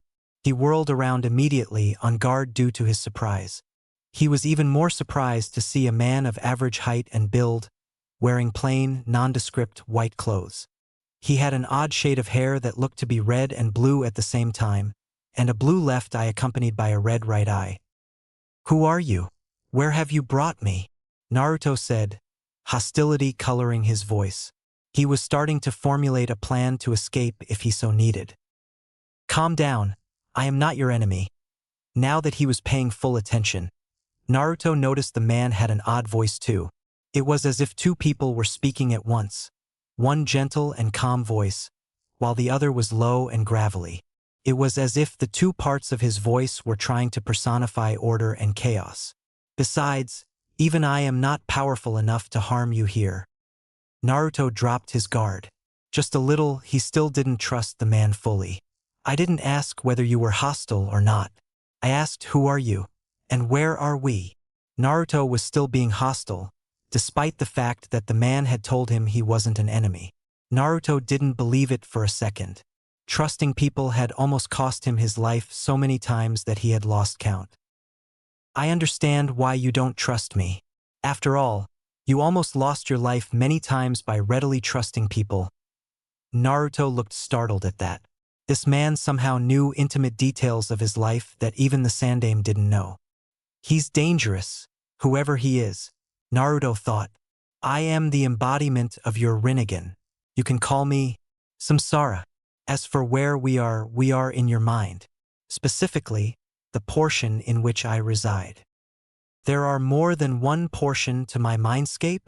Naruto asked, all semblance of hostility forgotten at hearing that he was within his own mindscape. He knew that even an existence of Kurama's level couldn't hurt him here. He was the supreme power here, the omnipotent one. Ha ha ha, trust me, I am a lot more powerful than young Kurama. Again, Naruto looked surprised. He had grown up thinking that the Kyuubi was as strong as anything got within the mortal plane. And yes, there are more than one parts to your mindscape. For, to be exact, one is where I reside, one is the former prison of Kurama, one is where your soul resides, and the last is where your sword's spirit, Rujinjaka, lays dormant. There are things that are more powerful than Kurama? That's rather scary. Naruto had sat down on the lush floor by now, looking as if he was ready to have a long conversation. Yes, a few things in fact. The shinobi in the ancient times were sometimes strong enough to make the bijou look like children, which they were at the time. The bijou are all originated from the jubi, which was as strong as all the bijou put together and multiplied by 10. Samsara said, also taking a seat on the floor.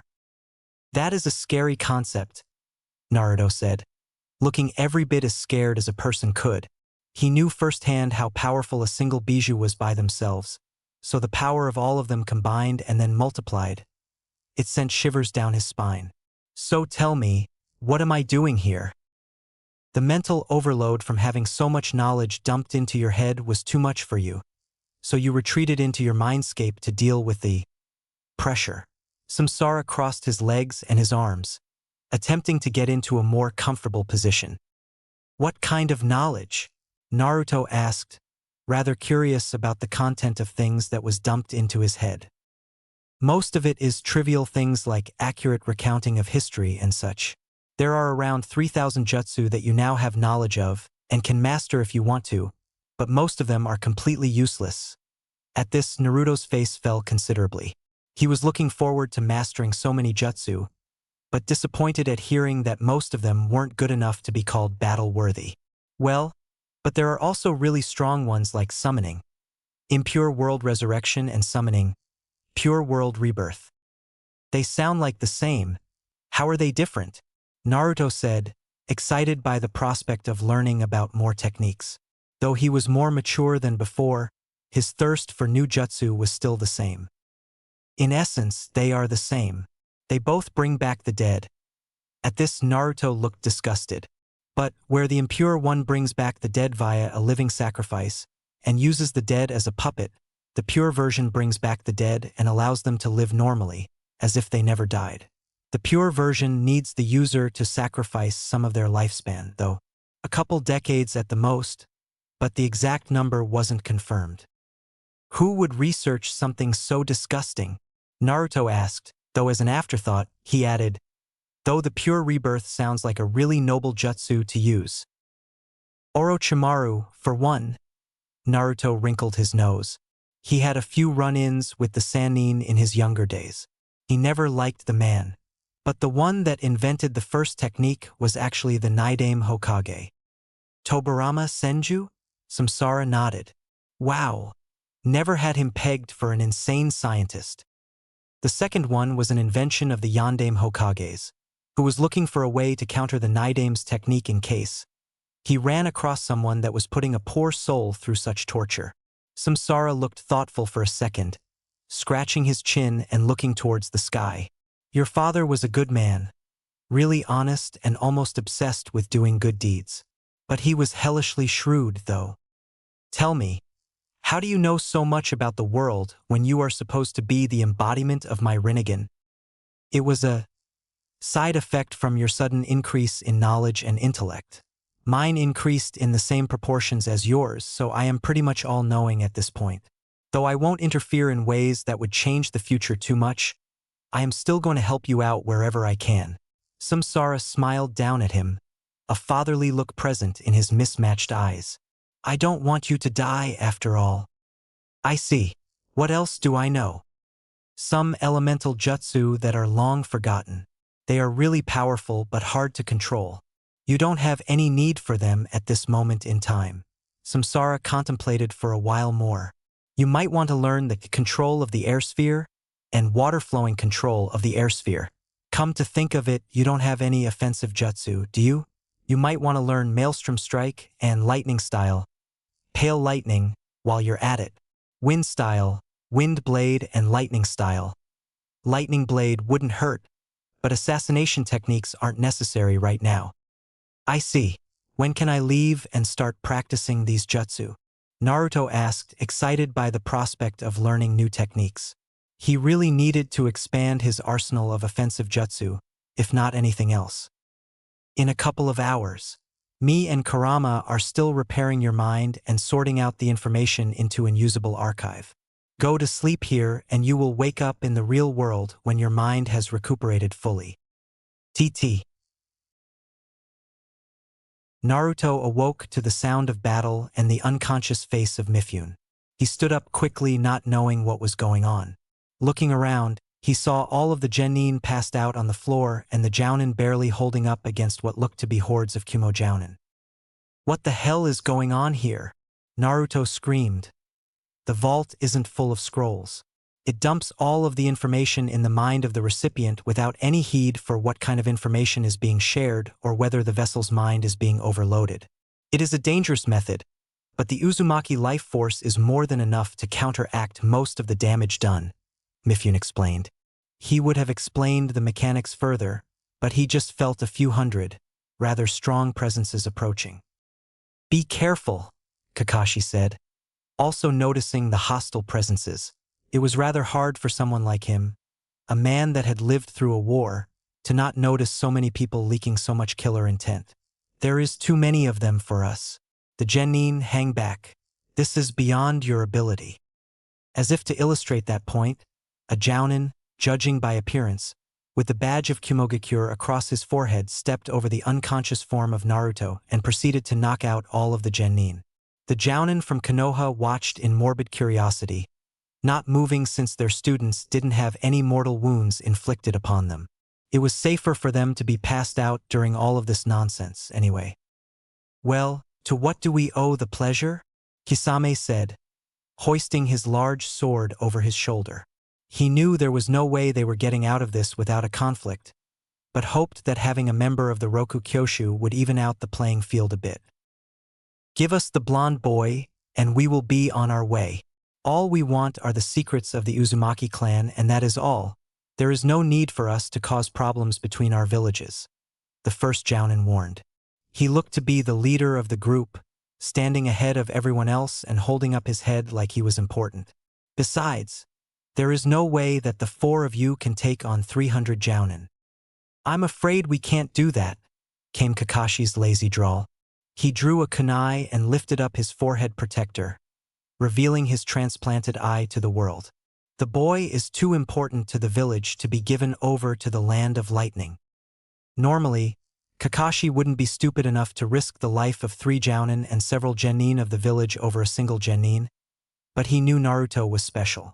Not only did he say he possessed a jujitsu, which he was willing to bet was true, but he was also the possessor of the Kyubi. Going by reputation alone, Kumo was the best place for Jinchuriki like Naruto, but that was because they were trained to control their beasts perfectly. 3 perfectly controlled beasts, including the 2 strongest, in the same village would not be a good thing for world peace. Oh, drop it, Mifune said, drawing the sword he had slung over his back. It looked more like a very large nodachi than a samurai's katana. There are only 5 people here that are even above mid-jounin level. The rest of them are cannon fodder at best. He looked over to the Konoha shinobi. You guys deal with the 5 elites, and let me worry about the crowd. Hearing that, 5 figures detached themselves from the rest of the convoy. They looked to be over average build and average height, with nondescript faces and wearing standard jounin uniform for Kumogakure. However, judging from the aura they were exuding, they wouldn't be pushovers. All right then, let's get this party started, Mifune said, dropping his stoic persona and grinning like a madman. He crouched and, before any of the shinobi could even bat an eyelid, he was off like a bullet. At that moment in time, many of the jounin nearly wet their pants. They felt, more than sensed, an immense chakra signature just pop into their radar out of nowhere. Some of the more inexperienced members thought that one of the tailed beasts had somehow been unleashed in their midst, but further investigation proved that there wasn't any malice in the air, just pure joy. Kakashi looked at the other fair-haired man, and it confirmed his suspicions. Mifune didn't have the same amount of chakra as a civilian. He was just damn good at hiding that massive amount of chakra. Addition, Mifune said, slicing through the chakra constructs, resembling katanas, that he had made to trap one of the jounin. He promptly exploded in a shower of blood and gore. Mifune moved onto his next prey, as if taking down elite shinobi in less than a heartbeat was a normal occurrence for him. Incredible. Those are jounin-level shinobi, whether or not they have the experience some of us have.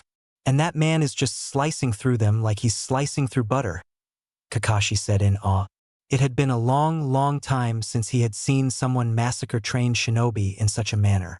Not since his teacher, Minato Namikaze, slaughtered the IWA army in the Third Great War had he seen a complete demolition of such level. It's scary, Kurenai agreed with a nod. She was watching her opponent with a keen eye, but most of her attention was drawn to the man that was now surrounded by heaps of jounin. I definitely wouldn't go within 100 miles of him if it was a war. We got you surrounded now, old man. Apparently, someone had misjudged Mifune's age.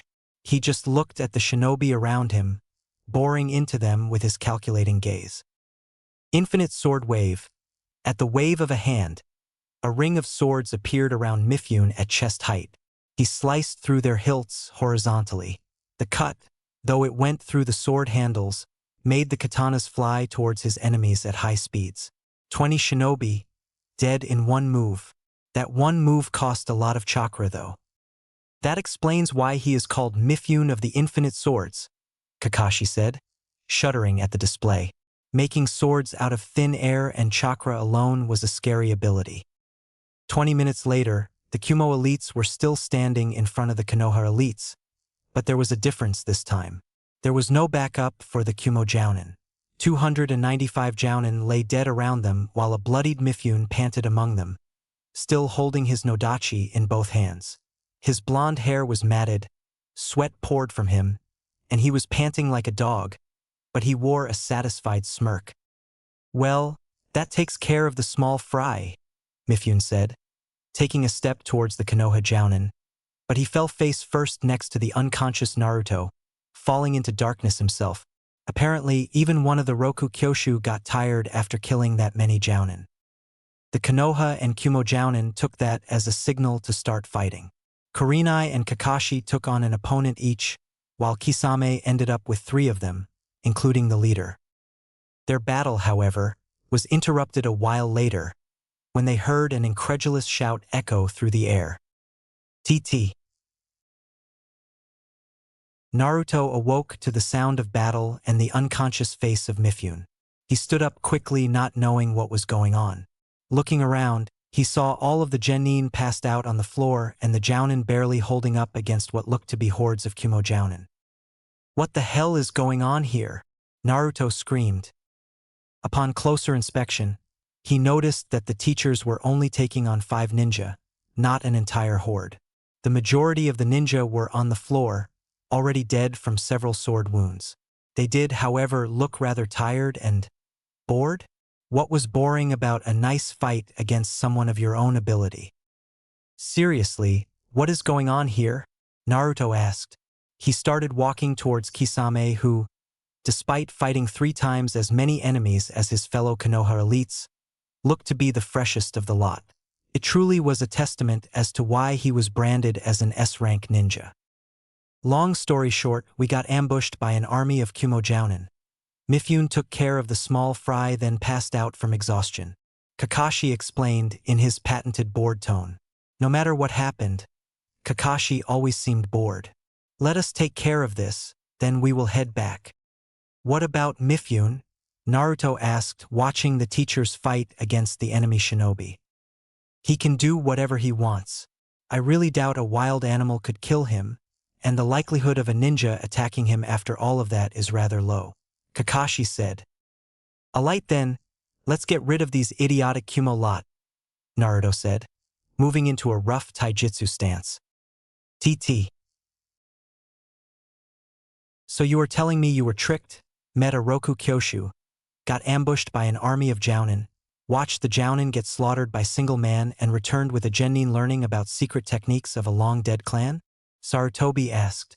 All of the ninja in his presence, consisting of Kisame Hashigaki, Kurenai Yuhi, Kakashi Hitaki, Naruto Uzumaki, Sasuke Uchiha, Sakura Haruno, Zaraki Kenpachi, Hinata Hyuga, Shino Aburame, Kiba Inuzuka, Zabuza Momochi and Haku Yuki nodded.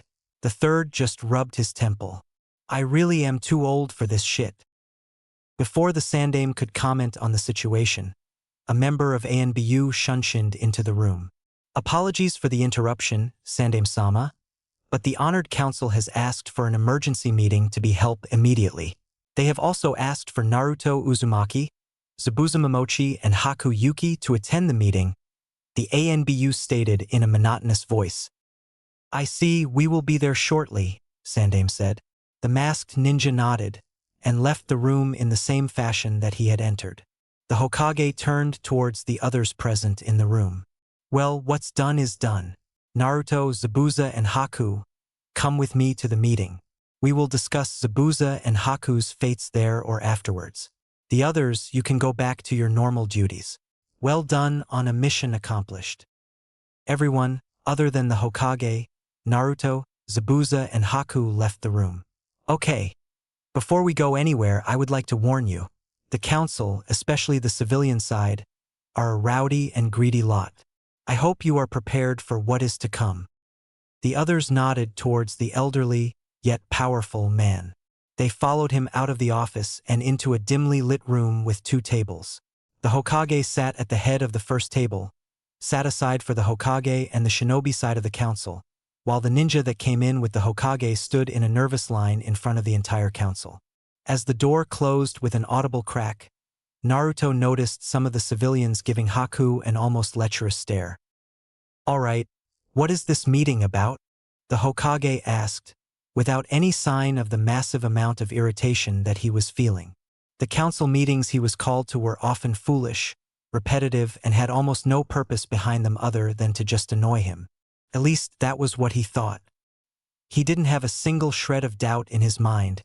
This was going to be a long, long night for him.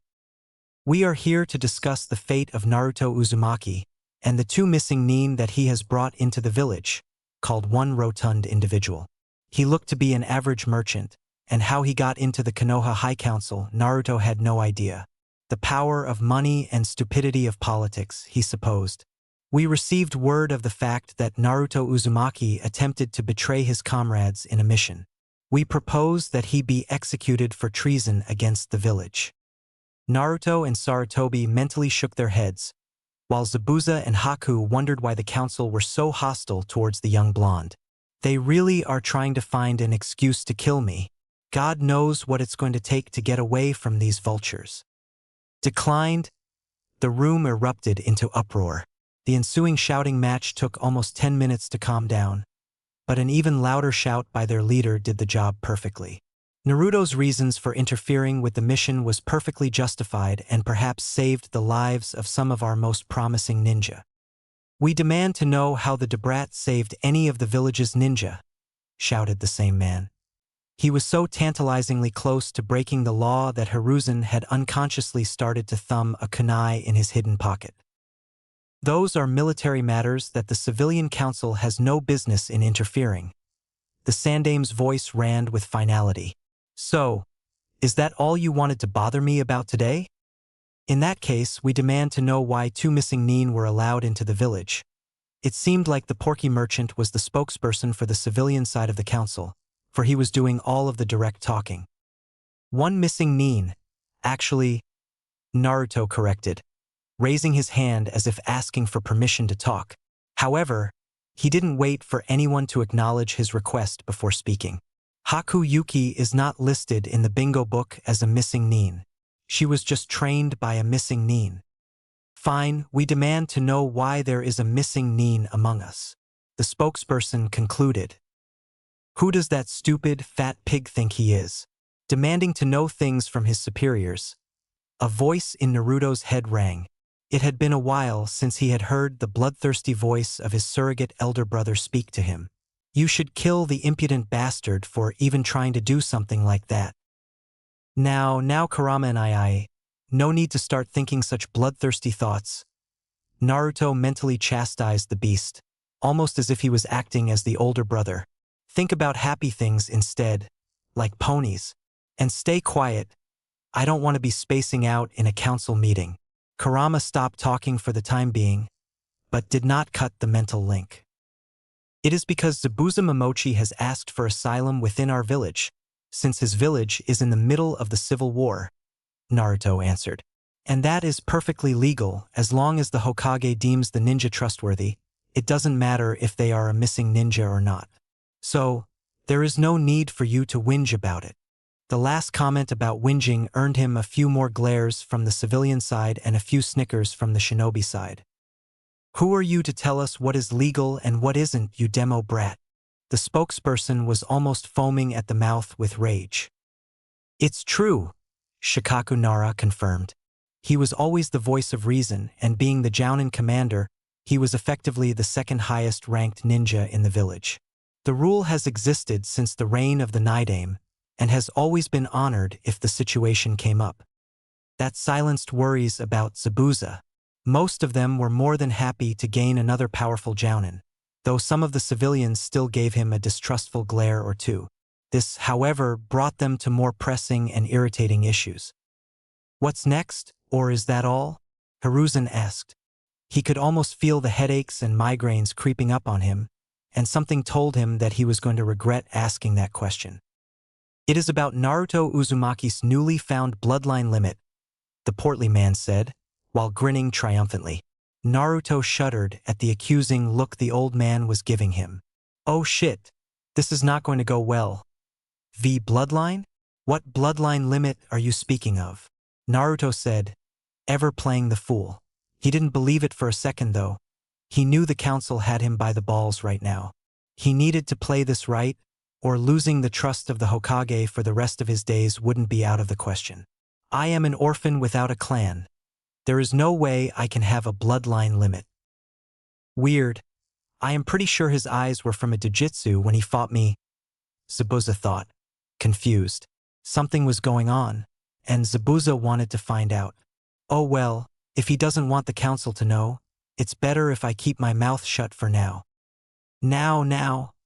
The pot-bellied man's voice was soft now, almost patronizing and daring him to defy. There is no need to deny it. We had a spy after you, and the reports say that you displayed quite a powerful bloodline when fighting against Zabuza Momochi. Oh boy, not good.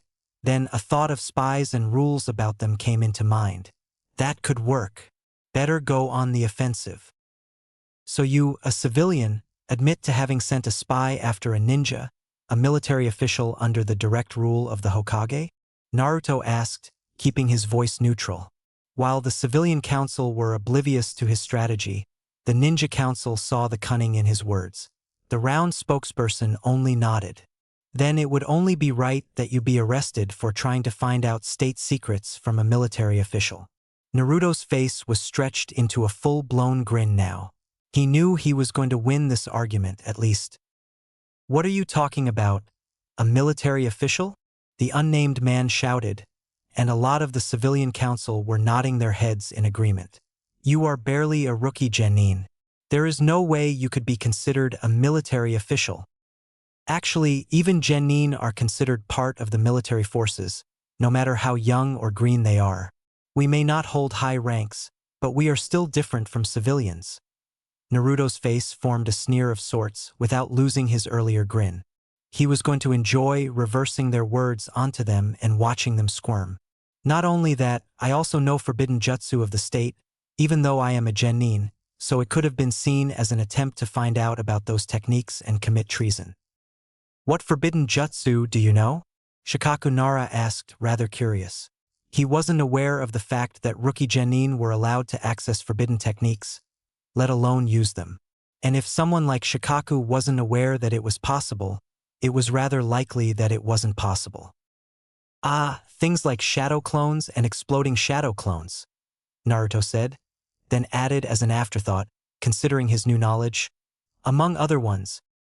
Those are indeed forbidden, even if they are low-ranked in comparison to most forbidden techniques, Shikaku said with a confirming nod. He wasn't that surprised that the boy could use those techniques, considering his chakra reserves, courtesy of his position as the Kyuubi's Jinchuriki. However, a prospective man such as Shikaku didn't miss the addition of the last statement, and was rather curious of what other jutsu the boy knew. Leave him be, there is no need to arrest a council member over something so small, the Hokage said. He really wanted to arrest and execute the man, but the accompanying rise in paperwork wouldn't be worth it. He had more than enough work as it was, there was no need to quadruple the load. But let me warn you, something like this happens again, you will be stripped of your rank and executed. So, is there anything else the civilian council would like to address before they are dismissed? Hiruzen asked, allowing some of his irritation to show on his face. These meetings were irritating at the best of times, but this was one of the worst ones he had in a while. It was starting to give him a migraine-like headache. Yes, whether we found out by illegal means or not, we still need to find out what will be done with the demon's bloodline dash. Careful, council member. Was I not so lenient I would have killed you on the spot. Breaking that law is grounds for instant execution, Naruto warned, though his voice lacked any venom. He knew that threatening the civilians would have no effect. They were all thick-skulled morons anyway. Whatever, so what will be done about it? What do you mean? He has a bloodline, so what? The Sandaime ground out. Internally, he was wounded by the fact that Naruto wouldn't tell him about having a bloodline, but he couldn't show that in front of the council. They would only gain more misguided confidence if he let his true feelings show. Of course, Danzo, being the observative man he was, didn't miss the slight tremor in his old friend's voice. He should be made to enact the CRA. Haruno shouted. That, in itself, should have been a crime. It was a rather well-known fact that glass never survived near a female member of the Haruno, what with their high voices and all. It would serve to strengthen Konoha, if we were to have more ninja with bloodlines. I refuse, Naruto shouted. He really didn't want to have this discussion. Ever since he had activated his Rinnegan, he always had the fear of this discussion, and whether he could squirm out of having to violate several women that he might not even know. I have every right to refuse. No, you don't. It is a law that was made to strengthen the village, Haruno shouted. It would seem that, at the mention of the CRA, she had taken over the discussion from the earlier spokesman. Tell me then, why wasn't Sasuke Uchiha forced to breed the Sharingan? Naruto asked. He was getting along with the guy better than before, so he didn't really feel comfortable about bringing up a subject which could potentially get the other boy screwed. However, this was a necessity for maintaining his own integrity. Because we mustn't alienate Uchiha-sama, Haruno screamed. Several pieces of glass in the room and in the vicinity of it threatened to shatter from the decibels being emitted, but somehow held strong. They must have been really willful to have survived that outburst. Why is that? Naruto asked, rather amused. He knew he was going to win this argument one way or another. The council members were good at pushing paper, and that was it. When it came to a debate, they were dumber than a piece of meat. Speaking of which, he was rather hungry after the long day of travel. If we alienate Uchiha-sama, then he might leave the village. We can't risk losing the last of the Sharingan. Some of the pieces of glass with weaker wills finally gave way and succumbed to their fate. They shattered. I see, Naruto said, almost slipping into that sagely persona that he kept hidden. It threatened to come out sometimes, but he tried to keep it in check. This is all hypothetical, of course, but what if I was to leave the village? We will all be better for it, you brat. The man that spoke first shouted, and the majority of the civilian council gave him agreeing nods. The shinobi council, however, were not as oblivious. "Don't be ridiculous," Danzo shouted. He surprised everyone with his outburst. He was always the calm one, the one that meticulously thought everything out during a time of conflict. To see that same Danzo lose his cool was a shock to everyone, including the Hokage. Losing the last of the Sharingan wouldn't hurt us nearly as much as losing it. Having him in the village is a sign of power, no matter whether he is properly trained or not. By the end of his mini rant, Danzo had casually slipped back into his calm visage. What the hell? Just who is this Naruto kid? If they are willing to lose something like the Sharingan over him, then he must really be someone special. I will be asking him about that later, Zabuza thought. Being able to talk to council members without flinching was one thing, but for the council to value him over a Kekkei Genkai as powerful as the Sharingan? Something was fishy here. Naruto started, feigning ignorance. There is no way some street scum orphan like me would be more valuable than their precious Uchiha-sama. Please excuse my impertinence. Despite his words, his voice was nothing short of dripping with sarcasm, and everyone picked up on it. The fact that he mentioned he was an orphan from the streets didn't escape him either.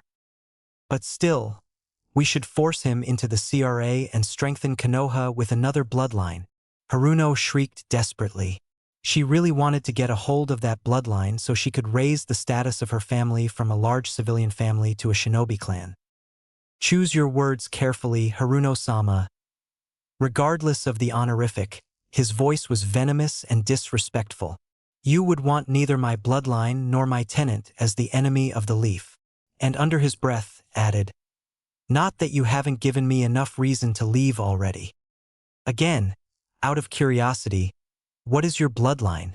Shikaku asked. He knew from experience that being polite and not pushing someone too far was a wonderful way of getting information. Being friendly and buying them a few drinks worked wonders too, but he was opposed to inebriating a preteen, ninja or not. Naruto turned from the civilian council to the shinobi one. "There is no point in me telling you," Naruto said dismissively. He tried to keep a false image of bravado, not wanting to disclose any information about his Rinnegan. He knew that as soon as the words were out of his mouth, the council would be upon him like a flock of vultures. And why would that be? Because it's far too weak to even be considered a proper bloodline, Naruto said smugly, thought mentally added, "Weak my ass. Probably strong enough to make the strongest Uchiha look like an idiot." Shikaku was a cunning man, despite his lazy disposition and his carefree attitude. He was the Jounin commander for a reason, and that sole reason was that his intellect was leagues upon leagues higher than any human alive in the Hidden Leaf. Even his son, with his IQ of 200, wasn't anywhere close to his intelligence. And being a shinobi for so long, his instincts weren't shabby either. Right now, both his gut instincts and brain were screaming at him to find out more about that bloodline, to find out what was under that mask of deceit. "It may be weak now, but I would like to know its name regardless," Shikaku said, all the while faking disinterest. The Nara were rather good at that, seeing as they were naturally so lazy and disinterested. The laziness may have something to do with their innate intelligence, though no concrete evidence had been found yet.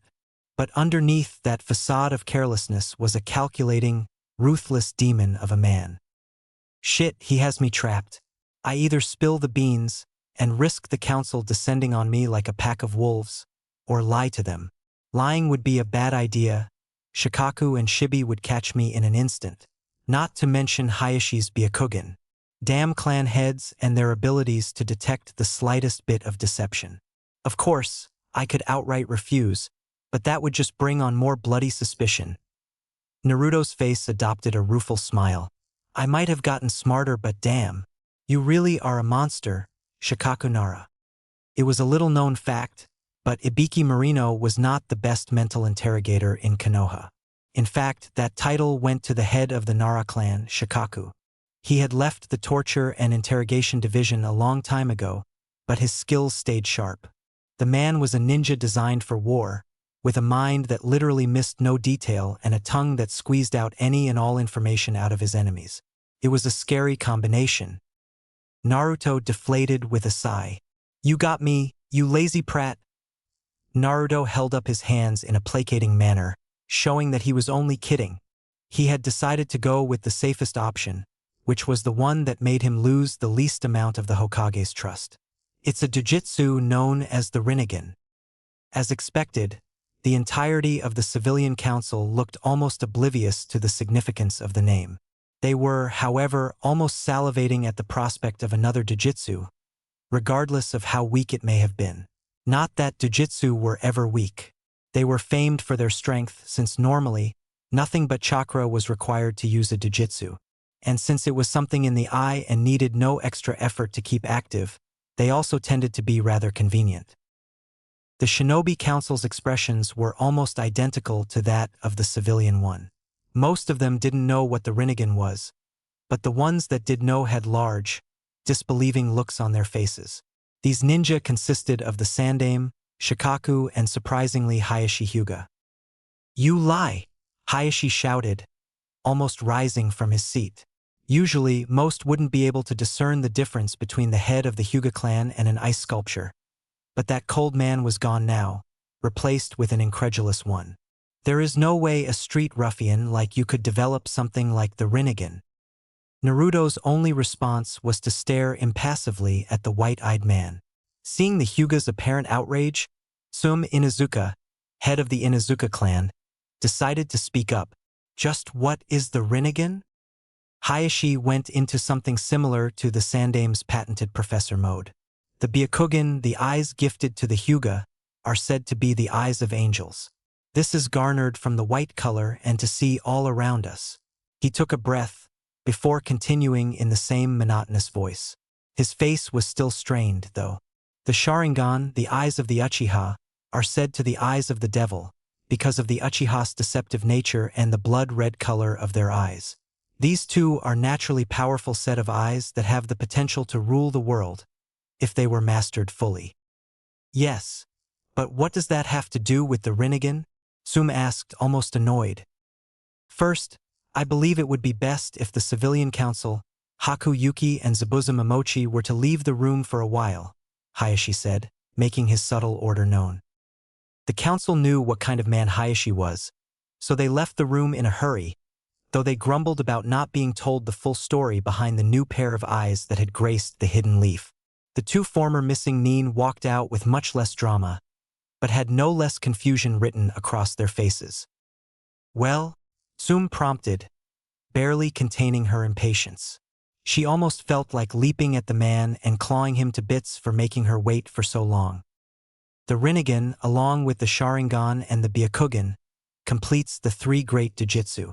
The purple, ring-like eyes have a hypnotic quality to them. Their powers unknown, with only vague descriptions of what they could do. But there was one thing that was confirmed. The face of the head of the Hyuga clan darkened considerably and twisted into a grimace, as if he had swallowed something bitter. The full power of neither the eyes of angels nor the eyes of the devil hold a candle to the power and authority known as the Kami no Mi. The eyes of God, Sum said reverently. The council would have reacted more violently had they not been so dumbstruck. They were also interrupted by Hayashi forging on with his lecture. While the very epitome of the Sharingan or Byakugan's power may allow you enough power to rule the world, the Rinnegan's sole purpose in existence is to rule and govern the world through power and power alone. It was said that in a time of extreme conflict, a god of creation or a demon of destruction would be gifted with the Rinnegan to shape the world as they pleased. As expected of the head of the Hyuga clan, you really are knowledgeable about the other Jujutsu in the world, Naruto said. He was almost grinning, but his nervousness over their reactions didn't allow him to smirk. At that particular moment, worry struck him. What would they do to him now that they knew about his Rinnegan? He refused to violate women he might not even know. Damn it. Don't worry so much. The voice of Samsara spoke into his mind. His voice was the same as he remembered from his mindscape, that dual-layered, conflicted voice that somehow calmed his nerves. Just tell them the truth. A perfect blend of Uchiha and Senju blood is required for the Rinnegan to activate, one that can only be produced by the dead Uzumaki clan. and even when they were alive, the Rinnegan was rare to the point of non-existence. Well, what do we do about his jujitsu then? Sum asked. She didn't have any of the lecherous grin that the civilian council had, but even a noble woman such as her couldn't refuse the potential an army of Rinnegan had. They could easily become the strongest of the hidden villages. Naruto, we want you to seriously think about the CRA. It would be monumentally helpful to the village. Well, Naruto, what is your answer? The wizened Hokage asked, but seeing the young boy's expression, added, You don't have to feel forced into this. It is entirely your choice. It's pointless, Naruto said, surprising the clan heads present. The Sandaime was the head of the Sarutobi clan. The Rinnegan can't be bred en masse. What do you mean, Naruto? Hiruzen asked, and for once, the professor had a confused face on. The Rinnegan needs a perfect blend of Uchiha and Senju blood to activate. This perfect blend can only be achieved by the Uzumaki clan, but they are all dead except for me. But who knows, maybe the blood of the Hyuga would be able to replace the Sharingan. They are the two parts of the same Jujutsu after all. Again, what do you mean? Hayashi sounded somewhat angry at that statement. He didn't want anything to do with the Uchiha clan. No offense, Hayashi, but the truth of the matter is the Byakugan is a bastardized version of the Rinnegan. It was formed when a Senju and an Uchiha fell in love and had to run away to avoid persecution. They took up the name Hyuga. How he was getting this information was beyond him, but he just chalked it up to the new influx of knowledge in his head. He was supposed to have accurate recounting of the world's history, after all. So basically, the Byakugan is a much weaker version of the Rinnegan and has the same DNA makeup as the Rinnegan. Who knows, maybe me. Mating with a Hyuga might give birth to another Rinnegan, but the chances are slim at the very best. So, what do you suggest? Hayashi looked perturbed. He didn't want anyone of his clan to be used as breeding stock, even if they were from the branch family. I do not suggest anything, Naruto said. Like the Hokage, he could almost feel the migraine that was coming on. I am utterly against taking up the CRA. I think the damn rule should be abolished. All right, this is what we will do. The Sandaime banished the confusion and the migraine and took up his leadership voice. He was done being confused by things that were beyond even his understanding. Everything, and I mean every single detail, of this discussion is branded an SS rank secret, punishable by death of the person that caused the leak, and every single person that was told by that person. And remember, if a single person outside this room is told of this, I will know who to suspect. There is nobody bar us that knows of this secret. Everyone got the message. Keep your mouth shut or die. At that moment, a knock was heard at the door. The nervous and edgy people in the room jumped a little at the sound, but kept their composure. They turned towards the door, waiting for the Hokage to call in the person at the door. Come in, came the commanding voice of the Hokage. Even in his old age, his voice rang with authority that came with being a Kage for so long. For the majority of the time that Konohagakure no Sato was in existence, it was led by the Sandaime. He had reigned for almost double the time that his mentors had reigned, combined. A masked Anbu came stealthily into the room, closing and locking the door behind him. He stepped up to the table where the council sat and kneeled in front of it. He didn't seem scared, not by his posture anyway. Hokage-sama, the civilian council has asked for permission to resume their seats. They said that they still had matters to discuss. The Anbu's voice was monotonous, masking any sign of any nervousness he might have felt. Bring them in. TT. 20 minutes later found the civilian council arguing with the shinobi faction and the Hokage, while Naruto Uzumaki, Zabuza Momochi, and Haku Yuki stood in the background. They were trying to stifle their laughter, lest they be found and punished. Naruto had to admit, he never thought that council meetings could get that comical. It was almost like watching a slapstick film in color. We demand that Haku Yuki be put into the CRA to breed more ninja with the Hayatan Kekkei Genkai, one deluded council member shouted. Despite their earlier warnings, They had totally forgotten that they were speaking to their superiors and could be evicted from their seat without a moment's notice. It seemed that the habit of ordering everyone around ran deep. Like I said, a person cannot be forced into the CRA. Hiruzen Sarutobi was massaging his temple unabashedly now. His migraine had gotten too bad to ignore. He didn't encounter this much resistance from the civilian faction in a long, long time. Usually, they argued and gave him a headache, but allowed him to run things the way he wanted to in the end. You are the Hokage. You can do anything you want, the same man shouted, oblivious to what he shouted. Apparently, he didn't consider killing the entirety of the civilian council on the spot a part of you can do anything you want. Such stupid specimens they were. Haku has said no, and according to the laws in Konoha, her wishes are to be respected. That is final. It had been a while, but the god of shinobi was back in business. It seemed that all it needed was a migraine, and he decided to put his foot down and stomp on the heads of the civilian council.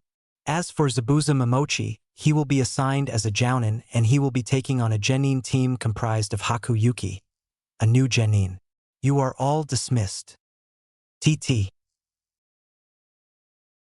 Naruto was walking the streets towards his little apartment that he shared with Kisame and Itachi, when he ran into the last person he wanted to see.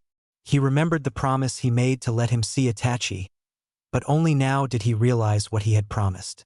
Itachi wouldn't be happy about him letting slip the secret about him being back in the village. Naruto, I have been waiting for you. Sasuke's voice was calm, but he could hear the underlying nervousness. He had spent years on the streets, where everyone tried to mask their fears, nervousness, and secret intentions. He had become a master in sensing and identifying them. You promised, now tell me, where is he? Naruto got what he meant. You sure you don't want more time to prepare? Seeing Sasuke's expression, he nodded. All right, I will take you to him, but remember, no violence.